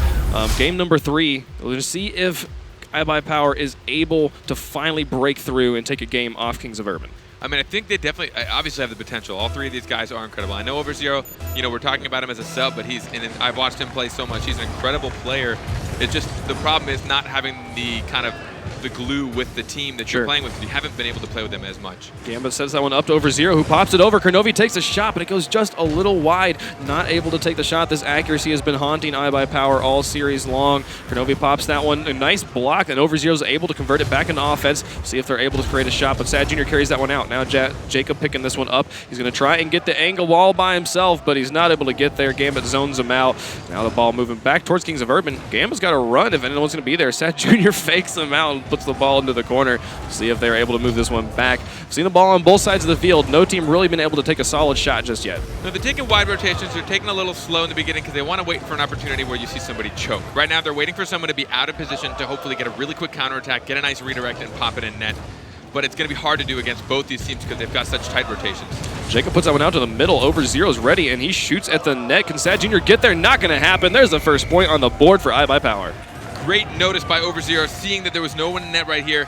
Looks like we had a center from Jacob a little bit too far in. There was no one to follow up. I guess he didn't know Fireburner or Sad Jr. weren't there for it, so it was a good center back to his teammate, but with no one there, it just left a good breakaway for OverZero. First minute of gameplay gone by iBuyPower with a 1-0 lead. Kronovi responding, putting this one up Setting that one up as Overzero takes another shot. An excellent placement. There's the passing plays we've been looking for. This is exactly what iBuyPower is capable of. And even with Overzero, they're still doing a great job. Kronovi, in a beautiful touchback. He kept it up in the air, kept it slow. Enough time for Overzero to come get a nice accurate shot with, again, great placement. Upper 90, top right part of the net. So hard to read, so hard to block. That is the sort of quality plays we expect from a team like iBuyPower. They are lighting up here in game number 3, trying to take this first game off of Kings of Urban. Gambit increasing that lead to 3-0. I do not know what's going on right now with the defense of Kings of Urban. No one stayed back. Fireburner came up for that and got just beat by Overzero. Bounced off that corner just perfectly and almost got nicked by Sad Jr. He just got the ball behind it, but didn't get any power. And Gambit, being able to read it pretty easily, just sunk it in. They didn't leave anyone in net either. That was basically a kickoff goal. Just kind of had one pass in between. That's going to hurt them pretty badly here. They are now down by 3 with 3:42 left to go. There's another shot on net from Gambit. Jacob able to clear that one away, but the offense from iBuyPower has just completely been different this game than it was the first 2 games. Kronovi up again to keep this pressure up. It crosses one more time in front of the goal. There's Overzero to try and shoot it in, but he's a little bit slow. Jacob able to put that one away, and finally we see Kings of Urban converting onto offense. This quick counterattack is generally probably what's going to get a lot of goals for Kings of Urban. With iBuyPower, they've definitely had complications rotating back quick enough. It's definitely something we've talked about in the past when we watched them play. They're very good at being aggressive, but sometimes they're just a little bit too slow to get back on defense when there's a fast team like Kings of Urban against them. Oh, the shot from Gambit going high there. 3 minutes left to go. Still 3-0 in favor of iBuyPower. Jacob tries to play it off the wall, but it doesn't happen as Fireburner tries to pick it up. Kronovi shuts him down, keeping the ball in Kings of Urban territory. Now Gambit shutting it down again at the midfield line. Great midfield defense coming out from iBuyPower. Fireburner sends that one over. They're going to give them space this time, let them rotate into territory. Sad Jr. just trying to get the mind games past all the players. It works, and Jacob's able to finish it. Well done. There's the first point for Kings of Urban. Sad Jr. took this as slow as he possibly could. It gets just underneath it. Kronovi thought he was going to get another touch, and then Jacob keeps it down and low. He bounces it down off the ground, tries to get it underneath all the defenders instead of going for a high shot. Very, very high thinking play there from both of those players. Very, very heads up, and it was interesting because he faked out Kronovi, and then Kronovi kind of panics to fall back and bumps into Overzero, clearing the goal for Kings of Urban to get their first point on the board. And what a passing play here! Sad Jr. to Fireburner. They cut the lead to 1. Finally, both teams starting to do what we know them best. Sad Jr. goes over this, gets the touchdown, and actually goes off of Kronovi. Fireburner happened to be there. He took advantage of the fact that he was in that position, looking for hopefully an awkward bounce. He gets it perfectly and redirects it towards the net. Right here at halftime, Kings of Urban, they were down by 3. They've cut that lead, or they cut that deficit down to 1. They're sending another shot onto net. Gambit clears it up to midfield. Jacob waits for it and sends it into the corner. Overzero rotates around, able to keep that one, but Jacob responds. Here's Fireburner with another shot. Kronovi with the blocking goal, but Sad Jr. trying to finish it. Good interference from Overzero, keeping that one away from goal. They're not going to be able to score just yet, but they got 2 minutes left to work with, and that's plenty of time for Kings of Urban to come back. There's a shot from Overzero to put it back up to 2. Well done. Overzero's putting himself in great passing positions. Gambit gets his touch over here, then he pops it perfectly mid. Overzero in the great position he needs to be. Sad Jr. looks like he was inching at a net, thought it was going to be crossing field, didn't think it was going to be as accurate of a pass to Overzero. Overzero right now is doing a great job of filling that third position. He's there when the passes are coming. When the passes happen and when they're able to finally make these shots on target as well. They were having some decent passing plays the first 2 games, but they were missing on the final shots, the finalizations. Being able to have that accuracy is really, really helping iBuyPower right now. They're up by 2 with 1:54 left to go. There's the hit from Sad Jr. out to the middle of the field, but Gambit shuts it down. Now Fireburner sends it into the orange corner. Kronovi and Overzero tangled up on the wall. No one at home right now. The defensive rotation very much blown on iBuyPower. Now Overzero able to get a goal, but finally Fireburner able to capitalize there on that defensive miscue. You talked about when Crow and Overzero in the corner, and that actually ended up resulting in this slow rotation, which is why Fireburner was able to get a good shot. Overzero had to slowly get back to net. Crow ended up having to make a quick decision to come out for the ball, but since he was already in an awkward place, he didn't reach it in time. And that slight mishap about 6 seconds prior is what resulted in that goal. Oh my goodness, they left no one in goal. James is going to be cursing at them later. Right there, Overzero able to knock it. But just when they looked like they were coming back into this, he makes it 5-3. I mean, again, that's the second time. You mentioned it earlier. Yeah. They left the goal open a little bit earlier in this game, and they let another goal go in for the same reason. It's just those small, tiny, silly things. Like, I understand you want to get aggressive, but just prevent the goal. Just stop it. It hurts you more than it helps you. We'll see what they do as they move forward. Kings of Urban are up by 2 in this series. Looks like iBuyPower is poised to take this third game unless we see some last-minute heroics from Kings of Urban. 120, and they're only down by 2. That's plenty of time to make the comeback they need. Ball right at midfield. Gambit sitting underneath it, waiting this one out. Jacob sends it onto the wall. He and Sad Jr. kind of over-rotated there. Fireburner puts it into the corner. Over0 responds, sends it back down to the mid. Sad Jr. puts it off the backboard. It's lofted up. If anyone's there to put it away, then this cross shot from Jacob came through, but he whiffed on the touch. Not going to happen. Final minute of gameplay, still down by 2. 2 goals is not going to be hard for them to score, but it's also going to be extremely difficult if they don't really work things through. I've seen them do it. Ooh, man, that was a really great pass from Jacob off the backboard. Sad Jr. didn't quite get the angle he needed. There's another opportunity as he puts it in front of the net. Jacob sends it onto the far wall, puts it onto the backboard. See if anyone can finish. Kronovi gets a touch to keep it out of Fireburner's reach. Great touch from Kronovi, clearing that one away. Over0 sends it into Kings of Urban corner. Jacob puts it back out to mid. 30 seconds left. Gambit responds by putting it back up to the middle, but Fireburner puts it into the corner. Now Over0 gets it past Fireburner, but Jacob puts it down. Sad Jr. hangs back, waiting for an opportunity. Kronovi shoots that one. There's Sad Jr.'s shot, but it gets bounced just off of, I didn't see which player it was, but Fireburner able to finish. 14 seconds, they're only down by 1. They can do this. The KOU goalie bump. iBuyPower's trying to sit on this. Over0 just gets smashed by Sad Jr., not able to defend this. iBuyPower was sitting on this victory. I saw they always had at least 1, maybe 2 people in net just ready to clear, and Kings of Urban so good with the goalie bumps, always ready to come in, counter it, and get a goal in anyways. Those goalie bumps, you see players go for them all the time, but you've got to have a teammate there to finish it off. Well done by Kings of Urban to create this 4-5 game. They have the ball in iBuyPower territory. If they can just create an opportunity, oh no, Sad Jr.'s touch goes a little bit wide. That's going to put it into the corner. Over0 is going to touch that one? Okay, no, he's going to let the game in. There's the first win on the board for iBuyPower, taking game 3. iBuyPower getting the win, but not very promisingly. They definitely had some difficulties here and there. I mean, it was still a high-scoring game. It was 4-3. So 5-4. Apologies. So Kings of Urban still got 4 goals in them that game, and that just came down to just the kickoff goals. That kickoff goal that KOU allowed ended up losing them that game. That was the 1 goal difference. So if they hadn't pulled that off, iBuyPower could have gone into overtime. Sure. I mean, obviously a lot of things could have been different. Sure. It's not that one reason, but I guess per se is it's not like iBuyPower really outplayed Kings of Urban that great. By a huge margin in this game. It was the most even game we've had so far. 8 shots on both sides, and 3 saves to 2 saves. Very good stuff coming out from both sides. But yeah, like you're talking about, those off of kickoff goals and the goalie going for boost, that happened twice there.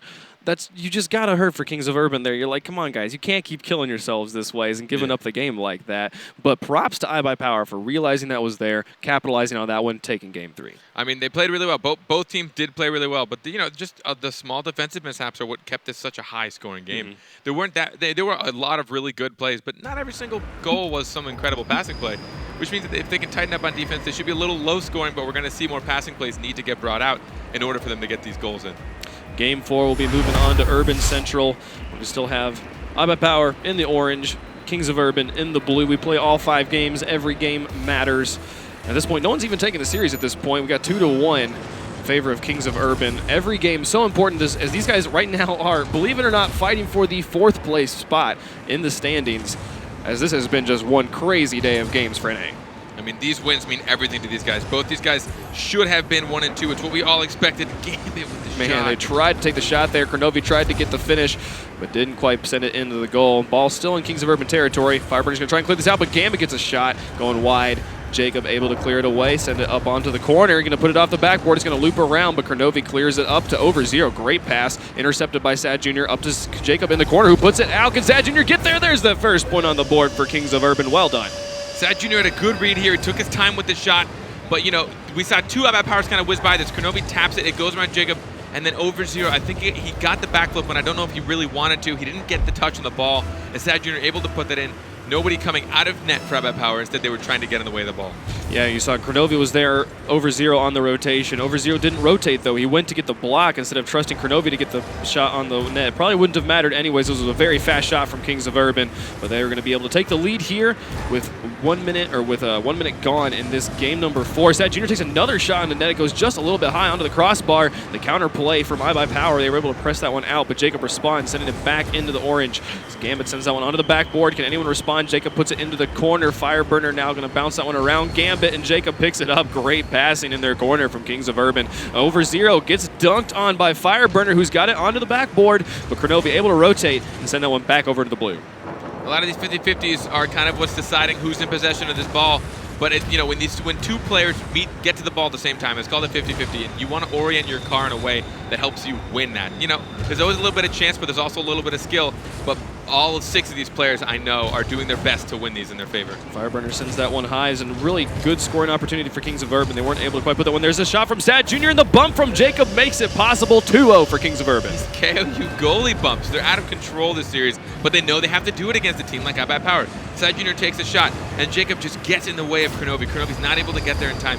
He just bumped him. I was just watching Kronovi's screen, maybe like 6 inch. I don't know the units, to be honest, but a small about half a car's length to the left, just enough to keep him out of reach of that ball.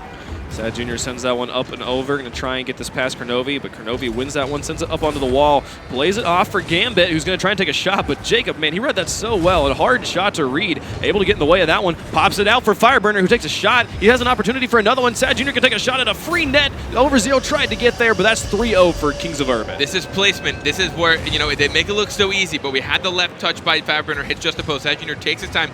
He knows he has to put it up high. He sees Over Zero coming in for it. He could have maybe had a little bit of better placement. He could have tricked and maybe shot it behind Over Zero instead because he knew he'd be flying in. But either way, they make that look easy, those shot placements. But I know so many people that would have shot that directly at the goalie. Over Zero puts this one back into the middle, but Kings of Urban pick it up again, sending that one just off the crossbar. And the response from Fireburner, oh my goodness, he's really turning up the burn right now.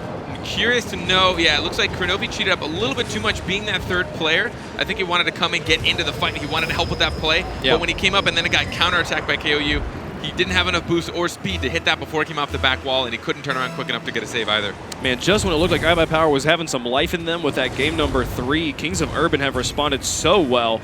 And we're poised to take game 4 here, and we're not even cross halftime right now, scoring 4 in 2.5 minutes. Sad Jr. trying to leave that one for Fireburner, who takes a shot downtown. Kronovi able to bump it just far away, but Fireburner responding on the edge alongside Gambit, making it 5-0.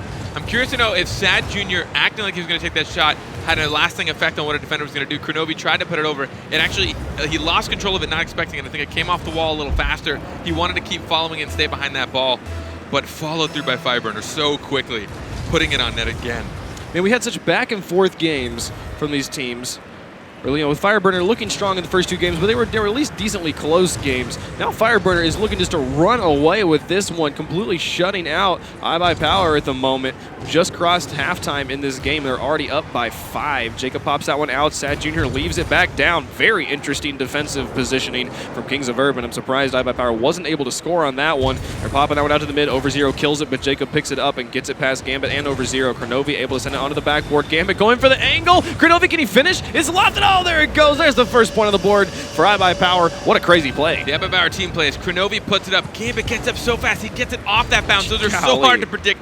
And he hits it with his wheels, which keeps it nice and slow. Kronovi, also knowing Gambit was going to get that. As a teammate, he's like, all right, Gambit's got this. How? How would you expect anyone to get such a touch? And he was there for the follow-up to put it in the net. Yeah, it wasn't like the prettiest follow-up, but it doesn't matter. Like, all he needed was just to create just slight forward momentum on the ball to make sure it went in. Kronovi so heads up, getting his team on the board, but they over-rotate a little bit. Can Jacob put that one in? No, not going to quite. Man, that was a scary moment. Oh my goodness, the overcommitment from Kings of Urban and the counterplay from Kronovi makes it 5-2. KU thought they had this. Jacob just a little bit short. Fireburner was going to come up and follow through, but he put it a little too fast across net. We saw Sad Jr. over in the corner waiting just in case it gets a really hard pop, but all 3 of them being up, all iBuyPower has to do is just get a long shot over the defenders, and that's exactly what Kronovi just pulled off. 5-2, 1:49 left to go. Neutral kickoff. Sad Jr. is able to get the second touch, but the follow-up from Over Zero sends it back out. Now we're going to see them. Oh, my goodness, what a shot here. Jacob to Sad Jr. No way. This is such a difficult redirect. It comes from underneath. Jacob puts it up to his teammate. Sad Jr. comes from underneath, pops it up, keeps the placement, keeps it in the top left corner. My God, these now both these teams are really starting to come out and show what they were good at. Man, it's just such a shootout at the moment. Amazing stuff, amazing offenses from both teams. Over0 seem to expect that kickoff. We'll see if they're able to respond here with a play. He puts it up to Gambit, who puts it over to the mid. Is Kronovi there to finish? What a team play from iBuyPower. These back and forth passing plays are incredible, and we see people in net for all of them. They're just not able to reach in time. Gambit puts it perfectly to the right. Kronovi reads it just as well, keeps it as close to that top post as possible right before it touches. But again, we see, there are defenders always in net for these, but it's these passing plays that beat out even any top player. They're so hard to deal with. We've seen Flipside make a play very similar to that one last week. Amazing stuff there. Over0 expecting the kickoff, killing his car right there around where he spawned, and knowing he just needs to pop it a little bit to let, to be able to pass that one up to Gambit, who puts it over to Kronovi. It's just such a strong team play there. I'm amazed by what they were able to do there. If they can keep pulling that sort of stuff off, they can easily make this comeback happen. They got a minute to work with and only down by 3, but Fireburner has ball control and he has other ideas. We'll see if they're able to pull it off. Over0 sends that one down. Gambit puts it a little bit wide of the goal. Jacobs responds. Final minute of gameplay. Kronovi going to try and pop this one out for his team. Puts it off the backboard. Doesn't get the second touch. Fireburner's able to get it. All the players very far up. For iBuyPower, they need to rotate back on the defense very quickly. Gambit goes for the only clear he can make and sends it back out to midfield. Great counterplay from iBuyPower, moving it back down the field. Gambit's going to try and pop this one over through the corner, but all of Kings of Urban is very well set up on defense. Jacob gets it past Over0, but Kronovi able to put it back into the corner. Both players there going up for that one on iBuyPower, and they've gotten down to 30 seconds. 30 seconds for 3 goals is a much more difficult comeback at this point. At this point, I believe it looks like Kings of Urban will be taking game number 4. But my goodness, iBuyPower has shown us some amazing stuff. iBuyPower, we finally saw them in these last few minutes start pulling off those passing plays. Gambit to Kronovi, Kronovi to Gambit. Over0 has been there for all the passes so far in this series. And Kings of Urban, though, responding with the same stuff, and their bumps are just detrimental right now. Their goalie bumps are really putting iBuyPower just on the wire and keeping them out of position.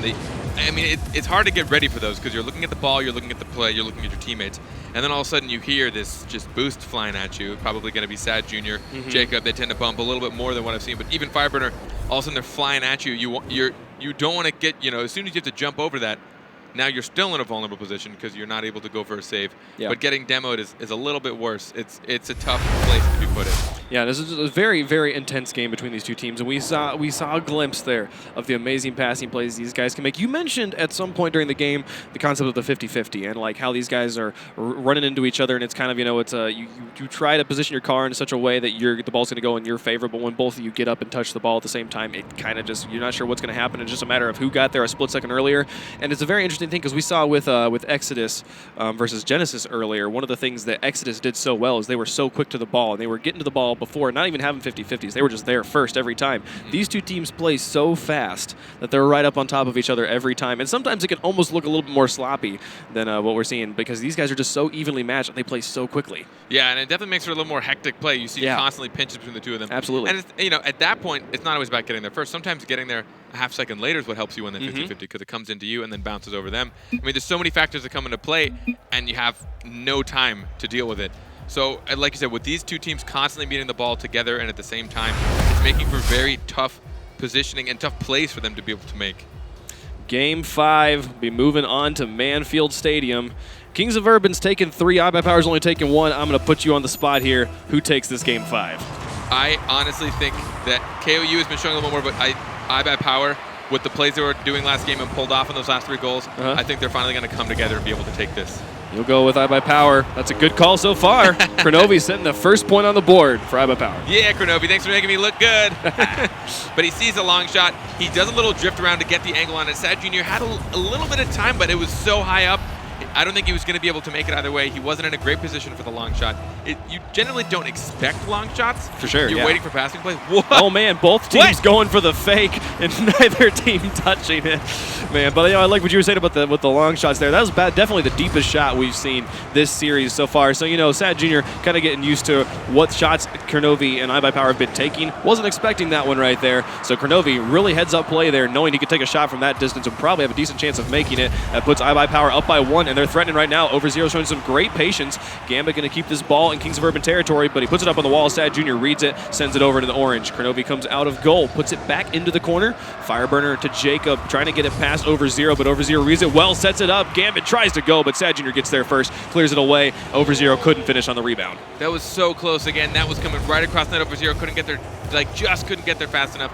Overall, right now, it seems like iBuyPower has a little bit more control. Oh my goodness!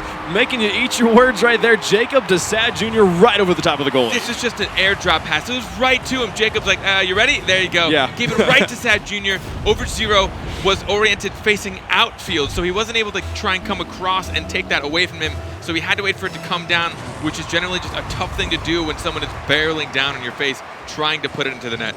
Tying the game up within the first minute. We saw Gambit try to play that ball and then bodying Fireburner into the corner. Jacob picking this one up, sends it over. Sad Jr. now back towards the goal. Kronovi was in position and able to put it back up to midfield, getting it past Fireburner. Now Overzero going for the upside down shot, but not able to get contact. Jacob pushes this one out. Sad Jr. responding and putting it back over into the orange, but Kronovi able to read it and put it back into the middle. Fireburner able to get some interference there and send it onto the far wall. Jacob needs to rotate back to pick up boost. This has been some good presence from iBuyPower. Gamba pops that one up. Overzero's there to make the shot. He's not going to miss that one. Overzero, this pass goes straight perfectly over the top right corner. Gambit takes the time with it, actually gets a pinch off of Jacob, who just kind of falls on the ball. Overzero gets up quick for it. He's up and the way he positions his car, he's like, all right, if I need to touch this a little earlier because he's going to be there, I can. But if I need to put it in, I can put it in as well. So he starts angling his car down when he realizes that the KOU defender isn't going to make it there in time, and he puts it in the net. Taking the lead here, Overzero putting that point on the board. They're up by 1 with 3:18 left to go. Sad Jr. going to put this one over onto the side. Fireburner set up in goal. Comes out for the response, but Gambit gets there first, making it 3-1. iBuyPower's making me look like a great predictor right now. But overall, these passing plays, again, that pinch from Overzero, hard to read, but Gambit gets there before it touches the ground. Most players don't expect anyone to be there before it hits the ceiling and then the ground again. They kind of wait for that bounce touch, which is what the defender just did for Kings of Urban, but Gambit was there first. That's the second goal we've seen where they kind of crossed it from very, very tight up in the corner, and the iBuyPower player was able to put it in at the very first moment the shot was available. That sort of aggression is exactly what iBuyPower needs to create a win here in game number 5 and make the series 3-2. There's a shot from Overzero. Kronovi with the touch just to keep it away from Fireburner, or from, I think it was Fireburner in goal. Amazing stuff. They're just taking it away right now. Overzero putting that onto net somehow, and then Kronovi's like, Jacob, you're not going to make it. I'm not going to let you touch this. I'm going to make sure Overzero's shot makes it in net. Like, I'm going to get credit for it, but it was Overzero's shot originally that put it towards target. But, I mean, that was a beautiful touch from Overzero and an even cooler follow-up from Kronovi. Man, incredible stuff coming out from iBuyPower. There's a shot from Sad Jr., but Overzero able to clear it away, keep their lead strong right now as we're approaching halftime. Overzero sends another one onto net. Sad Jr. needs to get a clear away. They took it just enough time that the ball moved away by itself, but my goodness, a scary moment for Kings of Urban. They need to get some points on the board. They definitely need to just... Oh, man, goodness. What a tight angle. Kronovi to Gambit. I think iBuyPower heard you say they got to put points on the goal. Either way, I mean, that 50-50 right there, Gambit wins it again, and then he stays up. Notice he doesn't retreat right away. He's like, all right, he sees that he has a pass from Kronovi. He sees that Kronovi's going to get control. He gives him a target. He stays there for the ball. He's like, you can just give it to me. You need to take a shot. There's somebody waiting in net. And those redirects are so difficult to block as a defender. Overzero clearing that one up to midfield. Fireburner keeps it dead. See if Kronovi is able to get this past. He does. He gets a past Fireburner and Sad Jr., but now Overzero, last line of defense, keeps the aggression up. Jacob puts it into the corner. Fireburner keeps it in the corner. They're just keeping the ball in the corner right now, I guess. Okay, Sad Jr. set up in goal. Can they get the pop over the top? Nope, Sad Jr. able to get there. Had all the time in the world to work with.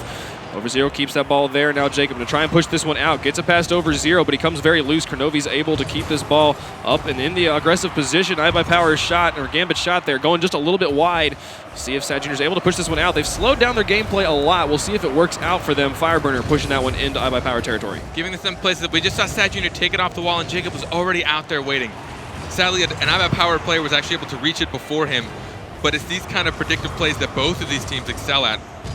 Obviously, they seem to be doing it better in alternate games because we've seen 2 games so far. The setup from Overzero. Gambit puts it underneath, but Sad Jr. reads it, getting himself a savior medal, clearing that one away. But they got 1:23 left in this clock. They're still down by 4.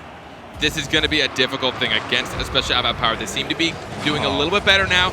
iBuyPower is a little more, kind of organized, a little more cohesive. They're working off of each other. There's Sad Jr. with a shot, getting it through the defense, making the lead only 3. This was a little bit of a trust. Kronovi came out of net, and Gambit, instead of going to net, tries to hit it off the side. It's looking like neither Kronovi or Over0 rotated back. I wonder if it's because they just expected Gambit to have that touch. Could have been a bump, could have been a boost. We couldn't see from our camera angle. But either way, they closed the gap a little bit, but it's still going to be quite a challenge. Final minute, Jacob taking a shot. Gambit puts it off to the side. They need 3.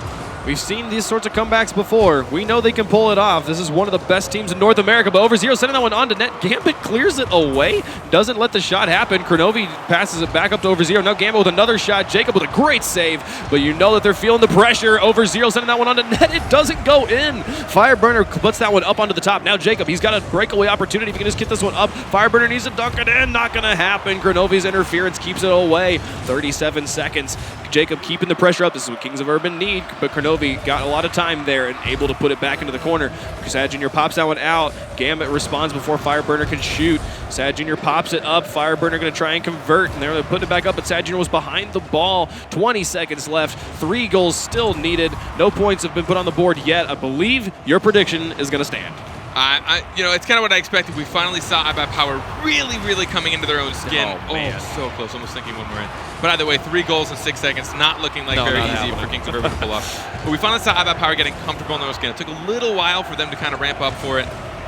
I'm just curious to know if they're actually going to put this in. Yeah, right. Hey! There we go. They do it. took 20 seconds of the ball to being in the orange box here. That didn't test the ground for so long. That's so funny. They should try this play a little bit earlier next time. Yeah. Maybe they'll be able to pull off the comeback. Jacob actually kind of hovered under the ball to make sure it didn't touch the ground. That was a pretty nifty play. But overall, iBuyPower down 2-0 in the beginning of the series, able to still eke 2 wins out in the end, making it only a 3-2 as opposed to what looked like was going to be just a devastating 4-1 or 5-0, which keeps them both in the running. But that means that the next few games these guys do, they really need to start winning. Absolutely, yeah. With Kings of Urban, they were up by just a few games. I think it might have only been like 1 game with those 4 in the 5th spot that they were in there. And so now they have at least a 1 more game lead here. Things not looking good for iBuyPower. But they do have the fact that they won the first qualifier on their sides points-wise. So they do have to do quite a bit more losing before they are out of the live finals at the end of the season. But my goodness, yeah, like you said, Kings of Urban looking great in those first 2 games. iBuyPower, though, able to warm up in the last 3. Yeah, definitely. And I mean, that's a lot of its consistency. You really can't be warming up at a stage like this. You need to come out strong. And, they suffered a little bit, but they were able to kind of pull it out in the end. Good stuff from both of these teams. Great teams and really good games from both sides. We'll be passing it back over to the analyst desk. Axel Toss, guys, tell us what you saw. Thanks a lot, guys. Pretty much kind of what we expected, but also what we didn't expect. Kings of Urban coming out of the gate really strong, which I think surprised us all. But then iBuyPower figuring it out as it went along. They're having some roster issues today, but certainly 2 of the teams that we very well might see at the international final.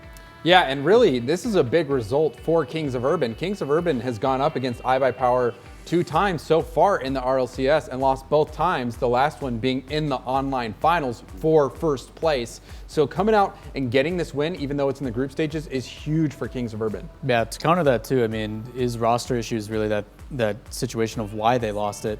Lucinio not being there, he's such a main factor for this team, but still able to come out strong. I mean, with those last 2 wins that they got, that's crucial. I mean, they're battling 4th and 5th spot right now. It was a situation where they kind of both needed a 3-2. Yeah. At the end of the day. Yeah, we called it right. That's all I know. As we did. Let's take a look at the Mobile One high performance replay from that match. A lot of highlight-worthy plays there, guys. Yeah, even though Jacob gets this first goal, but I was impressed with the passes from Jacob all series long. Look at this.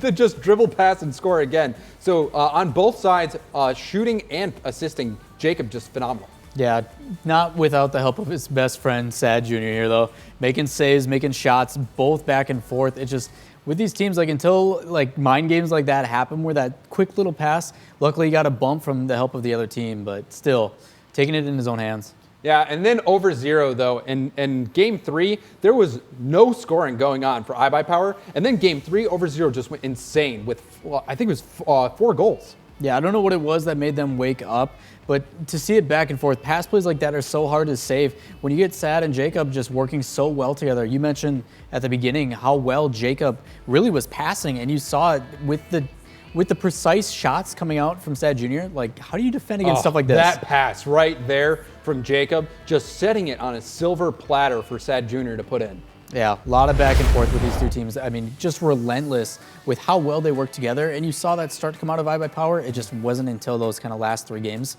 that we really saw it happen. And we saw a lot of the trademark Kings Vervin bumps. Oh my but gosh. Gambit, he was really quiet. Lachinio what is the top scorer for iBuyPower, #1 in NA. And you really saw in those first 2 games that it really affected iBuyPower. They weren't able to get anything going. Kudos to over 0, man. Yeah. He stepped it up. He stepped up in game 3, but then in game 4, he got the cop, the super cop, where you get 0, 0, 0, 0 because they're donuts.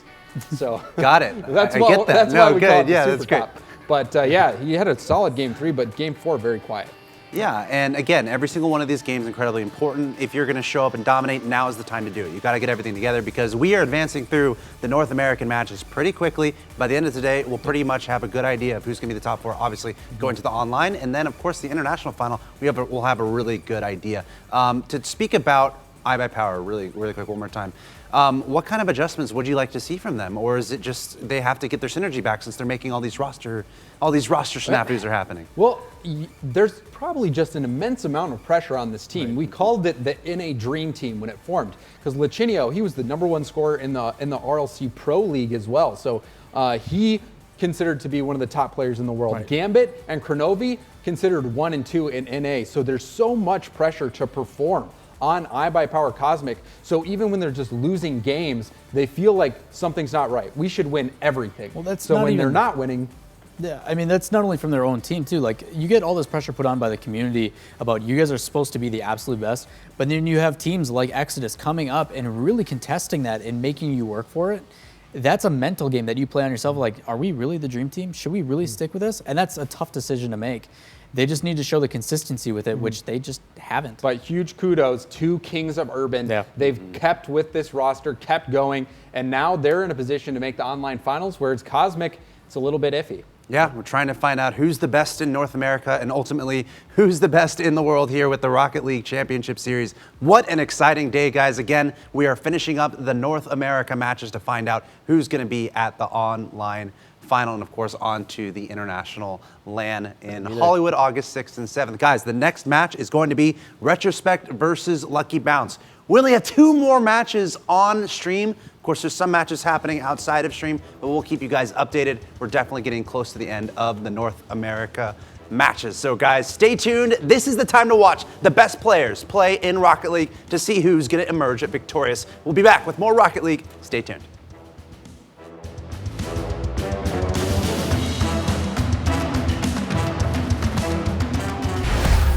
Hello everyone and welcome back to twitch.tv/Rocket League and the Rocket League Championship Series. We are mere weeks away. We're a month away from the international final. We're a week away from the online final. We're kind of in the nitty gritty. We're in the playoffs. This is the second group stage for North America today. Europe will be tomorrow and there's been a lot going on. I just want to look at the updated standings. I do cool? too. Do you guys approve? I think we all do. I'm cool with it. Because I'm not there's gonna stop stuff you. going on. There's games everywhere, and we're trying to keep track of it all because every game counts. Every win counts. And here's how it stands. It looks like 30 games in ish, right? Exodus at the Yes, top, 20 and 10. 30. Lucky Bounce, 18 and 12. Okay, it's kind of evening itself out, but look at that. Cosmic way down in 6th. But they still have to play Selfless. Everyone else has 4-1 Selfless. So if Cosmic gets a 5-0 from that series, because Kings of Urban and Genesis play each other, they would make the playoffs just based on that, as long as Mach and NA also doesn't get a 5-0. There's a lot of playoff scenarios right now. Everyone has 5 games left. Retrospect, though, we're seeing right now versus Lucky Bounce. Basically, their only shot is that 5-0 to jump ahead of Lucky Bounce and maybe get into the playoffs that way. It's going to be hard. Of course, that's the match we have coming up, a Lucky Bounce versus Retrospect. Retrospect, as you said, the closer to a 5-0 they get here, the better. Let's take a look at the rosters for these two teams as we get ready to jump into the contest. Yeah, Retrospect's looking a little rough today. They had a great week 1. They're 2-8 so far today. And that, I think, somewhat is because of GenoCop. He was a little silent, like in their first series versus Mach that we saw. And I want to see if he can actually do something this series. And Lucky Bounce has been just exceptionally strong so far, both weekends. Darkfire coming out really strong with a lot of his plays, but overall they work well together, which is what we mentioned with their stats. Those guys, like all 3 of them, work as the same team, but this series is going to be theirs to lose, essentially. They are right now placed in 2nd. And speaking of stats, let's take a look at 2 players from these 2 squads. Of course, we have Lucky Bounce's Torment there, and Retrospect's Chrome. Get some numbers on those guys. Yeah, I think Chrome is actually a surprise from Retrospect. He didn't make a team in the first group qualifiers, and so a lot of people thought he might be the weak link, but he's been performing decently. Like, not amazing. Like 30% shot percentage is right around average, but Torment's been going off. Torment, I mean, overall, we've seen just some sick plays come out of him. But like you say, we see like 14 goals with 10 assists. I mean, very well rounded with even 31 saves. But I mean, Chrome with even more goals and just as many assists. Yeah. It's just a matter of Retrospect not able to pull the wins that Lucky Bounce has. And those stats are, of course, from last week when Retro was looking really good. This week they're 2-8 though, so we'll see how they do here. I mean, this is where it all matters, right? Exactly. So the last question for you guys, Lucky Bounce versus Retrospect. Can Retrospect pull out 5-0? Can they get a 4-1 to bring themselves back in the standings? What do you think? Predictions? I think Lucky Bounce will get the 3-2 over Retro and solidify their spot into the playoffs. They've been looking really strong against everyone. Like, it's weird. They kind of play down to some teams. Like, when they played Selfless, it was actually a really close series, even though they did get the 4-1. Yeah. But then they go on and beat Kings of Urban off air. So they're a little bit of a weird team. They seem to play down to opponents or play at the same level because they like to play that passive, neutral game and just let mistakes like come to them. But I still give them a 3-2 over Retro here. I just think they're going to be able to pull the 4-1 over Retro. Just in general, I feel like the kind of plays they do kind of counter the play, like the style that Retro can do, like the kind of aggressive getting in the way. Since they're very good at passing, it kind of interrupts a lot of that. And just overall, they've just been outperforming Retro in both weekends overall. I think they're gonna, now that they know they're in the second place spot and they know that they're up there, they want to keep it. So I think they're gonna fight it. They're gonna bring 4-1 out over Retrospect. Okay, so we think Retrospect is essentially going to get knocked out. We'll see what happens. Now is the time for them to show up, and now is the time to watch Rocket League because you're watching the best Rocket League in the world pretty much right now. This is all about North America today, Europe tomorrow. But without any further ado, let's go to the commentator booth where Leaf and Lawler are waiting to commentate this next game. Those standings, though? Oh my goodness, so close. There were a couple players I saw on Twitter earlier the week saying how nervous they are about this weekend. I'm like, the ones being nervous are like, nah, you got this. But man, it is close. They had every right. Yeah, a lot of back and forth, and this game is no different. The big difference between these two teams is you look at them on a purely statistical basis. Thanks, bud. Retrospect is actually known for making a ton of saves. They're the best in the league, like at 75%. Like, it's some absurd number. But then you see Lucky Bounce, who's a very passive team who just waits for teams to make a mistake and he plays at their level. They have the best shot accuracy. Like, we talk so much about how good Darkfire is for this team, but in reality, it's Torment who has the best accuracy out of any player in the RLCS. Well, you mentioned, I mean, like, if they have a good shot accuracy, it means they probably have a couple open nets, and it goes right back to you saying they're capitalizing on the mistakes of their opponents. Yeah, you're going to see how this plays out, and I'm interested to see how that's going to happen. When you have a team that's so heavily good defensively, are they going to be able to transition and to take this to this team that normally doesn't take that many shots? Well, I think it all comes down to Classics on the front, getting some early shots in, and Geno Cop doing some work in as, again, Lucky Bounce looking good going into this. So we'll see who gets it started off. Game number 1, Retrospect. Lucky Bounce in this series of 5. Who's going to take it away?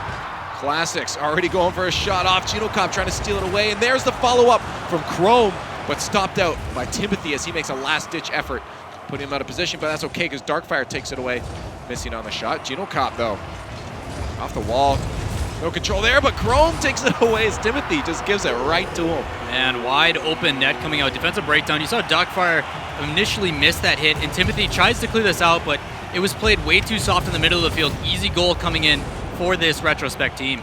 We talk about open nets, and there's one right there as the last defender gives it away, giving a 1-0 lead already, 30 seconds in. We'll see if they can get matched up, or if Retro can keep their lead. They're already on the attack. Chrome just trying to keep control here. Off the wall, out to Torment, though, but Classics does get a stop, and Chrome has an open net, but no boost to follow that up with, so he's just going to keep control. Chrome doing a very good job controlling that ball that entire time. Yeah, showing really good patience coming out from Chrome there, just taking his time with it, and that might have been the fact that he had no boost, especially afterwards, not able to get around it. But you got to see some patience, especially against a team like Lucky Bounce, who's trying to play that game themselves. Pinch from Classics going up, and then he gets it dominated by Darkfire. as they now have a chance to move out. Both Torment and Chrome expecting the other to hit it and go high over top of it, leaving Darkfire to have to push that to midfield, but not able to break past that point is Lucky Bounce. So we're going to see if Retro can keep the pressure on and get a play going out of this, but for now it's just a little bit of back and forth. Finally breaking into that blue end, Classics trying to put it right back down. And there's it out for Chrome. Chrome a little bit wide of the net and gets a second shot almost, but Classics to follow it up, putting that to the far side. Really good placement by Classics. Expect this Retrospect team, I think, to start playing extremely aggressive. They realize that they're not going to have to play defense at all, and if they're going to take it to this team, I feel Darkfire is going to have to step up himself to counteract that. 2-0 lead now for Retrospect. Lucky Bounce having to pull us back, but lots of time to do so with 3 minutes and 15 seconds left in game number 1. Here's a shot though from Gino, almost squeaking that by Torment. Torment keeps his footing and pushes that out, but Chrome with the challenge. Timothy, very good touch to keep that away from the slot. Now, we're gonna have to see Retrospect recuperate if they want to make another attack, but they couldn't in time, and there's it going towards their net. Good touch defensively. That's a good pass back there from Chrome to Gino Cop. Chrome waiting for the pass back. Almost a good team play going on. These guys are communicating well. Yeah, already Torment on that wall waiting for it to hit it back down. But that secondary touch actually made it go right past and put it back in favor of Retrospect to see if they can capitalize on that with shots like this. Could be in, and there's a miss from Gino Oh Cop, my but gosh! still not in. Timothy finally gets a touch just as the last defender tries to keep it out. Man, they're teasing us with how much that ball was sitting in front of the net, hitting that crossbar. And Classics I thought was going to sweep around and save it, but Timothy getting a little bit of a nose on it to put the trajectory into the back of the net. One game. We'll see, though, if they can pull it back and tie it up. Only 1 goal deficit halfway through the game with that 2:30 mark. Now, Lucky Bounce trying to break out. Just a good pass to Darkfire. Up to Torment. Can he get it past the last? Not quite. Chrome reads that correctly. Now he's got to get that push to midfield. Gino Cop to support. But he misses that underneath. Classics with a good back rotation. Keeps that from going to the net, but misses the wall hit. And that's going to be Timothy's opportunity to put it in the net. Way too far to the far side, giving Gino Cop a lot of time to make that save, but the pressure is still on from Lucky Bounce as Timothy tries to squeeze that by. Darkfire going to leave that for Timothy. And that's almost going back out in front of the net, but now Classics. Chance to move it out. Both Darkfire and him miss that one. And now Chrome to Classics off the roof. Can they put it in? Chrome gets stuffed out by Darkfire, and that was almost a good roof play for them, but they couldn't quite, and now back to the other end. Open net, and there's a shot on by Timothy to tie it up. Really good 50-50s coming out from this Lucky Bounce team to keep themselves in this. As Darkfire goes up and contests, he gets the first one to get that aerial in too, and a soft, easy touch to Timothy. But Timothy still good placement on that top left, making it very difficult to save. Now tied up, 1:45 left in game number 1 of the series of 5. Retrospect versus Lucky Bounce. See if a team can pull ahead if we're going to see an overtime situation. Timothy has control. Torment there with him. A Classics roughs that one right through as Chrome tries to finish her off, but Darkfire there. Torment and him are pushing forward. Ball completely stopped in its tracks. Darkfire left to try to recuperate. Getting bullied out by Classics. There's Chrome to try to push that forward. Classics and Chrome on this now. Timothy getting the block, and we saw Classics waiting actually for that save to get the shot, but couldn't quite get it out to him. And now that's going to be Lucky Bounce moving back towards that retro end, but does get stopped in its tracks. And there's Classics to stuff it through, playing that aggressive game that we know him for. Yeah, especially, and I'm glad you bring that up, Classics before this weekend was actually 9-2 anytime they score a goal. If they can keep that stat consistent, and it seems to be that Classics is definitely the captain of this team. When he plays well, the rest of this team plays well. Gino Cop passed it to Classics. Very good back pass, but no finish off of that. Chrome left to defend. That's going to be an awkward situation. Darkfire putting that in the net, and Chrome finishing it off for him, unfortunately, as they had no good angle to push it out. Darkfire threading this needle between two, gets up early and taps it right over the middle. I thought he was actually going to get able to get in there and save it, just doesn't get the right angle of his car, and it plays into the back of the net. With 39 seconds left, there's still plenty of time. It's very tough when you're coming from the goal line to make a save on the goal. He tried his best, but couldn't quite, and now they're up with 30 seconds left in an open net. Gino Cop barely keeping that one out from Torment. Yeah, I don't know how Torment didn't make that. He had plenty of time and the ability to take a shot. I think he wanted to mind game it, but in reality, when you have shots that open, just hit it in. That and the lack of boost, it's a very hard situation, but couldn't quite. Good demo. And that's the moral of the story, but another one. There's Darkfire with the shot to put him up 16 seconds left. Not looking good. Yeah, Chrome actually comes back and demos Timothy. The only issue is Darkfire is flying in from the backfield to follow that one up in case it doesn't go in. He gets a shot on net. 4-2. Darkfire is such a strong player for this team. Absolutely dominating almost every area that he's playing. There's a shot from Timothy way wide, just trying to keep control. Can Chrome push it out? He can't. Junocop left to do it himself. Off the wall, 5 seconds left. Not looking like it's going to be possible for Retro, as this ball is going to drop right here. And game number 1 goes to Lucky Bounce. Yeah, you expected to see it. I'm glad that over at the desk, Gibbs is the one who mentioned it. We really need Genocop to step it up. So far, it seems like Chrome and Classics are the two that just keep putting on this pressure, and that third man of Genocop just isn't there. He is taking a couple shots and putting him towards the net, and that's probably why some of that possession has been there. But you just don't see that constant pressure that we know Retrospect is capable of. It's very true, and it's odd, too, as we've seen it. Again, Genocop, we know he's full of key. He's a great player. Right. Absolutely incredible. Maybe he's using a controller right now. That's why. He's not used to. He's used to that KBM. But you're absolutely right. He needs to step it up. He needs to pull for his team. It still is very close. Again, we saw up to the end there, only a 1-goal differential. Right. 2 goals, still not that crazy, but very back and forth. Do you think it's going to continue this way? No, I expect these teams to adapt, especially with Lucky Bounce being that number 2 spot right now. Expect them to adapt and be like, okay, they aren't pressuring us. Maybe we should give it to them. Or if they start to counteract that, and that's what makes this series so interesting. All right, well, we're going to find out in game number 2 who's going to walk away with this point. Retrospect versus Lucky Bounce. Off the kickoff.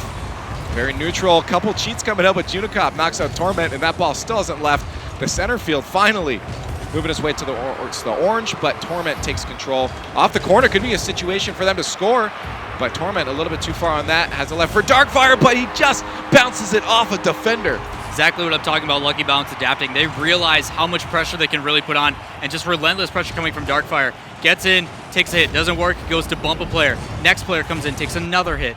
Expect this to keep happening, and this Retrospect team that's known for their saves might get more in their element, but they need to match it. And especially this series being super critical for them, as many points are needed for Retro if they want to compete with these top fellers on the scoreboard, on the leaderboard. See if they can get something started up here. Chrome to Gino. Gino a little short on that. Gets beaten out. Classics is left to clean up. Not a favorable pinch, and that's going to go in front of the net, but Chrome does make it back in time. Classics shot a little bit wide of the net. Timothy just pushing to the side as Torment and Timothy try to figure out who's going to go for it.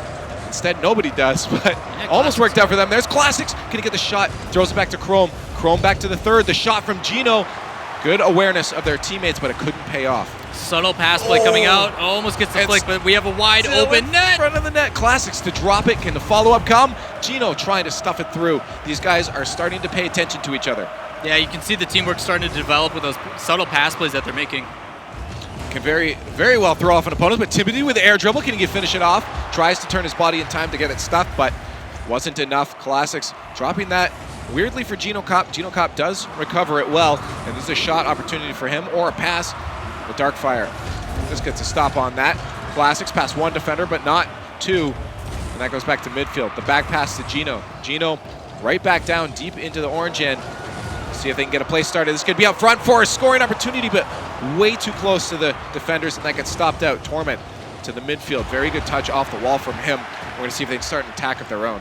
Yeah, it looks like that demo is going to allow this Retrospect team to really regroup, but still the pressure coming in, especially with some boost extra from this backfield, and that shot going right in front. Chrome still coming up clutch for this team. He just needs someone else like Classics to really make that extra touch to bring it into the offensive side.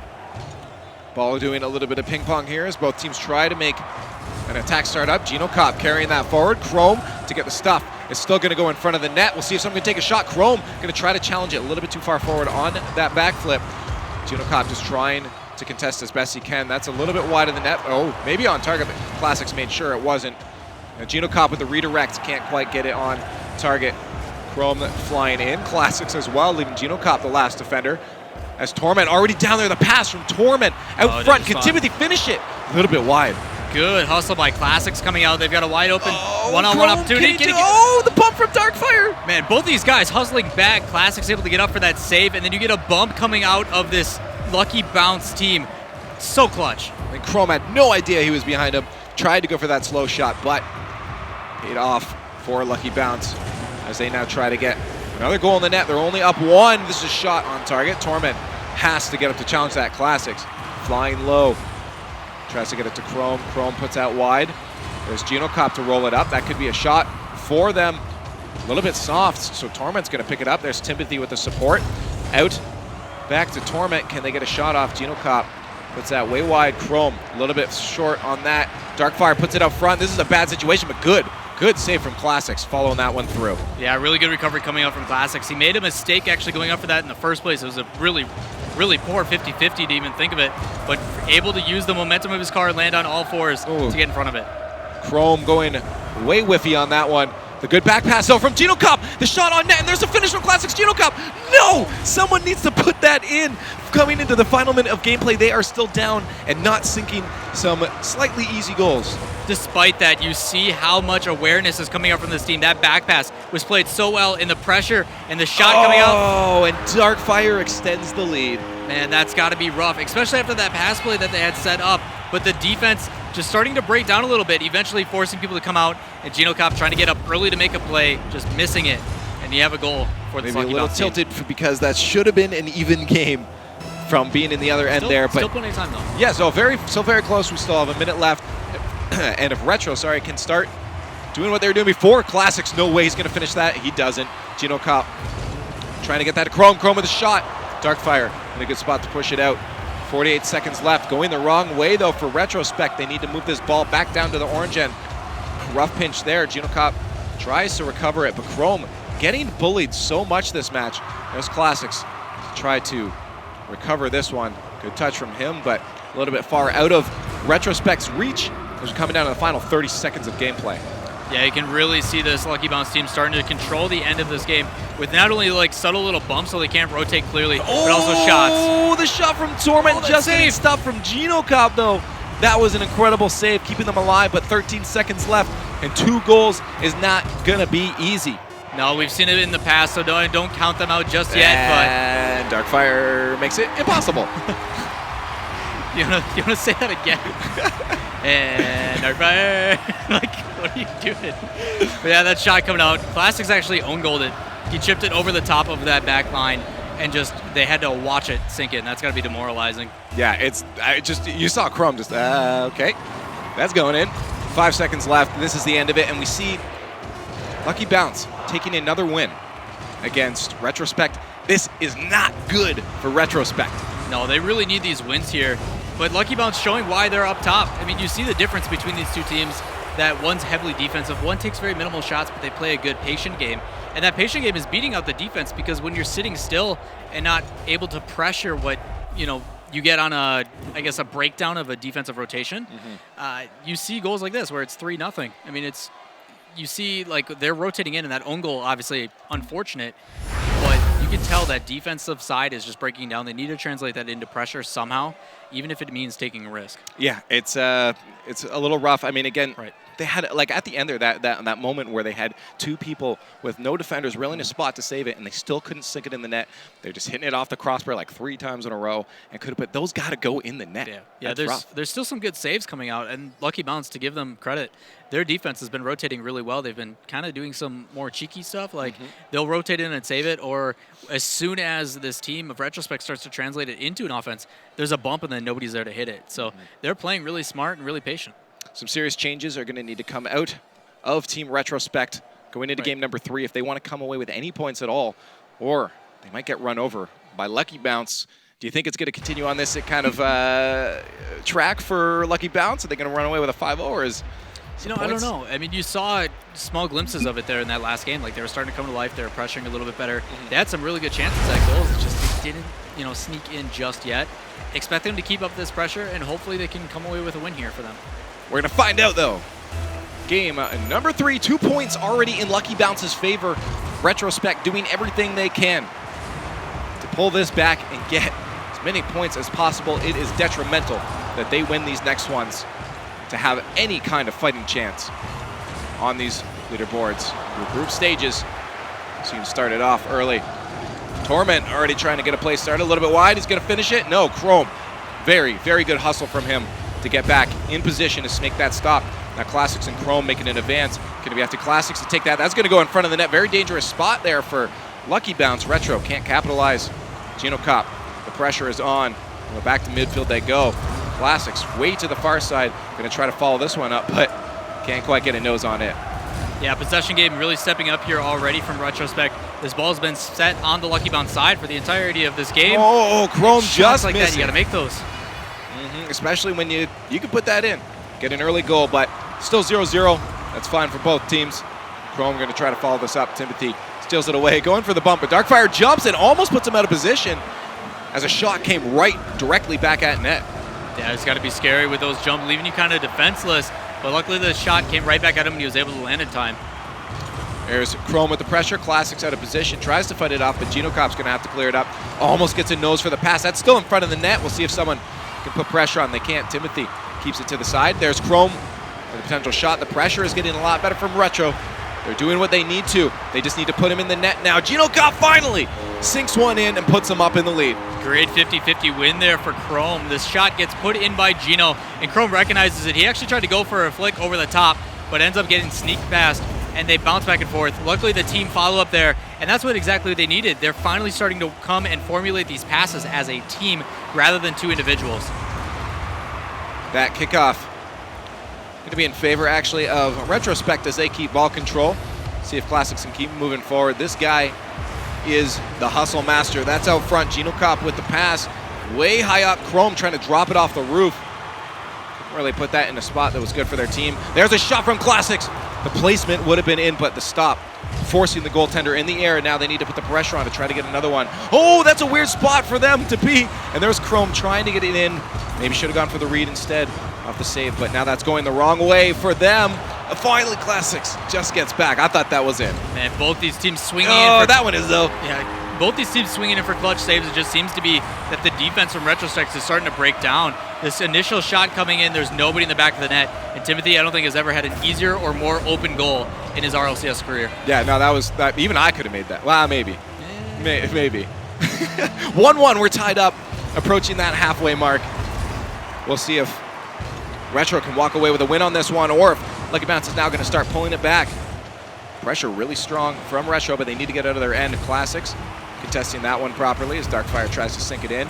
Torment Genocop now with the pressure. We'll see if Chrome can get up for that one. He's going to leave Genocop to get the stop. Very good card placement on that ball from Gino to make sure that ball doesn't go flying towards their net. Yeah, the communication might be breaking down between these two teams, especially.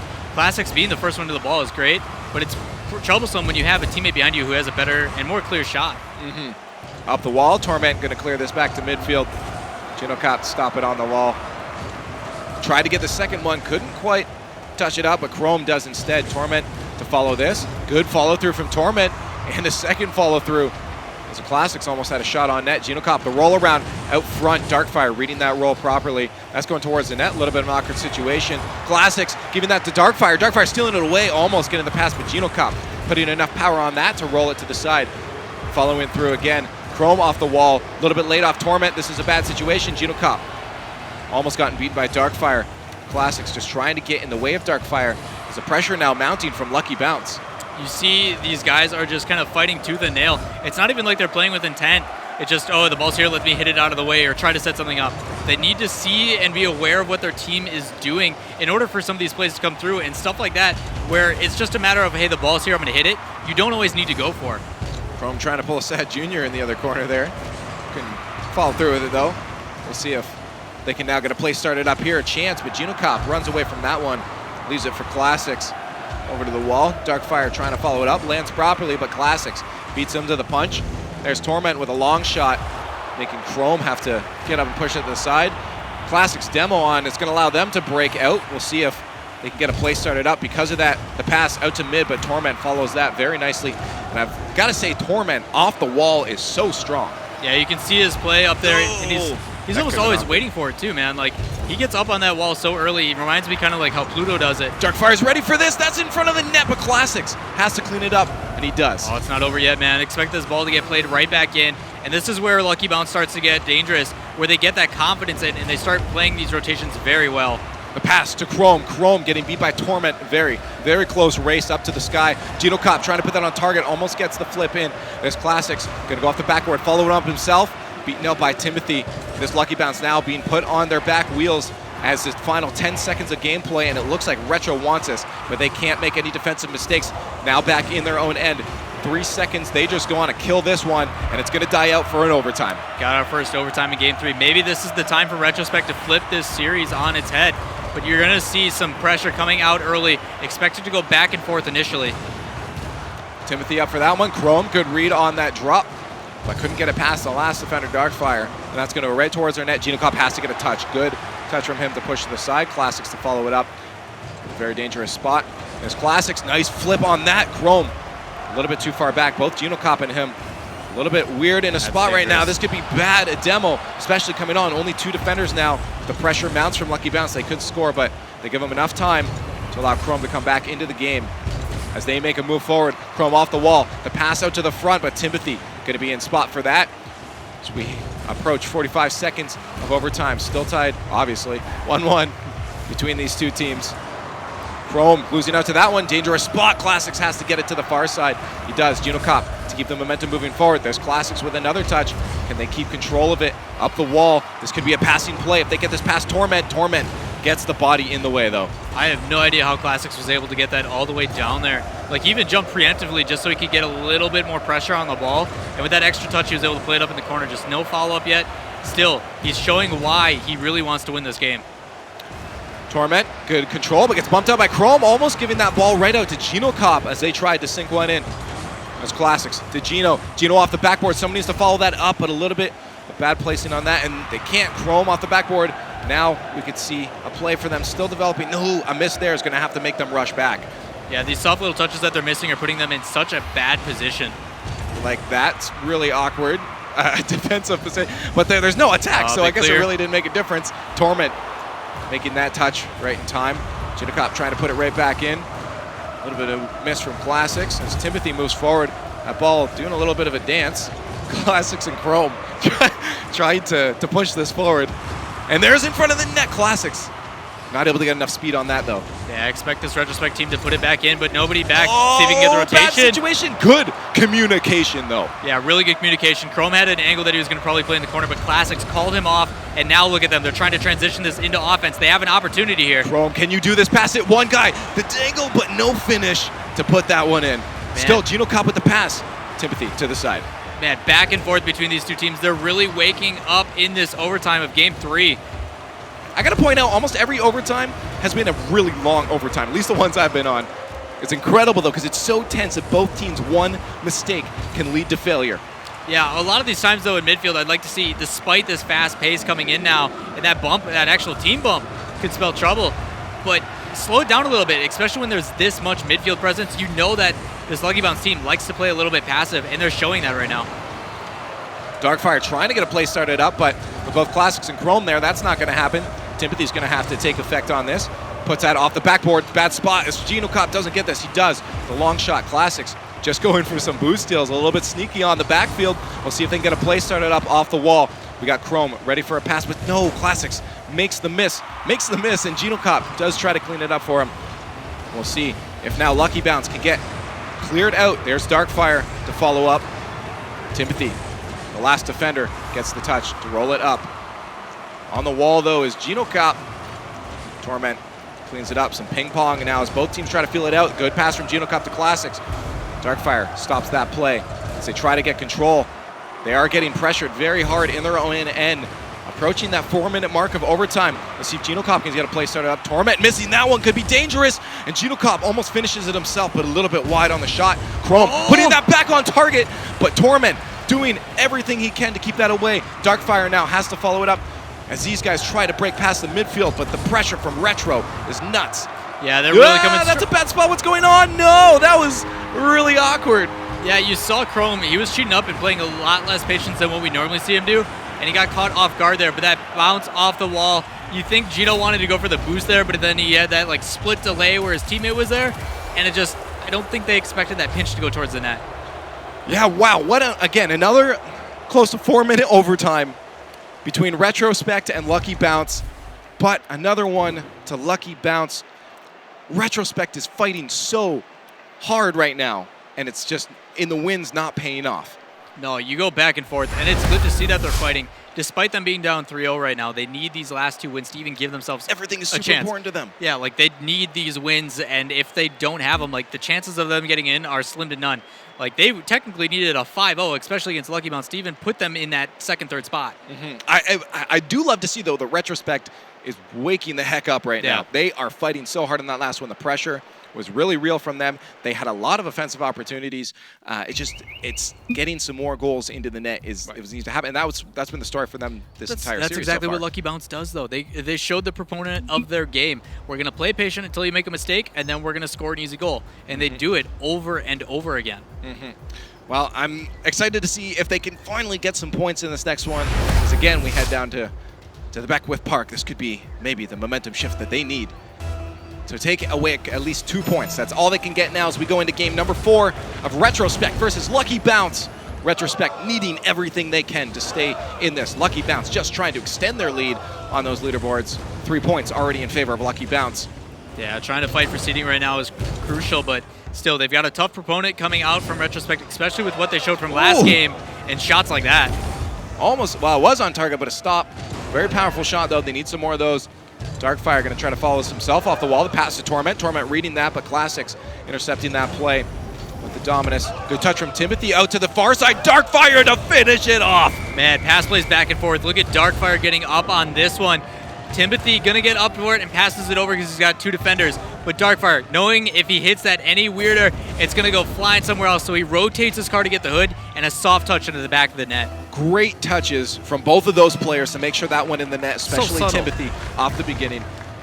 What a great play from them. We'll see if they can do another one as they're already back on the attack. Only off 1 goal, though. Lots of time for Retrospect to come back. See if they can do what they were doing in that last game. Get some scoring opportunities, but there's Timothy putting it way away from his teammates' reach. Classics a little bit hard of a touch there. And getting a Dembo, though, trying to allow his teammate to get a play started up Chrome. A little short of that, and Torment has been the MVP when it comes to goaltending. Yeah, you see these guys come back and forth, and Classics even too has been trying to stop that. You see both Classics and Chrome getting really aggressive and going for defense and trying to, demo them out of the way. But it's just, they're so aware of it happening that it just doesn't seem to be helping at all. Trying to get a soft touch down there for his teammate. Torment puts that off the backboard, but a little bit hard. Puts that back towards their own net. Thankfully, Darkfire is there to sweep in for that. Push it back into the blue end, but now we have Retrospect trying to make a breakout. There's Classics. The Dominus touch. Does get a bit of a stuff, but goes out to midfield. There should have been a teammate there probably a little bit sooner, as it allowed the defense of Lucky Bounce to recuperate, but it's another shot. Darkfire keeps it out. You don't see this Retrospect team taking advantage of the mistakes that are given. Like, that ball was played in the midfield, and there was literally no one around him. And instead, he just shoves it right at the goal. When in reality, he could have probably dribbled it and let his team cheat up a little bit, and he just doesn't do it. A lot of physical play coming up from Retro. A couple demos from them now already as we go over 2 minutes of gameplay in this one. And it's just, they're playing aggressively, very aggressively, but they're not capitalizing on having a lack of defenders on that Lucky Bounce side. And that's what they need to do if they're going to get those demos. Oh, man, what a shot. Chrome flying in. Yeah, I love that. That's an incoming spam. Yeah, you see these guys, like, they're coming back and forth and fighting for it. And Genocop getting that pinch off the wall, able to have Chrome play that over the top of 2 defenders. Having 2 up, one of them needs to make that touch. Incoming. I love that one. It's great. 1-1, we're tied up, approaching that halfway mark. Retrospect and Lucky Bounce. Retrospect really fighting for some points here. There's a good pinch pass out to Classics. Again, Genocop using that corner to his advantage. He gets the 50-50 win over the top and then plays it really hard. If, like, with that angle of that wall, you got to be careful because if he pinches it too hard, that ball is going flying over the net. Now they just set them up into the lead, though. But still a lot of time for that Lucky Bounce to come back and tie this one up. Out front of the net, Genocop just barely getting a touch on that one to push it to the side. And now Geno Classics moving up. We'll see if Geno can support enough, but Classics is going to get that out. Very good pass, but that's a potentially open net. Chrome almost getting the double tap, but couldn't finish it off. Genocop's going to try again as both those defenders whiffed on that save. Yeah, I'm not quite sure what's up Torment to Darkfire, and that is going to be it. I think you just want to sing. Like, you need a little jingle, man. But yeah, really well played. You see the defense coming out, and Torment going to play it right past the Classics, trying so hard. Even after he gets bumped out of the way, he tries to fall on it. But just the power of that shot, no matter what was happening, it was going to go to the back of the net. Good team play to tie it up for Lucky Bounce. Back to that even score on the scoreboard. 2 minutes left in this match. Classics going to try to get another one, get them into the lead again. Junocop was ready for a pass there, but Darkfire beat him to it. Off the corner, trying to set something up. Good pass out, but 3 defenders squeezed that one away from the slot. Now Junocop keeping it low, tries to get it followed up as he grabs a boost, but that's a bad spot for Retrospect. As Darkfire trying to get that bounce off the backboard, but a little bit slow. No one could make any sense of what was going to happen with that. Junocop keeping it low. Can he get it past? He does. 2 more defenders. The second touch, exactly what he needed to do, but Chrome getting boxed out there. Could be a shot, but Torment once again right up in the air to make sure that does not drop in front of the net. Yeah, you see the difference between Retrospect now. Like, Junocop's definitely getting involved, and that's what we needed to see. But then you see Chrome, like the opportunities that he's given, he's missed a majority of these shots. Oh my goodness, the pass there, and Torment to finish it off. Yeah, back and forth. Ball spending way too much time in that corner. Junocop tried to take a touch and played it right back to Darkfire, who's waiting for it. And with the rotation coming in from Torment, easy goal for them. Darkfire almost finished that one off himself as he followed it off the wall. But now they are up into the lead. 1:20 left. We'll see if Retrospect can pull through. They are doing a very good job right now of staying on that ball. But they need another goal to make it worth it. Chrome, good lob to the corner. As they try to put it in, Chrome, the back pass Classics a little too close. Junocop's going to have to move in instead. But both Torment and Timothy up. Darkfire is going to have to push that one to midfield. There's Timothy to follow it up. Junocop needs to put it aside. Bad spot for them. It's Timothy going to take his time, just waiting patiently. Both Classics and Junocop there getting their cars in the way to make sure that doesn't go in. 46 seconds left. Retrospect is going to have to start making some moves. Junocop putting that one up in the air. He takes that away. Darkfire, Timothy trying to see what's going on. Good block from Timothy. That double block keeps that moving in their favor as it heads back towards a Retrospect net. Classics keeping that away. Now we need to make a move out. All 3 of them moving up. You see the pass play come out. This could be it if they can finish it off. And there it is! You saw that developing the flying V from their own end. That was incredible play. All 3 players working together. Classics to Junocop. Junocop back to Chrome, and Chrome tries to pop it, just gets it so soft that it like catches him off guard, and then able to get up again and put that over the top. What a tie game we have here. Generally, when I see that, I think I'm watching Flipside, because when you see them all start going up, you know what's about to happen.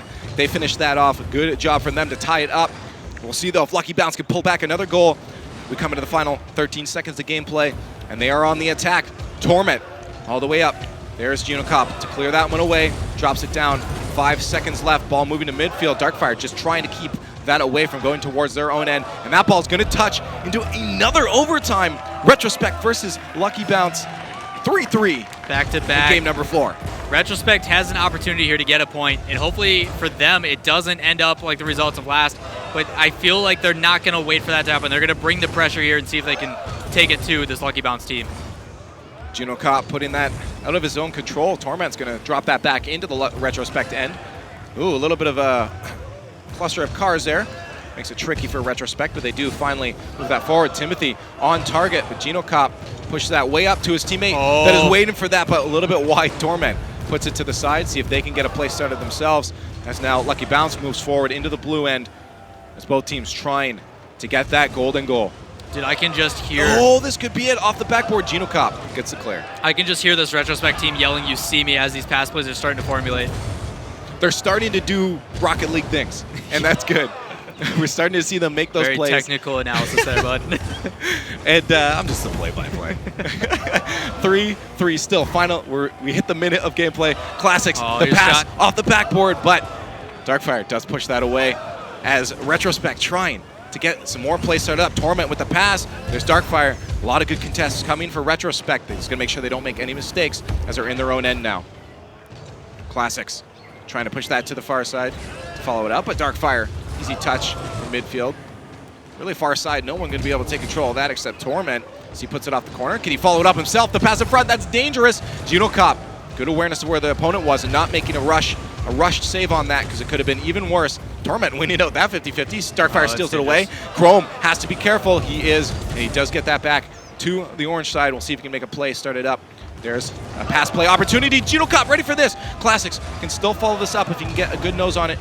There's a push past one, but Torment ready for that. Chrome, the pressure, but now Darkfire, chance to shot on net, and that's gonna be a goal, and that's it. Lucky Bounce takes it. Retrospect fighting so hard, but once again, Lucky Bounce with a win. All that happened simply because Chrome was the one that was being forced to play back. And the one time that he wasn't able to make it back on time, the defense breaks down and Lucky Bounce gets a goal. And I don't get it. Retrospect playing so good, but Lucky Bounce always pulling through. Now with 4-0 on that leaderboard, or sorry, on the scoreboard in this series. I mean, we were saying Retrospect needed a 5-0, but now Lucky Bounce is like, no, we need a 5-0. Yeah, they're really fighting for it. And you saw, like I just mentioned, Chrome, every single time he put the play in, and then immediately, he wouldn't even stick around. He'd rush back and try to cover that defense. The one time he landed wrong, there was nobody else that was rotating back for him, and they got a long goal. Like, it's so hard, especially for this team. It's got to be demoralizing. Like, after you put up that much pressure, you guys bring it to overtime again, and then you get shut down again. It's like... One thing I am happy about, though, is that we mentioned that Genocop needs to step it up, and he's doing exactly that. The entire team, look at those, at that reverse flying V coming out. Oh, that was so good. That was so good. That was amazing. But those are the things we wanted to see. Your little Craig has in there, dude. We're going to get into this last final match as Retrospect and Lucky Bounce try to fight for that final point. That final point, I mean, it'll be good for Retrospect to at least get one, but at this point, this is going to be taking a toll on them. I know we say every point matters, but this is going to be taking a toll as they know they can only get one more point out of this. Lucky Bounce looking for that 5-0 in game number 5. Yeah, the desk even mentioned, man, that it was their, like, Lucky Bounce's series to lose. And they're showing just that. Like, they're really playing the patient game and stepping up. Genocop making some plays on this. He heard us. He's motivated. He's moving forward. Ball going in front of the net. Classics. Moving that forward, but Darkfire. Wow, we have 2 Genocops. That's why I'm like, there are too many Genocops. He's so good. He's on both teams now. That ball going in front of the net, though. Classics has to get the stop. He does. Good read on the shot there from Torment. Now he's going to try to move this one forward. As they try to get a shot on net. There it is, and that's it. Oh my gosh, that's getting stopped out by, it looks like, his own teammate. Oh my. No, Darkfire actually, that's who it is. Darkfire, like, came in so clutch to get around and save that shot. Oh, that's going to be on the far side. Still just missing, though. So many close calls as they are just trying their best. Both teams to put one in. Chrome, the flick up. He's going to need to follow us up, though. Otherwise, that would have been for no reason. Classics just giving, couldn't quite put it to the corner enough. Darkfire seeing that develop in the middle. Torment gets a pass up, and Darkfire getting up so early to hit that long. Classics had an opportunity there to try to pop it to the right. Just very tough landing for him. Now they're up 1-0. Lucky Bounce taking the first goal. See if they can get even up by Retrospect. As finally, Genocop realized it was unfair. Gets onto his own team. Classics taking control of this one. Just needs to get it past Torment. Very good awareness from him. Genocop needs a little more speed on this. Just gave away possession to Torment. Now Chrome's going to be left to try to clean it up, but that's a dangerous spot. Classics left to put that to the side. He does touch it. That's going to roll around. Now Genocop, only defender left. Chrome needed to get back into the net. He's probably right in for a pass, but can't be doing that when you're stuck in your own end like that. Yeah, Genocop doing a whole lot of ball chasing here. He hit that ball into the corner and then just followed it in circles. Rather than following the ball with that pass inside, he needs to probably either A, rotate back to goal, or in situations like that, it's tough because there's nobody in net to clear that back out. But that clear itself was what led to that. He just didn't hit it out far enough. Open net goal, but still a good pass play to get that goal. Can't take away from that. Chrome can finish this off. Oh, taking advantage of that pinch. Speaking of good pass plays, like that ball, Classics getting up on the wall here and crushing that one off the ceiling with the win of that 50-50, but Chrome still in a great position to get up for that and put that into the net, keeping this game within distance. It's actually interesting. We're seeing Chrome move up a lot more now, and it is working out for them. So I wonder if he's just trying to say, hey, switch it up a bit, but it's working. As he grabs a goal for them, only down by 1 now. Genocop, good touch out to the center. Chrome trying to get a little fancy on that one, but gets beaten out by that orange defender.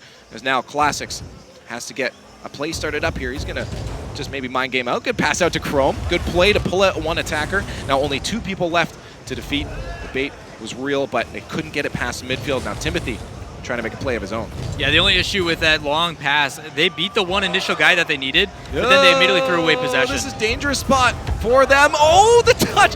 Look at Torment just getting a nose on that one. Yeah, ball in a very dangerous spot with 3 people rotating.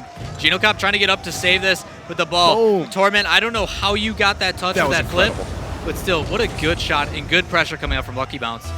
Just squeezing that one underneath, and now they're extending their lead back up to 2 goals. See if they can continue that on, or if Retro can nab a point from them.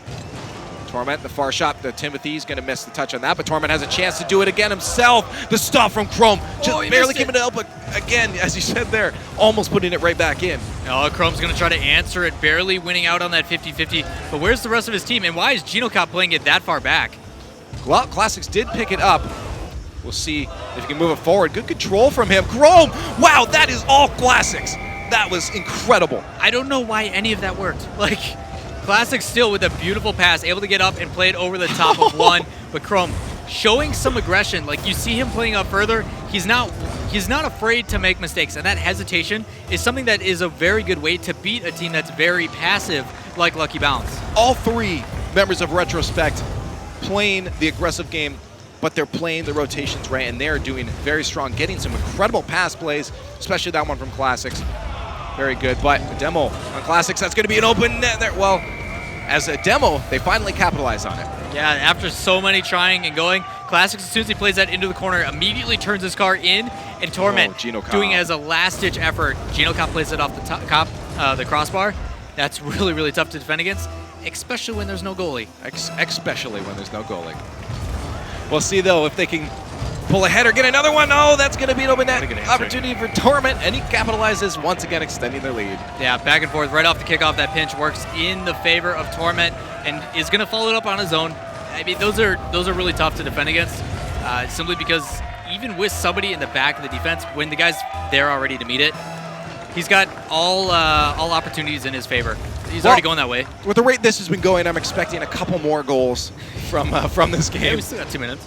And we'll see, though, if they can get one right now. Almost. Chrome was ready for that. So they're trying to move forward. GinoCop, Classics getting into position. A little bump on Darkfire is going to give Classics some time, but no boost means he's going to have to lose that one, leaving Chrome to pick up the mess here. Gets it over top of that attacker. Torment trying to get control. He does. Good touch out to the middle, but Classics and Gino getting a touch on that. Trying to get a play started up. Nothing really coming out of it, but the good pressure from them keeps the ball at least in that end. There's Chrome flying from the side to make sure that does not leave that orange corner. That's up front. GinoCop to finish it. Wow. The pass from Chrome. These guys are going off with the pass plays. Man, that pressure from Retrospect winning out and completely stopping any clears whatsoever. Chrome with another one right there, and GinoCop following up right behind him to play it over the top. What a beautiful setup coming up from this Retrospect team to tie it up. Torment ready for it, but a little bit too fast past him. As you mentioned, tied up.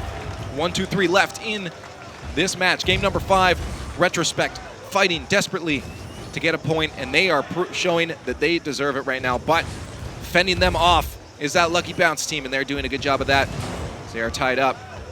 See if they can get a play here. GinoCop with a shot. Powerful, but a little bit too low.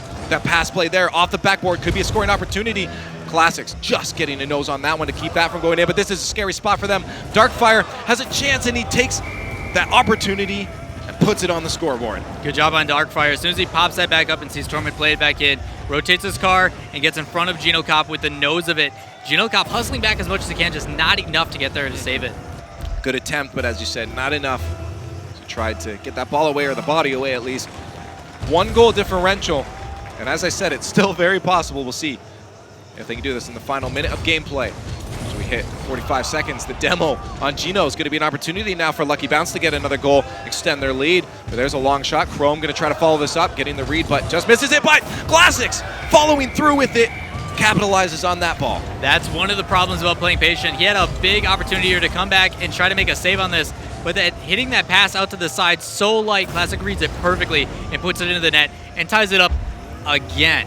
That's nuts, because 1 more second behind that, and that would have been back in control of Lucky Bounce. But Classics there at the exact right time, puts that one in to tie it up. 30 seconds left. We might even see a 3rd overtime of this match, the way these teams are going. I would have put it past them.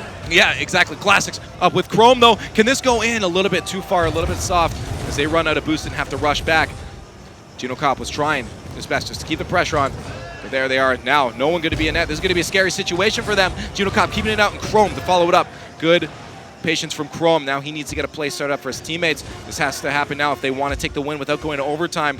The roll down. Gino Kopp, the throw up to Chrome. Passed out to Gino Kopp. That's on target. Wow, Chrome. The angle off the top corner.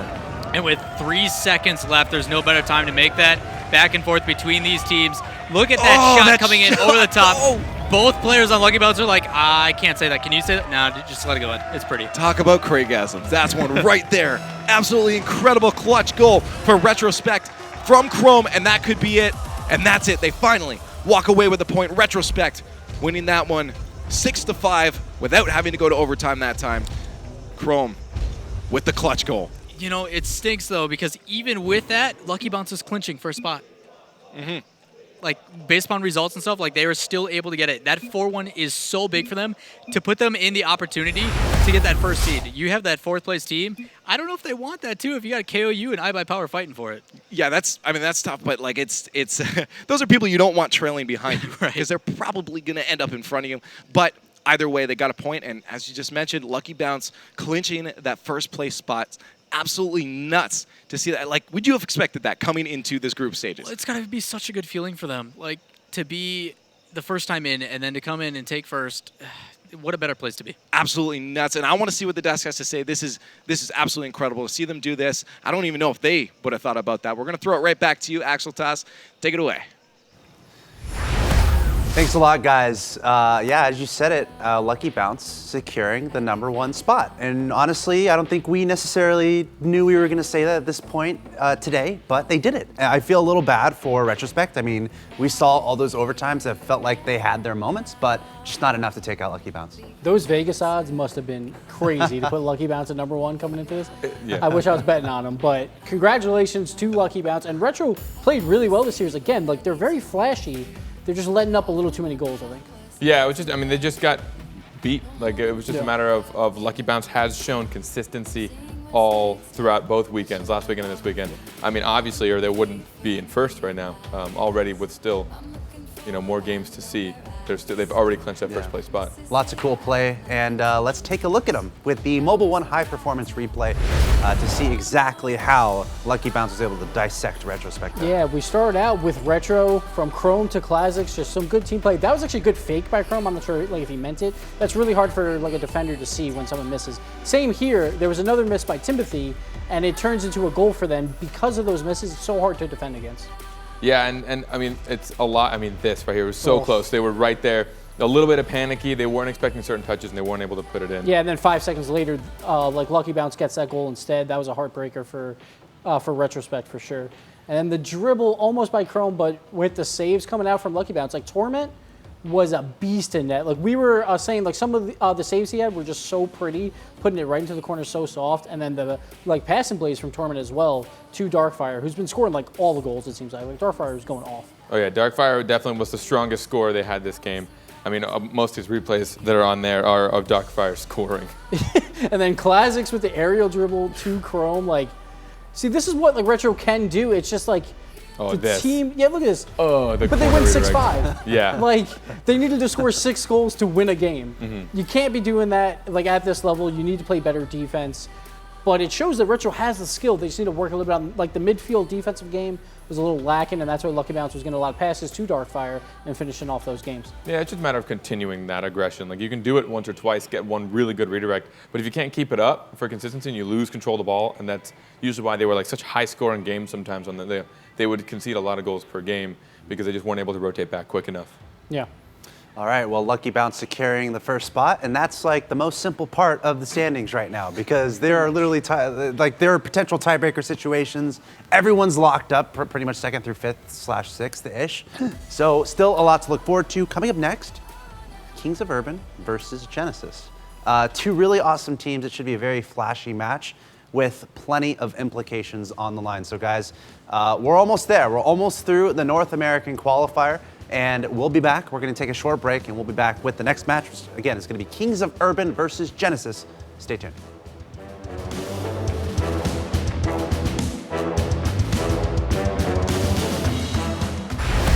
Hello everyone and welcome back to twitch.tv/Rocket League in the Rocket League Championship Series. This is all about North America today. My name is Axel Toss, joined by Gibbs and James Bott here on the desk.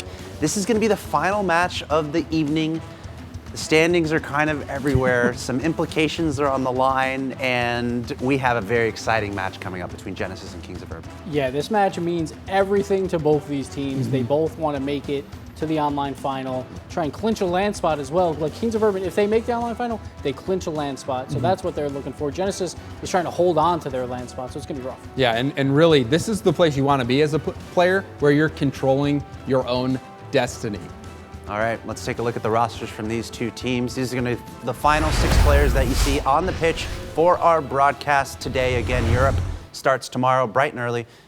9 a.m. our time, Pacific time, that is. But here's your rosters for Genesis and Kings of Urban. At this point, we've seen this before. We've seen all of these players in action today. Why don't we take a look at the stats between Fireburner and Espion?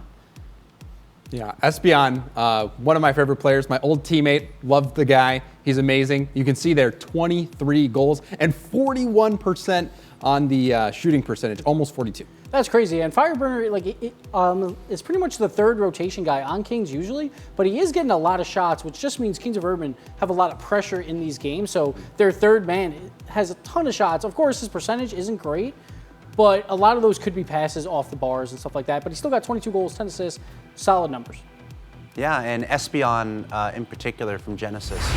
He's one of the guys I follow on Twitter, saying he's a little nervous coming to the match today. And at this point, maybe he has the right to be with this last match, because it's so important, right? Anything can happen. But we do have some guests on Skype. We have some guests on the line before this match gets started. From both of these two teams, we have Jacob again, probably wearing his big old hat from Kings of Urban, and we have Pluto from Genesis. Jacob, still with the hat on. How you feeling, man? Pretty warm. This hat's hot now. Are you going to keep it on for this last match against Genesis? I've had it on the past few hours for this entire tournament, and there's no taking it off now. So we had a very deep discussion about whether or not you take that while you shower. You keep that on while you shower. Do you keep that on all the time? Yeah, I have a little umbrella for while I shower. That makes total sense. All right, going over to Pluto and Genesis. Talk to me about your day, and I guess the mentality of Genesis right now coming into this final match. I've got a stomachache right now. I've not eaten much today, but we're going to play our best for sure. Okay. Can you talk about the strength, maybe the biggest strength for your team right now coming up against Kings of Urban? I don't want to give away too much. Let's see if we can put good pressure on them, I guess. No, that's a great answer. Jacob, are you nervous at all about this match, or do you think it's going to be a... tell me how you think this match is going to go against Genesis. I think it's going to go in our favor. I'm sorry, Pluto. Wow, you smell like hot dog water. Okay. All right, guys. Well, best of luck to both of you. Show some good games. I'm sure we're going to see some highlights from both of you by the end of this match. Good luck, guys. Thank you. Thank you. That was Jacob, of course, and Pluto. Jacob from Kings of Urban and Pluto from Genesis. It's so fun to be able to talk to them on twitch.tv/Rocket League. Definitely, guys, all these players, go follow them on Twitter. Great personalities, great guys. Just a really cool Rocket League community in general. But, gentlemen, there's nothing much left to do here but predict this final match of North America group stages. Again, we're trying to decide who the top 4 are going to be going to the online final next week. What do you think, Genesis or Kings of Urban? So we just ran the numbers, actually, and Yes. figured out the 4-way tie scenario. If Genesis 3-2s Kings of Urban, then Genesis gets in, and Kings of Urban is the 3-4 side. Cosmic gets 5th, and Maka gets 6th. There's no way that Cosmic makes the online final. Which is a huge surprise. Yes. I mean, coming into this, because they finished tied, Mock held the head-to-head tiebreaker. Kings of Urban, or iBuyPower, not making it to the online final, but they are guaranteed a spot at the LAN. Yes, they got the 5th seed. So back to predictions. Why not see a 4-way tie? Yes. You know, I'm going to go 3-2 Genesis, because 4-way ties are fun. Yeah, I'm on that same bandwagon. 3-2 in favor of Genesis, 4-way tie situation. All right, well, I say let's get into the game. Over on the commentating booth station, we have Wavepunk and Findable Carpet ready to commentate this last match. Take it away, guys. Thanks so much, Axel Toss. I'm Wavepunk, joined by Findable Carpet, and this is just one of the most pumped matches we've ever had. This is a mess. I've already, as you can tell, my throat's been betraying me. My voice has been cracking all day. It's just going to get worse, so brace yourself. I hope to see a lot of the crack spams in chat. But overall, like, this is, I've never seen a matchup mean so much for so many teams, because it's not just these two. Right. There are two teams waiting to see how this goes, and they're just sitting, staring, watching, and hoping. We've been saying the entire group stage that every game matters, and it all comes down to this one. Every variation of the way this series could come out gives us a different way the top 4 pans out. Like they said, Cosmic is out, but we have Mocket, we have Genesis, we have Kings of Urban all vying to be in that top up there with Lucky Bounce and Exodus, who have already clinched those spots. But if Kings of Urban were to 5-0, they take the 2nd spot. Exodus drops down to 3rd. If it goes 4-1, they go in 3rd. Mocket gets 4th. There's so many different ways this could pan out. It's nuts. Every game's going to be such a huge deal, but again, like, I don't even know if I could make a prediction. I know that at the desk they want the 4-way tie. I think we all want it just for the excitement factor. Just for the craziness. But even if you ask me to sit down and make a prediction, neither of these teams has ever been at such, like, has to fight for so much. Right. Right now they're fighting for the spot in this finals, potential to go into the LAN. Both of these teams are at risk of not making it in, depending on the point system, who ends where. They're too much is at liberty at where other teams end. So I think this is going to be an all-out just mayhem match. And you got to give it to these two teams. Their fate is in their hands right now. They get to make or break it. You know, it's got to be rough for like Mocket sitting on the sidelines watching like, oh, I don't know what's going to happen here. But Genesis, Kings of Urban, it comes down to this, folks. We're going to have the Kings of Urban in the blue, Genesis in the orange for your last matchup of the NA group stages. It could not have been a more hype day. See as it goes here. Pluto trying to play this one off the wall. Ball remaining very neutral. Finally, Quinn picking it up, sending it towards Kings of Urban goal. It crosses, but no one able to put it away just yet. Jacob picks up ball control. Quick contest already out of Genesis. Really trying to put it on there. They're contesting the balls. They're getting in the way. Pluto, while he didn't have that one touch, he ended up following it all the way down. Ooh, almost a whiff, leaving it in their own half. Sad Jr. sends that one towards the net, but Jacob not able to make the shot just yet. Fireburner picks it up. He's going to play it past Pluto, but can't get it past Quinn. Keeps it in the corner, keeping us scoreless here with 4:25 left to play. There's Espion pushing this one up into Kings of Urban territory, puts it off the backboard. Fireburner able to clear it up to Jacob. Jacob misses the touch. Quinn sets it up for Fireburner. Shot going on net. Pluto with the epic save. Ooh, I was a little scared that was going to drop in. Right now, both teams just need to be faster. Looking like Genesis is getting a little bit beat out. They're leaving too many balls. I mean, right now, I'm surprised that ball even took that long to get to by either KOU or Genesis. Right, yeah. No, they both took a lot of time there. I fully expected someone to make a kind of a long shot. Not happening just yet. Both teams, they have to play so aggressively, yet they both just want, no one wants to be the first one to make a mistake there. Quinn sending that one in from the far wall. That's Genesis up by 1. It looked like this may have been it. Quinn puts this out back towards a teammate, and then an accidental own goal. Just as I said, the first team, they don't want to be the first team to make a mistake. Well, that was one of the biggest mistakes you can possibly make, but again, it was just a mishap. He was trying to come back. He was trying to retreat. Quinn puts it directly at him. He wasn't prepared, and he puts it in his own net. Such a scary situation. Everything on the line right now. Sad Jr. gets it past. What a shot there, tying it back up. The counter touch. Going up the wall, waiting for that second touch, hesitating just enough, and then popping it over Espion. Espion jumped up just a little bit too early. He didn't. I think he thought Sad Jr. was going to actually start an air dribble, so he thought it was going to be a little bit slower, but then Sad Jr. pops it off the wall, gets it over Espion, and sinks it in to tie the game. Minute and 26 seconds in, and it's all tied up. Jacob up on the offense. Pluto takes it from him and is able to get it over and into the other side there. He puts it up onto the corner. See Espion going to respond, but Sad Jr. gets it past him, sending it back to midfield. Quinn Lobdell tries to respond here, but Sad Jr., nice patience, gives it to Fireburner. Pluto gets the block, leaving it dead in front of their own goal. Quinn can't get the shot, but Sad Jr. sends it back into the box. Espion has to make the clear from the side. Heads up play from Quinn and not touch that one, send it towards his own net. But the Kings of Urban are still threatening. Ball in Genesis territory. Jacob puts it up. Pluto able to send it down midfield. See who is able to respond. Fireburner, first one to get there. Quinn pops it out to the middle. Espion puts it back onto the wall. Ball just sitting in midfield, no one there to respond. Jacob picks a shot. Sad Jr. able to get the reader. Oh, went off the post. Jacob got the credit for the goal. Some mispositioning. I'm a little surprised. Pluto kind of wanted to go for it, but then he kind of rotated back. No one took the spot of net, and that just pinched in. And Jacob got the credit for that shot, so I don't know if Espion's one that accidentally put it in, tried to get the save. It was going to hit to the right of the post, but then he saw someone from KOU coming in, and Genesis wasn't able to save that. 3 minutes left. Kings of Urban up by 1 in game number 1 of the last match of the group stage. Jacob picking this one up, sending it over the top of players. Espion passes it back, but Sad Jr. able to pick it up and send it into the corner. Pluto waits out for Sad Jr.'s touch and then decides to go for boost, leaving the defense, and Sad Jr.'s able to put another one in there. Kings of Urban up by 2. These tight angle shots. Watch Sad Jr. take his time with this. He gets the touch, then he sees it. He waits for the bounce, and he puts it up high. He didn't put it as high as I thought he would. I think he was going to go for the top post. Quinn looks like he might have had that. He wasn't in the best position. It wasn't the fastest ball, so I'm kind of surprised Quinn didn't get a good touch on it. But again, from the angle we saw, it's hard to know exactly what he had. Sad Jr. sends that one into the corner.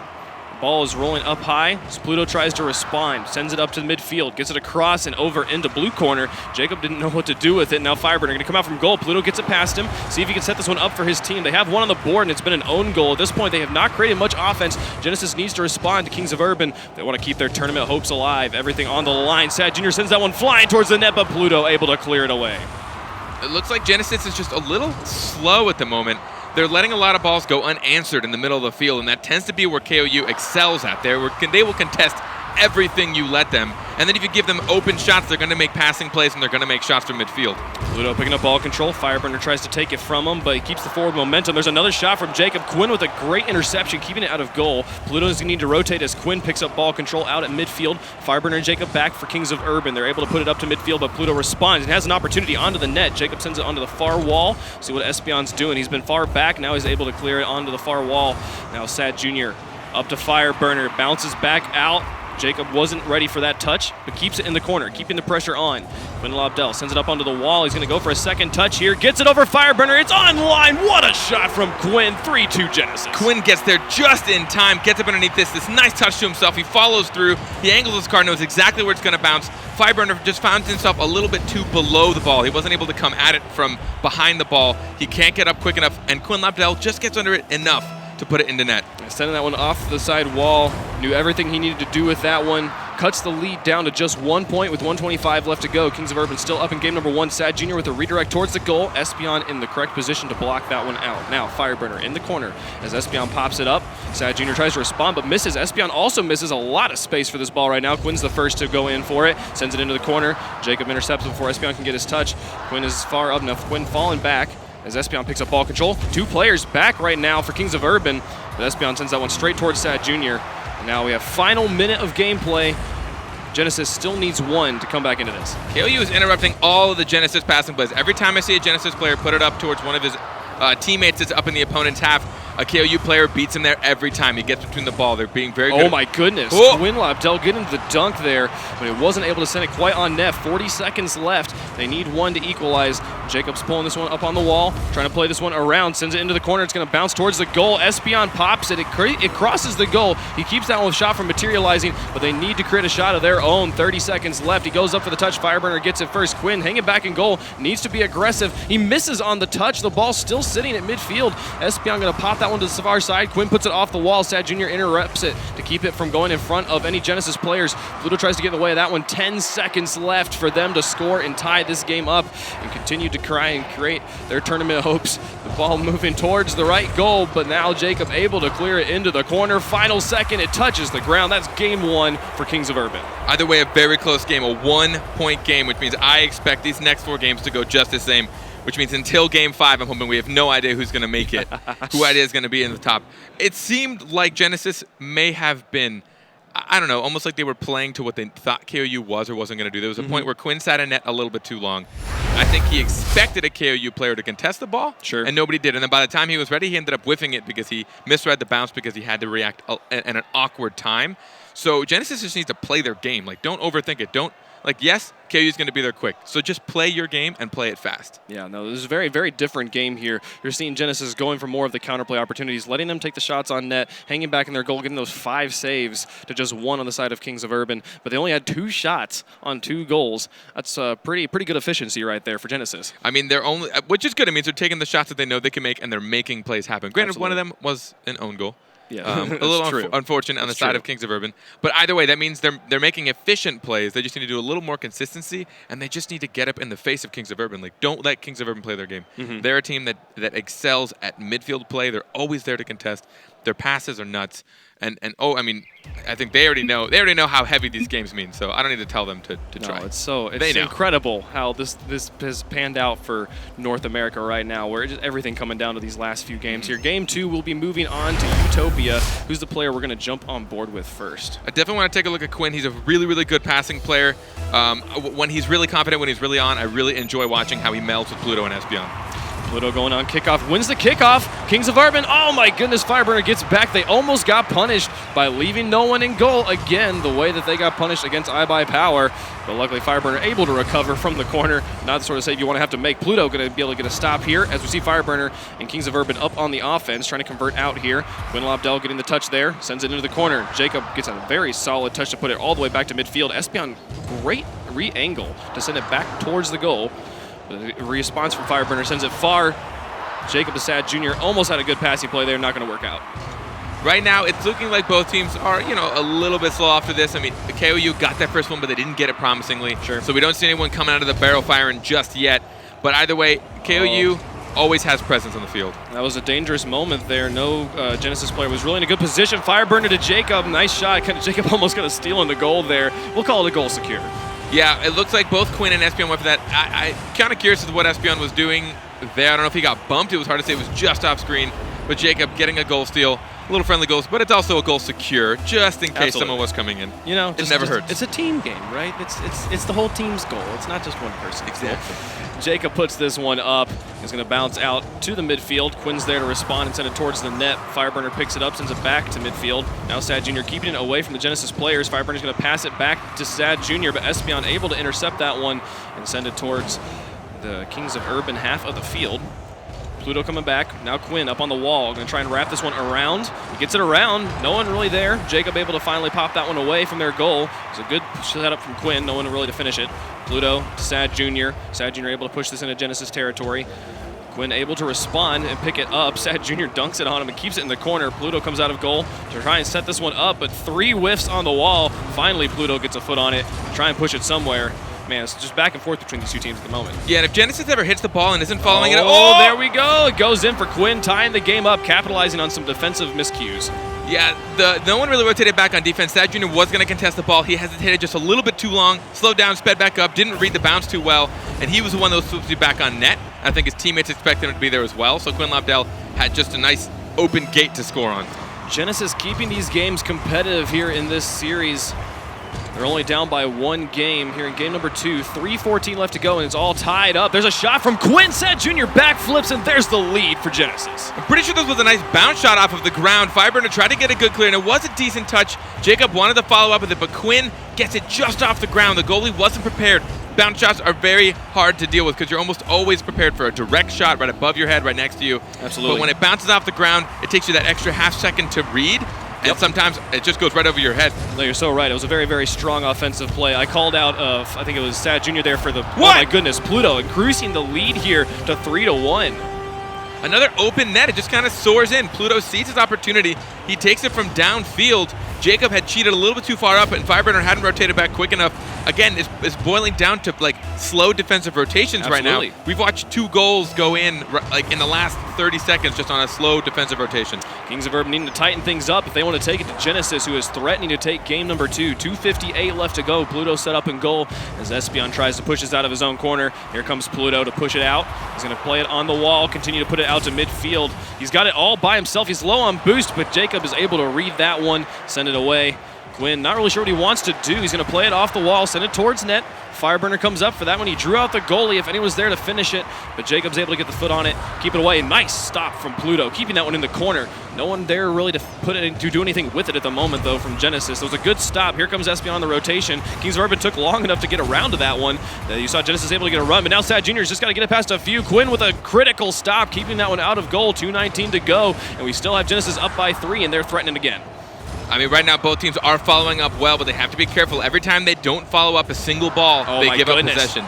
Quinn, Sad Jr. stopping that shot from going in. I said they were up by 3. They're only up by 2. They have 3 points. 2 minutes left in this game as Pluto tries to push this one around. Now Espeon doesn't get the shot as Sad Jr. takes the shot on the net. Quinn puts this one up. Espeon doesn't know what to do with it, so he leaves it for Quinn, who whiffs. Now Jacob able to push that one back. Pluto responding. Such back and forth between these 2 teams. Reading it well. The hard clears have been there, and the defense has been able to read those hard clears on both sides and get a hard clear of their own. Just keeps on moving back and forth. Quinn in the corner. corner, trying to create a shot for his team. Here comes Pluto sending that one into the box, but Fireburner able to clear it straight towards the other goal. Quinn has to rotate quickly to get the save. Genesis is getting that midfield presence that KOU has now. They just kept it in the KOU half for what seemed to be about 30 seconds, which is a lot in Rocket League. Oh man, Sad Jr. with some patience gets it past Pluto, but there's the rotation from Genesis, keeping that one out. Fireburner sends it into the far corner. Sad Jr. to put it onto the crossbar. Jacob goes up to finish. There's Fireburner with another shot. Great offensive from Kings of Urban, but they weren't able to get the accuracy they needed to put that one in. Fireburner continuing to keep this pressure on with 1 minute left. Espeon trying to play this one off the wall. Pluto got drawn out. Quinn is back on defense, but he did move up aggressively. Sad Jr. going to try and play this one out. Jacob falling back. There's Fireburner off the backboard. Can anyone finish this one? Not going to happen. 52 seconds left. They still need to, but they have not been able to get anything in despite some aggressive offense. Right now, the post is killing Kings of Urban right now. They're so close to so many shots. Oh, there they go. Man, I kept waiting for the Genesis players to move in there, but Fireburner able to put that one in, cut the lead down to just 1. Pluto caught himself in an awkward place. He was the last defender. He thought that was going to be rolling towards net and he was going to get a nice touch, be able to body block it, but it got touched this side. A good passing play. But right now, the post is killing Kings of Urban. They're just a little, it's hard to criticize when they're making the craziest, most difficult shots. But then again, you not putting those in could be the difference between a win or a loss. Yeah, if Kings of Urban, they got 36 seconds. They got to score 1, or we're going to have a tie series here in the last series of our day. Jacob going to try and push this one around. Quinn gets the stop. He knows he's just got to buy some time. 25 seconds left on the clock. And Kings of Urban falling back. I'm not really sure why they aren't playing more aggressive. The ball moving to the far side of the field. No presence there from either team. Espeon's the first one to get there. Send a shot onto net. Jacob with the critical save. But with 13 seconds left, they need to get points on the board. Need to step up that midfield defense and move this one out. Right now, they're having trouble clearing it out. The 2 defenders get drawn out. They're very out of position. In no way are they going to be ready to make an offensive anytime soon. Final second. That ball is hitting the backboard and it's going to come down. Sad Jr. passes it out, but it hits the ground. Game 2 going to Genesis. We're all tied up. Tied up is exactly what I expected. Neck and neck the whole time. Always 1-point games right next to each other. I know these celebrations could be God knows what, but they look like they're happy.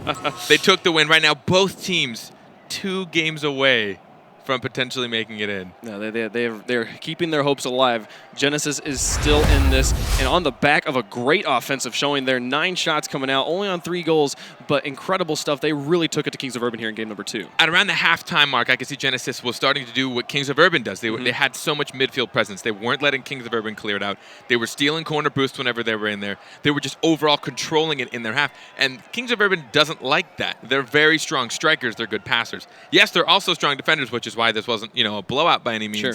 But no team likes to be stuck on defense that long, and Genesis has the capabilities of defeating this team. Absolutely. So if they can keep that midfield presence up all game, it took them a little bit. Don't hesitate. Just attack that ball, meet them 50-50, get in the way. Yeah, Genesis, you're talking about midfield defense there. They have 0 saves in this game, yet they've pulled off the win. Keeping that ball, keeping any shots from even materializing on Kings of Urban side. Kings of Urban had to make 5 saves to still just give them the loss here. Very, very different sorts of defense we saw there. Just like you're saying, that midfield defense really coming up clutch right now. Yeah, preventing the shots from happening is key at this level. You don't want to have to block these shots. They have great accuracy. These guys can place the ball wherever they want. They can hesitate. They can take it whenever. They can make you bite. They can fake you out. So you generally want to just stop that from ever even remotely coming close to happening. Who's your player to watch here in game number 3? Sad Jr. does some crazy stuff. I really just enjoy following him. He's an incredible mechanical player. I've seen him do some really wild things. So I think for a while we should definitely take a look at what he can pull off. Fireburner sends that one into the corner. Pluto tries to respond, but Fireburner's there to send it to the far side. Now Jacob kills the ball in a very cute fashion. Fireburner going to try and put this one around to the corner, but Espeon responds. Back and forth on Genesis' half. Pluto gets a very hard clear into the far corner. He's going to bounce around. Can anyone be there to finish? Espeon tries, but he just goes a little wide. Espeon didn't have the boost, but that's still the kind of fear you want to put into Kings of Urban. You want to let them know that early on they could lose this game whenever the opportunity arises. And right now we see a lot of good counterattacks coming out of Genesis. Quinn trying to get up into that one. Jacob sends it around. Now Pluto pops that one up. We've seen some great clears from Pluto all series. This man really knows how to get the ball out of his own half. It'll be a matter of who can clear this one. No one home on defense right now. That was a very interesting positioning there, and I'm surprised Kings of Urban weren't able to punish that one right there. Espeon trying to clear it out of his own half. Quinn waiting patiently, tries to get it past Fireburner. Ball still is dead in orange corner. Jacob puts it around. Pluto, last line of defense. Fireburner gets the first touch, and there's the first point for Kings. These passing plays are so good at any of those floaters that end up near the net. Looks like Quinn Lobdell went to go try and get that, but Jacob gets it right over his head. Fireburner already prepared, his car oriented, ready for it to come off that sidewall. These guys know how each other play. They know where to expect the ball. Yeah, Pluto was there to receive it, but Fireburner got there first, able to put that point in. Well done. 3:56 left to go in game number 3. Series all tied up here at the end of the North American group stages. Pluto going to put this one around down to Quinn. Quinn doesn't get the touch on the ground and has to wait for the bounce. He keeps the ball going towards the box, but Sad Jr.'s got all the time he needs to clear it away. Here comes Espion from the back. Sends it on the backboard. Pluto tries to get up there, but Fireburner beats him again. Quinn on the wall. Going to wrap this one around. As the fall down, can Espion come up from the back to shoot? He's just going to let them have all the time they want. Finally going to get a clear up to Quinn, who's going to try and get the angle. Oh my goodness, it's going towards the net. Can anyone be there? Jacob didn't get the touch, but Espion wasn't there either. Quinn going to just bop it with the side of his car towards the goal. This is a dangerous spot. If Genesis can just get in there and capitalize, both players, it looked like, other than Quinn, had fallen back to collect on boost. Looks like Kings of Urban to be able to push out of this one. We've seen utter mayhem happen in front of both nets, and it just shows the kind of tense plays that these guys are doing. They really are trying to give it their all. They're really trying to put the pressure on, but they're also so scared to let any more goals happen. Pluto pops that one out. Jacob doesn't go up for it, but Fireburner is there first. Now Jacob taking a shot towards the net. Espion tries to go for the clear, but isn't actually necessary and just gets drawn out of goal. Quinn getting a nice critical bump on Jacob there to make him loose, but Jacob recovers well. No one cleared that one out of the way. I'm not really sure what they're doing. Espion sends that one up towards the mid. Jacob, last line of defense, able to clear it back into the corner. No one home on defense right now for Genesis. It's an open goal. Oh, Jacob could have taken the shot there. That would have been 2 for Kings of Urban. Sad Jr. keeping this one dead at midfield as Quinn tries to pick it up and push it over and just try to create some semblance of an offense. A lot of times when we see someone get a really hard clear to an open net and no one's there to follow it up, it usually means that they were either just having to play such strong defense that no one could position themselves, or they were getting a lot of boost stolen and no one could catch up for it. So generally when you see that happen, it means that whatever offensive attack they were just dealing with was a little too overwhelming. Sad Jr. shot onto the backboard, draws 2 players up, but Espion, the last line of defense, keeps it out. Oh! Sad Jr. blocks the shot! Pluto is able to clear it away. Oh, it's so unfortunate for Kings of Urban. He had the shot there, but Sad Jr. unfortunately was in net, kept that shot from going in. Fireburner finally able to finish it. The offensive pressure paying off, making that block not really matter. Yeah, Sad Jr. just happened to land there. He wasn't able to move out of the way, but it was the only position and angle that his teammate had to put on, but thankfully Fireburner's able to continue the aggression. He's able to keep the shots on, and they just kind of break down the orbit defense until they can't rotate anymore. 1:55 left to go. Genesis has yet to get on the board here. It's 2-0 for Kings of Urban. Fireburner sending that one towards the net. It's going to go a little wide. He needs to play it off the bounce. Quinn doesn't get the touch. Oh my goodness. Espion coming in from the side. It looked like Fireburner had an easy another goal, but it does not happen. Espion puts this one up. Pluto moves up for boost and is going to move in for the touch, but he took too long. Sad Jr. is able to get a touch there. Fireburner puts it up onto the wall. Now Sad Jr. over into Genesis territory. Heading towards the box. Pluto is there, able to push it back out. Response from Sad Jr. sends it into the corner. 2 players for Genesis in the corner right now, but they're able to push it towards the midfield line. Fireburner able to respond, send it on the wall. All 3 players stacked up for Genesis. This could be bad, but they give Quinn all the time he needs to push it away and let his teammates get situated behind him. 1 minute left to go. And we still see there's a point almost so close it goes on to the top of the crossbar. No one there to finish.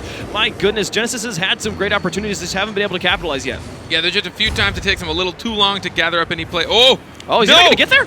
What? Oh my goodness! What a play from Pluto there, mainly just kind of a lack of defense from Kings of Urban. They brings it to a 1-point game with 54 seconds left. Sad Jr. touched it around Fireburner, who was coming from the boost. He had all the time in the world, and Sad Jr., I guess saw an open net, got a little freaked out, and they just put it in, making it a 1-point game with a minute left. I can just imagine Pluto, he's back in his own box, hits a clear, and then he's like, that went in.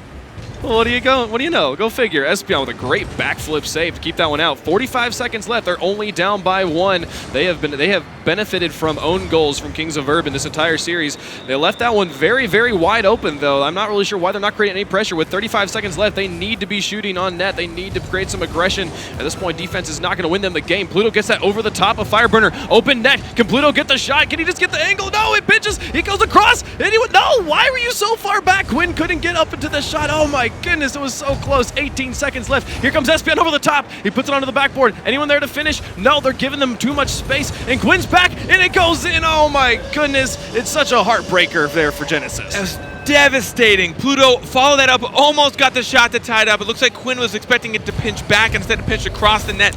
Espion trying to play a deep touch. I didn't really see what happened just there in defense, why Espion's pass above the backboard was unanswered, and on top of it was counterattacked so easily.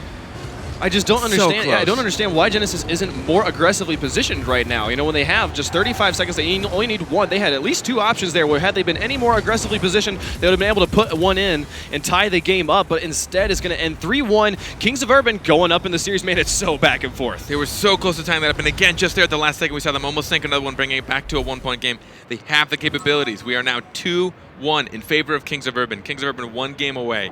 Genesis has the potential. We've seen them fight so hard. We've seen them do some crazy plays that matches the Kings of Urban play style.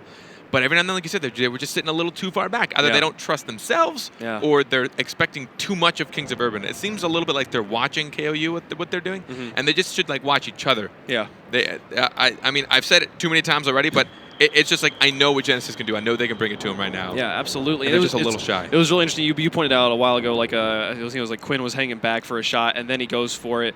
And because he hung back, and Kings of Urban both were like, we're gonna hang back, because he's gonna go for it, right? And then he doesn't go for it, and then they both go for it, and it's like, well, now it's just a 50-50 because we're both going for it at the same time, you know, and just giving each other too much time to think about it. And that giving them time to think about it, I think Kings of Urban's beating them with experience right now. They really have been, you know, such a strong squad for so long, and just man, the 50-50s, they're winning out right now. And if Genesis could just rotate a little bit faster, they'd be able to create more shots on net, and then that would give them maybe a bit of a chance here. But Kings of Urban, man, they are playing so well. They're keeping all these to just 1-point games, but Kings of Urban is doing what they need to do. They're making the plays they need to. You know, I'm sure I haven't seen them all. I'm sure there's been plenty of bumps off screen. They are the most frustrating team to deal with in that sense. My goodness. Game 4, moving on to Manfield. We'll see if Genesis is able to respond to Kings of Urban and bring us back to 2-2 in the series. Definitely the best series we have had so far today. Pluto plays that one off the wall down to Quinn Lobdell. We'll see if they're able to put that one in. Fireburner responds onto the wall. Plays it back now into Genesis territory. Gets the fake he needs, but Pluto going to send that one up to Espion, who pops it up. Can Pluto finish this one? He's got an opportunity. He gets the angle, but Sad Jr. responds so well. What a read from Sad. Sad Jr. tipped it off the wall, which is probably the riskiest thing he could have done. Like, yes, it gave him the angle, but if Pluto had been able to put any more power at a different place, it would have been such a tough save for Sad Jr., but he trusts his skill, and so does his team. Pluto set that one up. Espion not able to get the response before Jacob tackles him. Now Jacob going to respond. Quinn Lobdell getting the touch. Espion going to pop it out to the middle again. Can Pluto or Quinn respond? The goal is open, and there's Quinn with the first goal. The goal was wide open. Espion with a beautiful undertouch. He reads it so well. He gets behind the ball, puts it literally on target.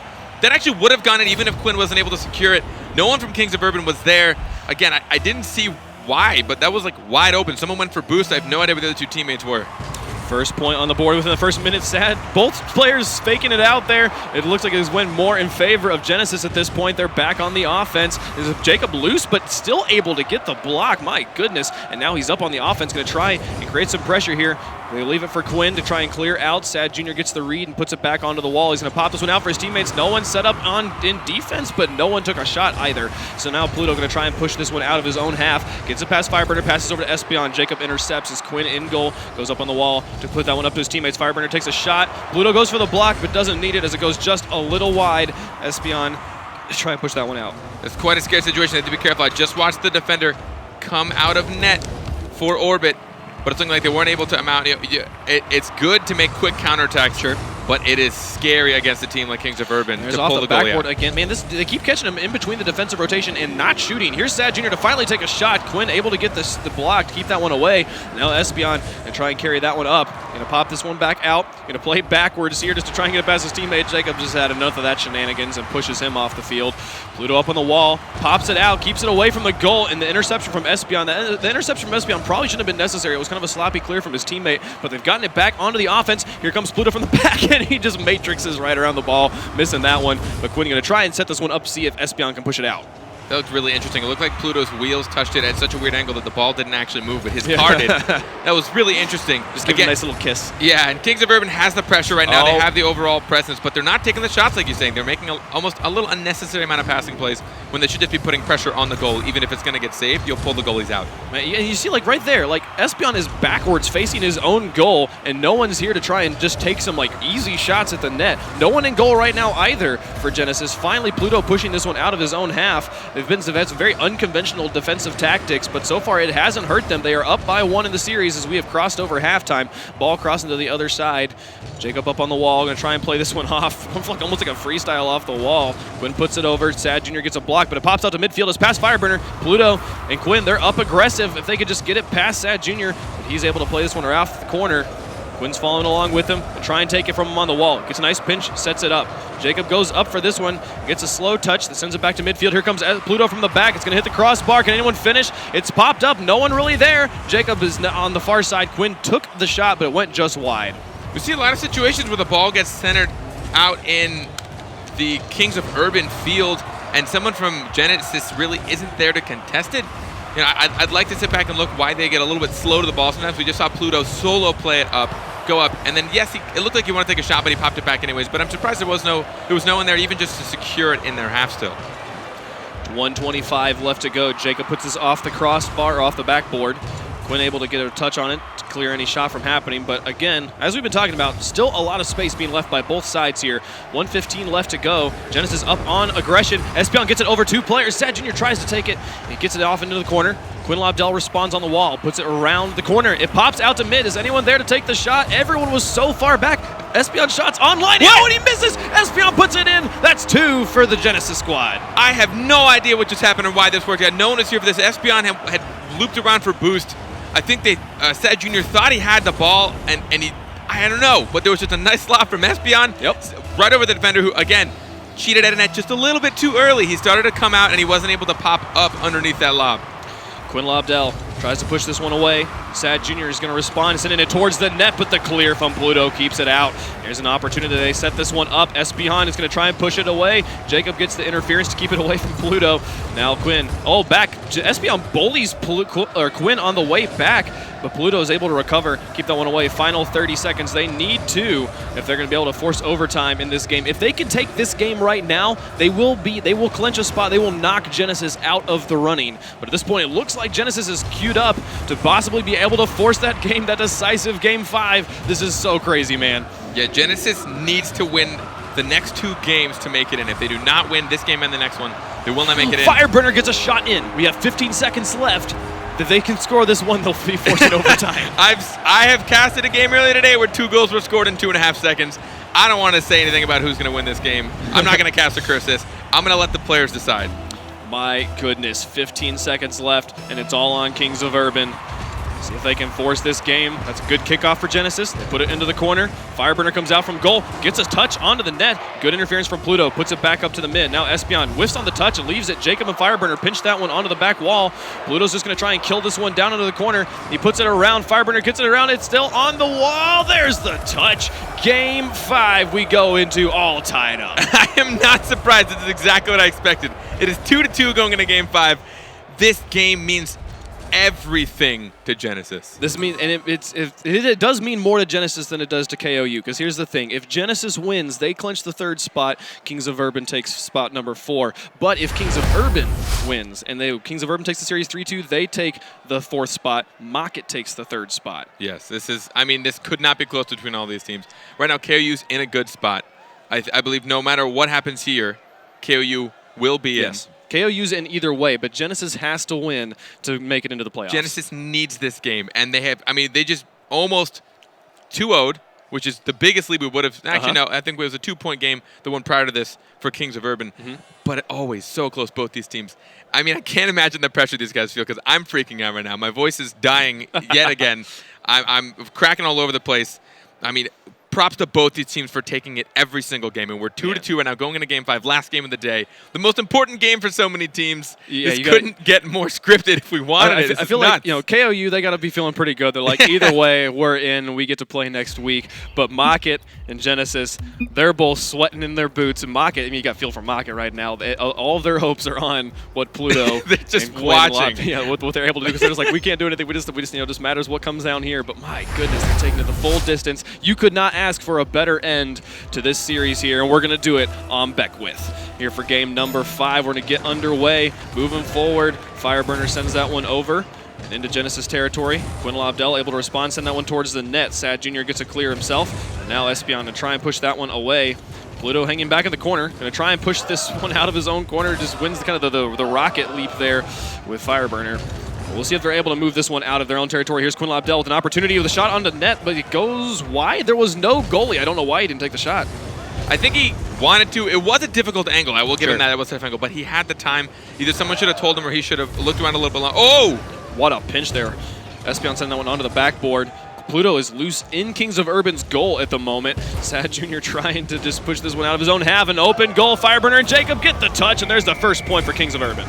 Some misplays here on defense. No one rotated back. Looks like Quinn tried to go for it as well as Espion, where in that case, and then they actually almost sabotaged each other, both Fireburner and Jacob wanting that goal more than anything.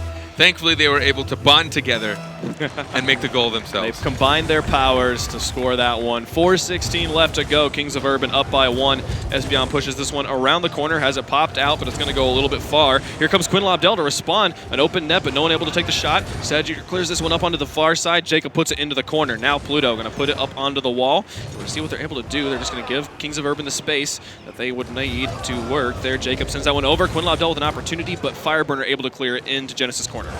Right now with a 1-goal lead, Genesis need to put some pressure on. Oh dear. Ooh. Espion able to clear that one away. That was a dangerous one. Pluto's save kept it out of the net, but he popped it straight into the middle. Luckily for them, no one from Kings of Urban was aggressively positioned enough to finish it. 3:38 left to go. Genesis up and on the aggressive. They need 1 to tie. They need 2 to win. And this game means everything to them. If they win this game, they qualify for the online finals. We'll see if they're able to do it. There's a shot from Espion. Pluto, can he get the angle? It's going to pop up the crossbar. There's the tie. Well done. Pluto staying up, which is a risky play, but he understands. Espion puts it up.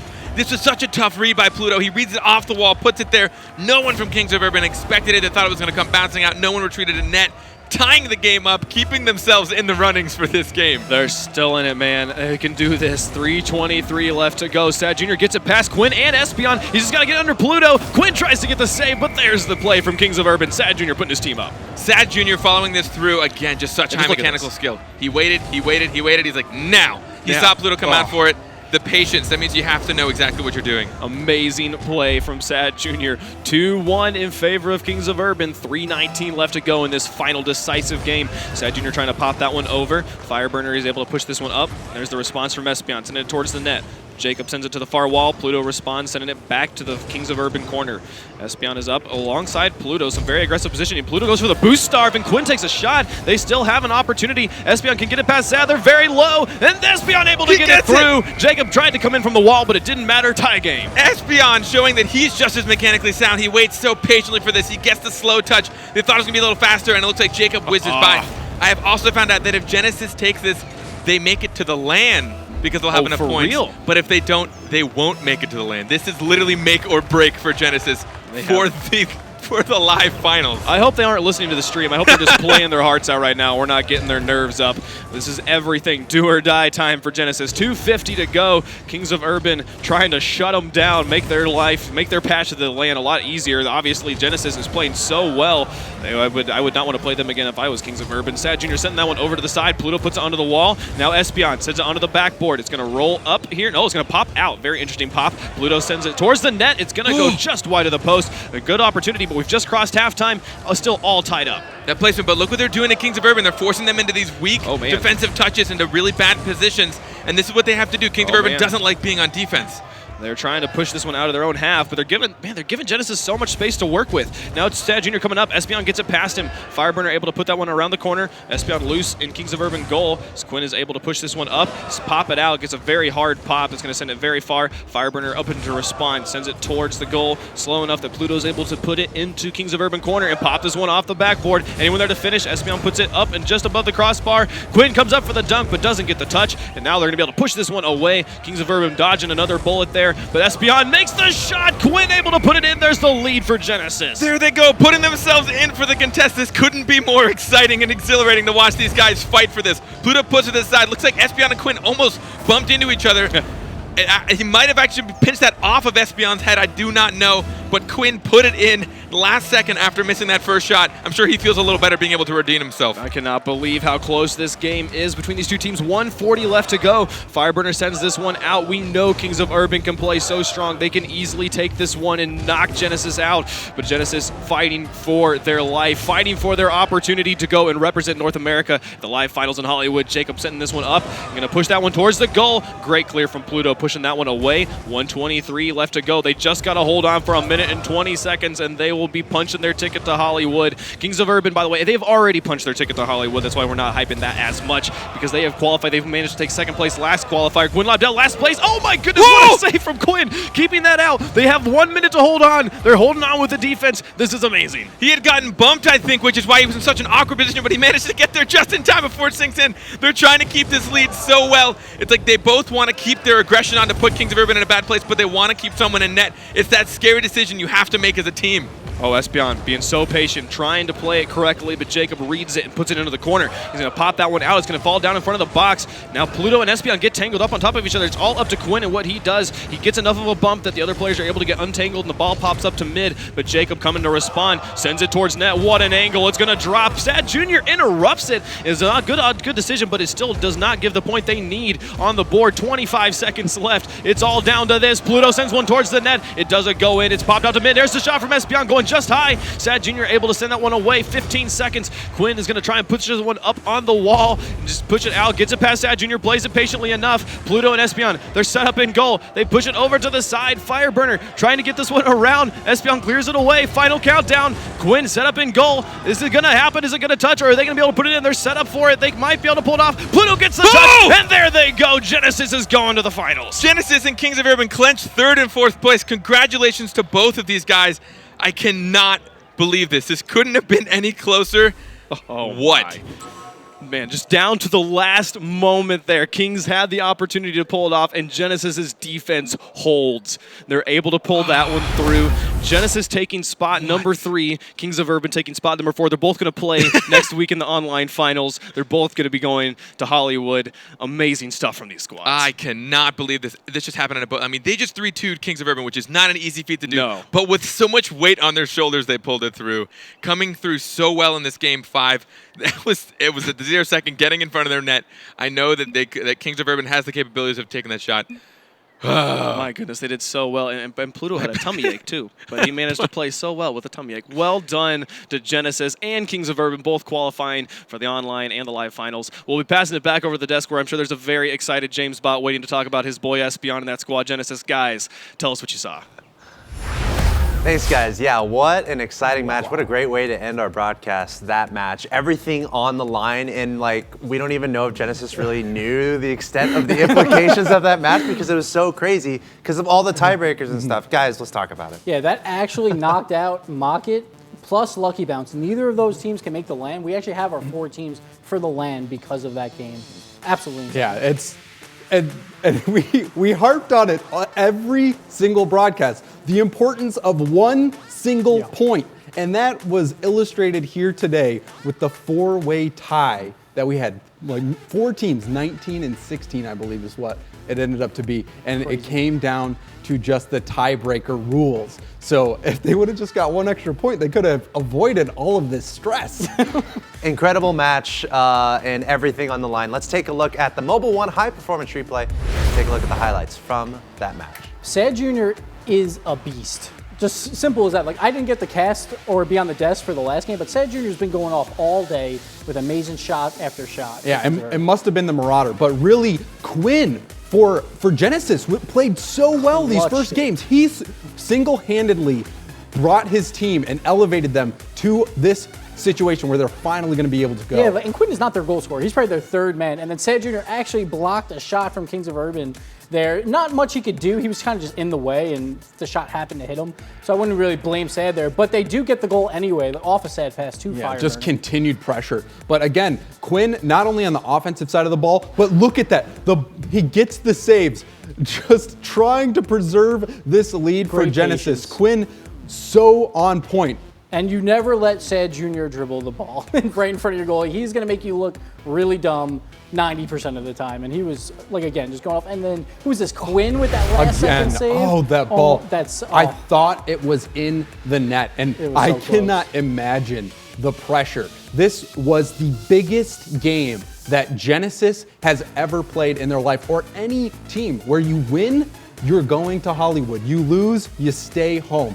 That must have been so much pressure, and to see them come through and take that was something special. And I think it speaks to just how evenly matched all the teams are right now, in North America especially. It's a bruiser. It literally came down to the last game there to decide some pretty big implication.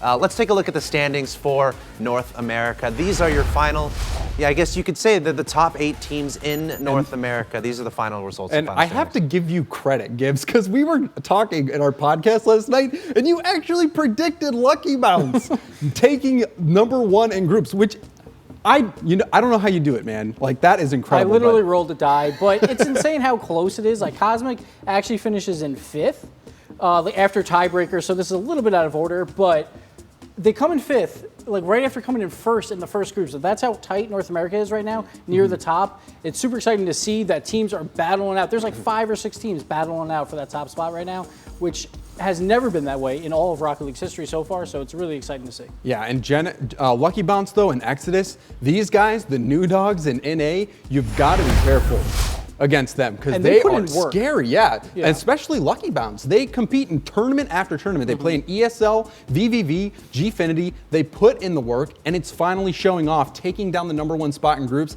and I am so excited to watch the online finals because it's refreshing not knowing what's going to happen. It's really, but like putting in work like Garrett G too, he played 250 games the first week of the patch came out. No one else was even close to that number. It just shows that if you put in the work, results will show, unless you're James Bond. He's really bad. But besides that. Man.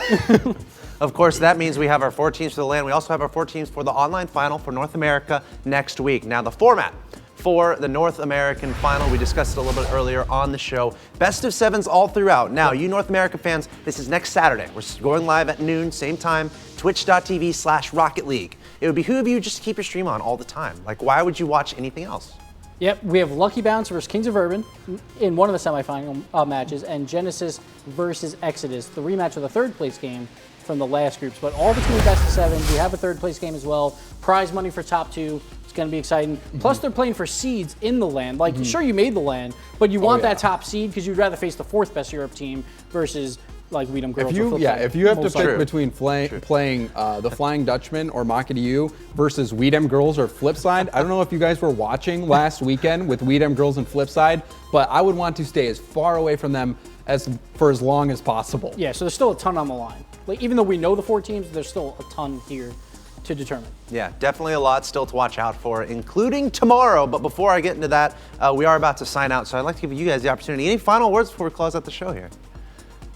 I got nothing, man. Happy Canada Day and 4th of July. What a way to celebrate it with some crazy Rocket League. Congrats to Genesis. That last second win was insane, but just great Rocket League all around today. Yeah, absolutely, and it just gets even spicier tomorrow. I think it's like 14 hours from now or something. We'll be right back here, so stay tuned to twitch.tv/Rocket League. If you thought NA was awesome, Europe is going to it's going to blow your mind because these are the absolute top Rocket League players in the world, and we're finishing up their group stage tomorrow. So basically today we saw North America. Tomorrow we're going to see Europe. We're going to go live at 9 a.m. Pacific. So remember that, write it down. Again, just keep your stream on, get some good sleep so you can wake up and watch us in the morning. We'll be here bright and early, and we're gonna look forward to seeing you guys. But that's gonna do it for the broadcast today. Congratulations to all the North Americans all teams that made it through to the online final and secured their spot at the LAN. And thank you guys for watching twitch.tv/Rocket League and the Rocket League Championship Series. On behalf of Gibbs, JamesBot, Wave, bearded guy over there, all the other dudes behind the scenes too. There's so much thanks to go out all around to make this possible for you guys to watch. So again, be sure to tune in tomorrow, and we'll see you then.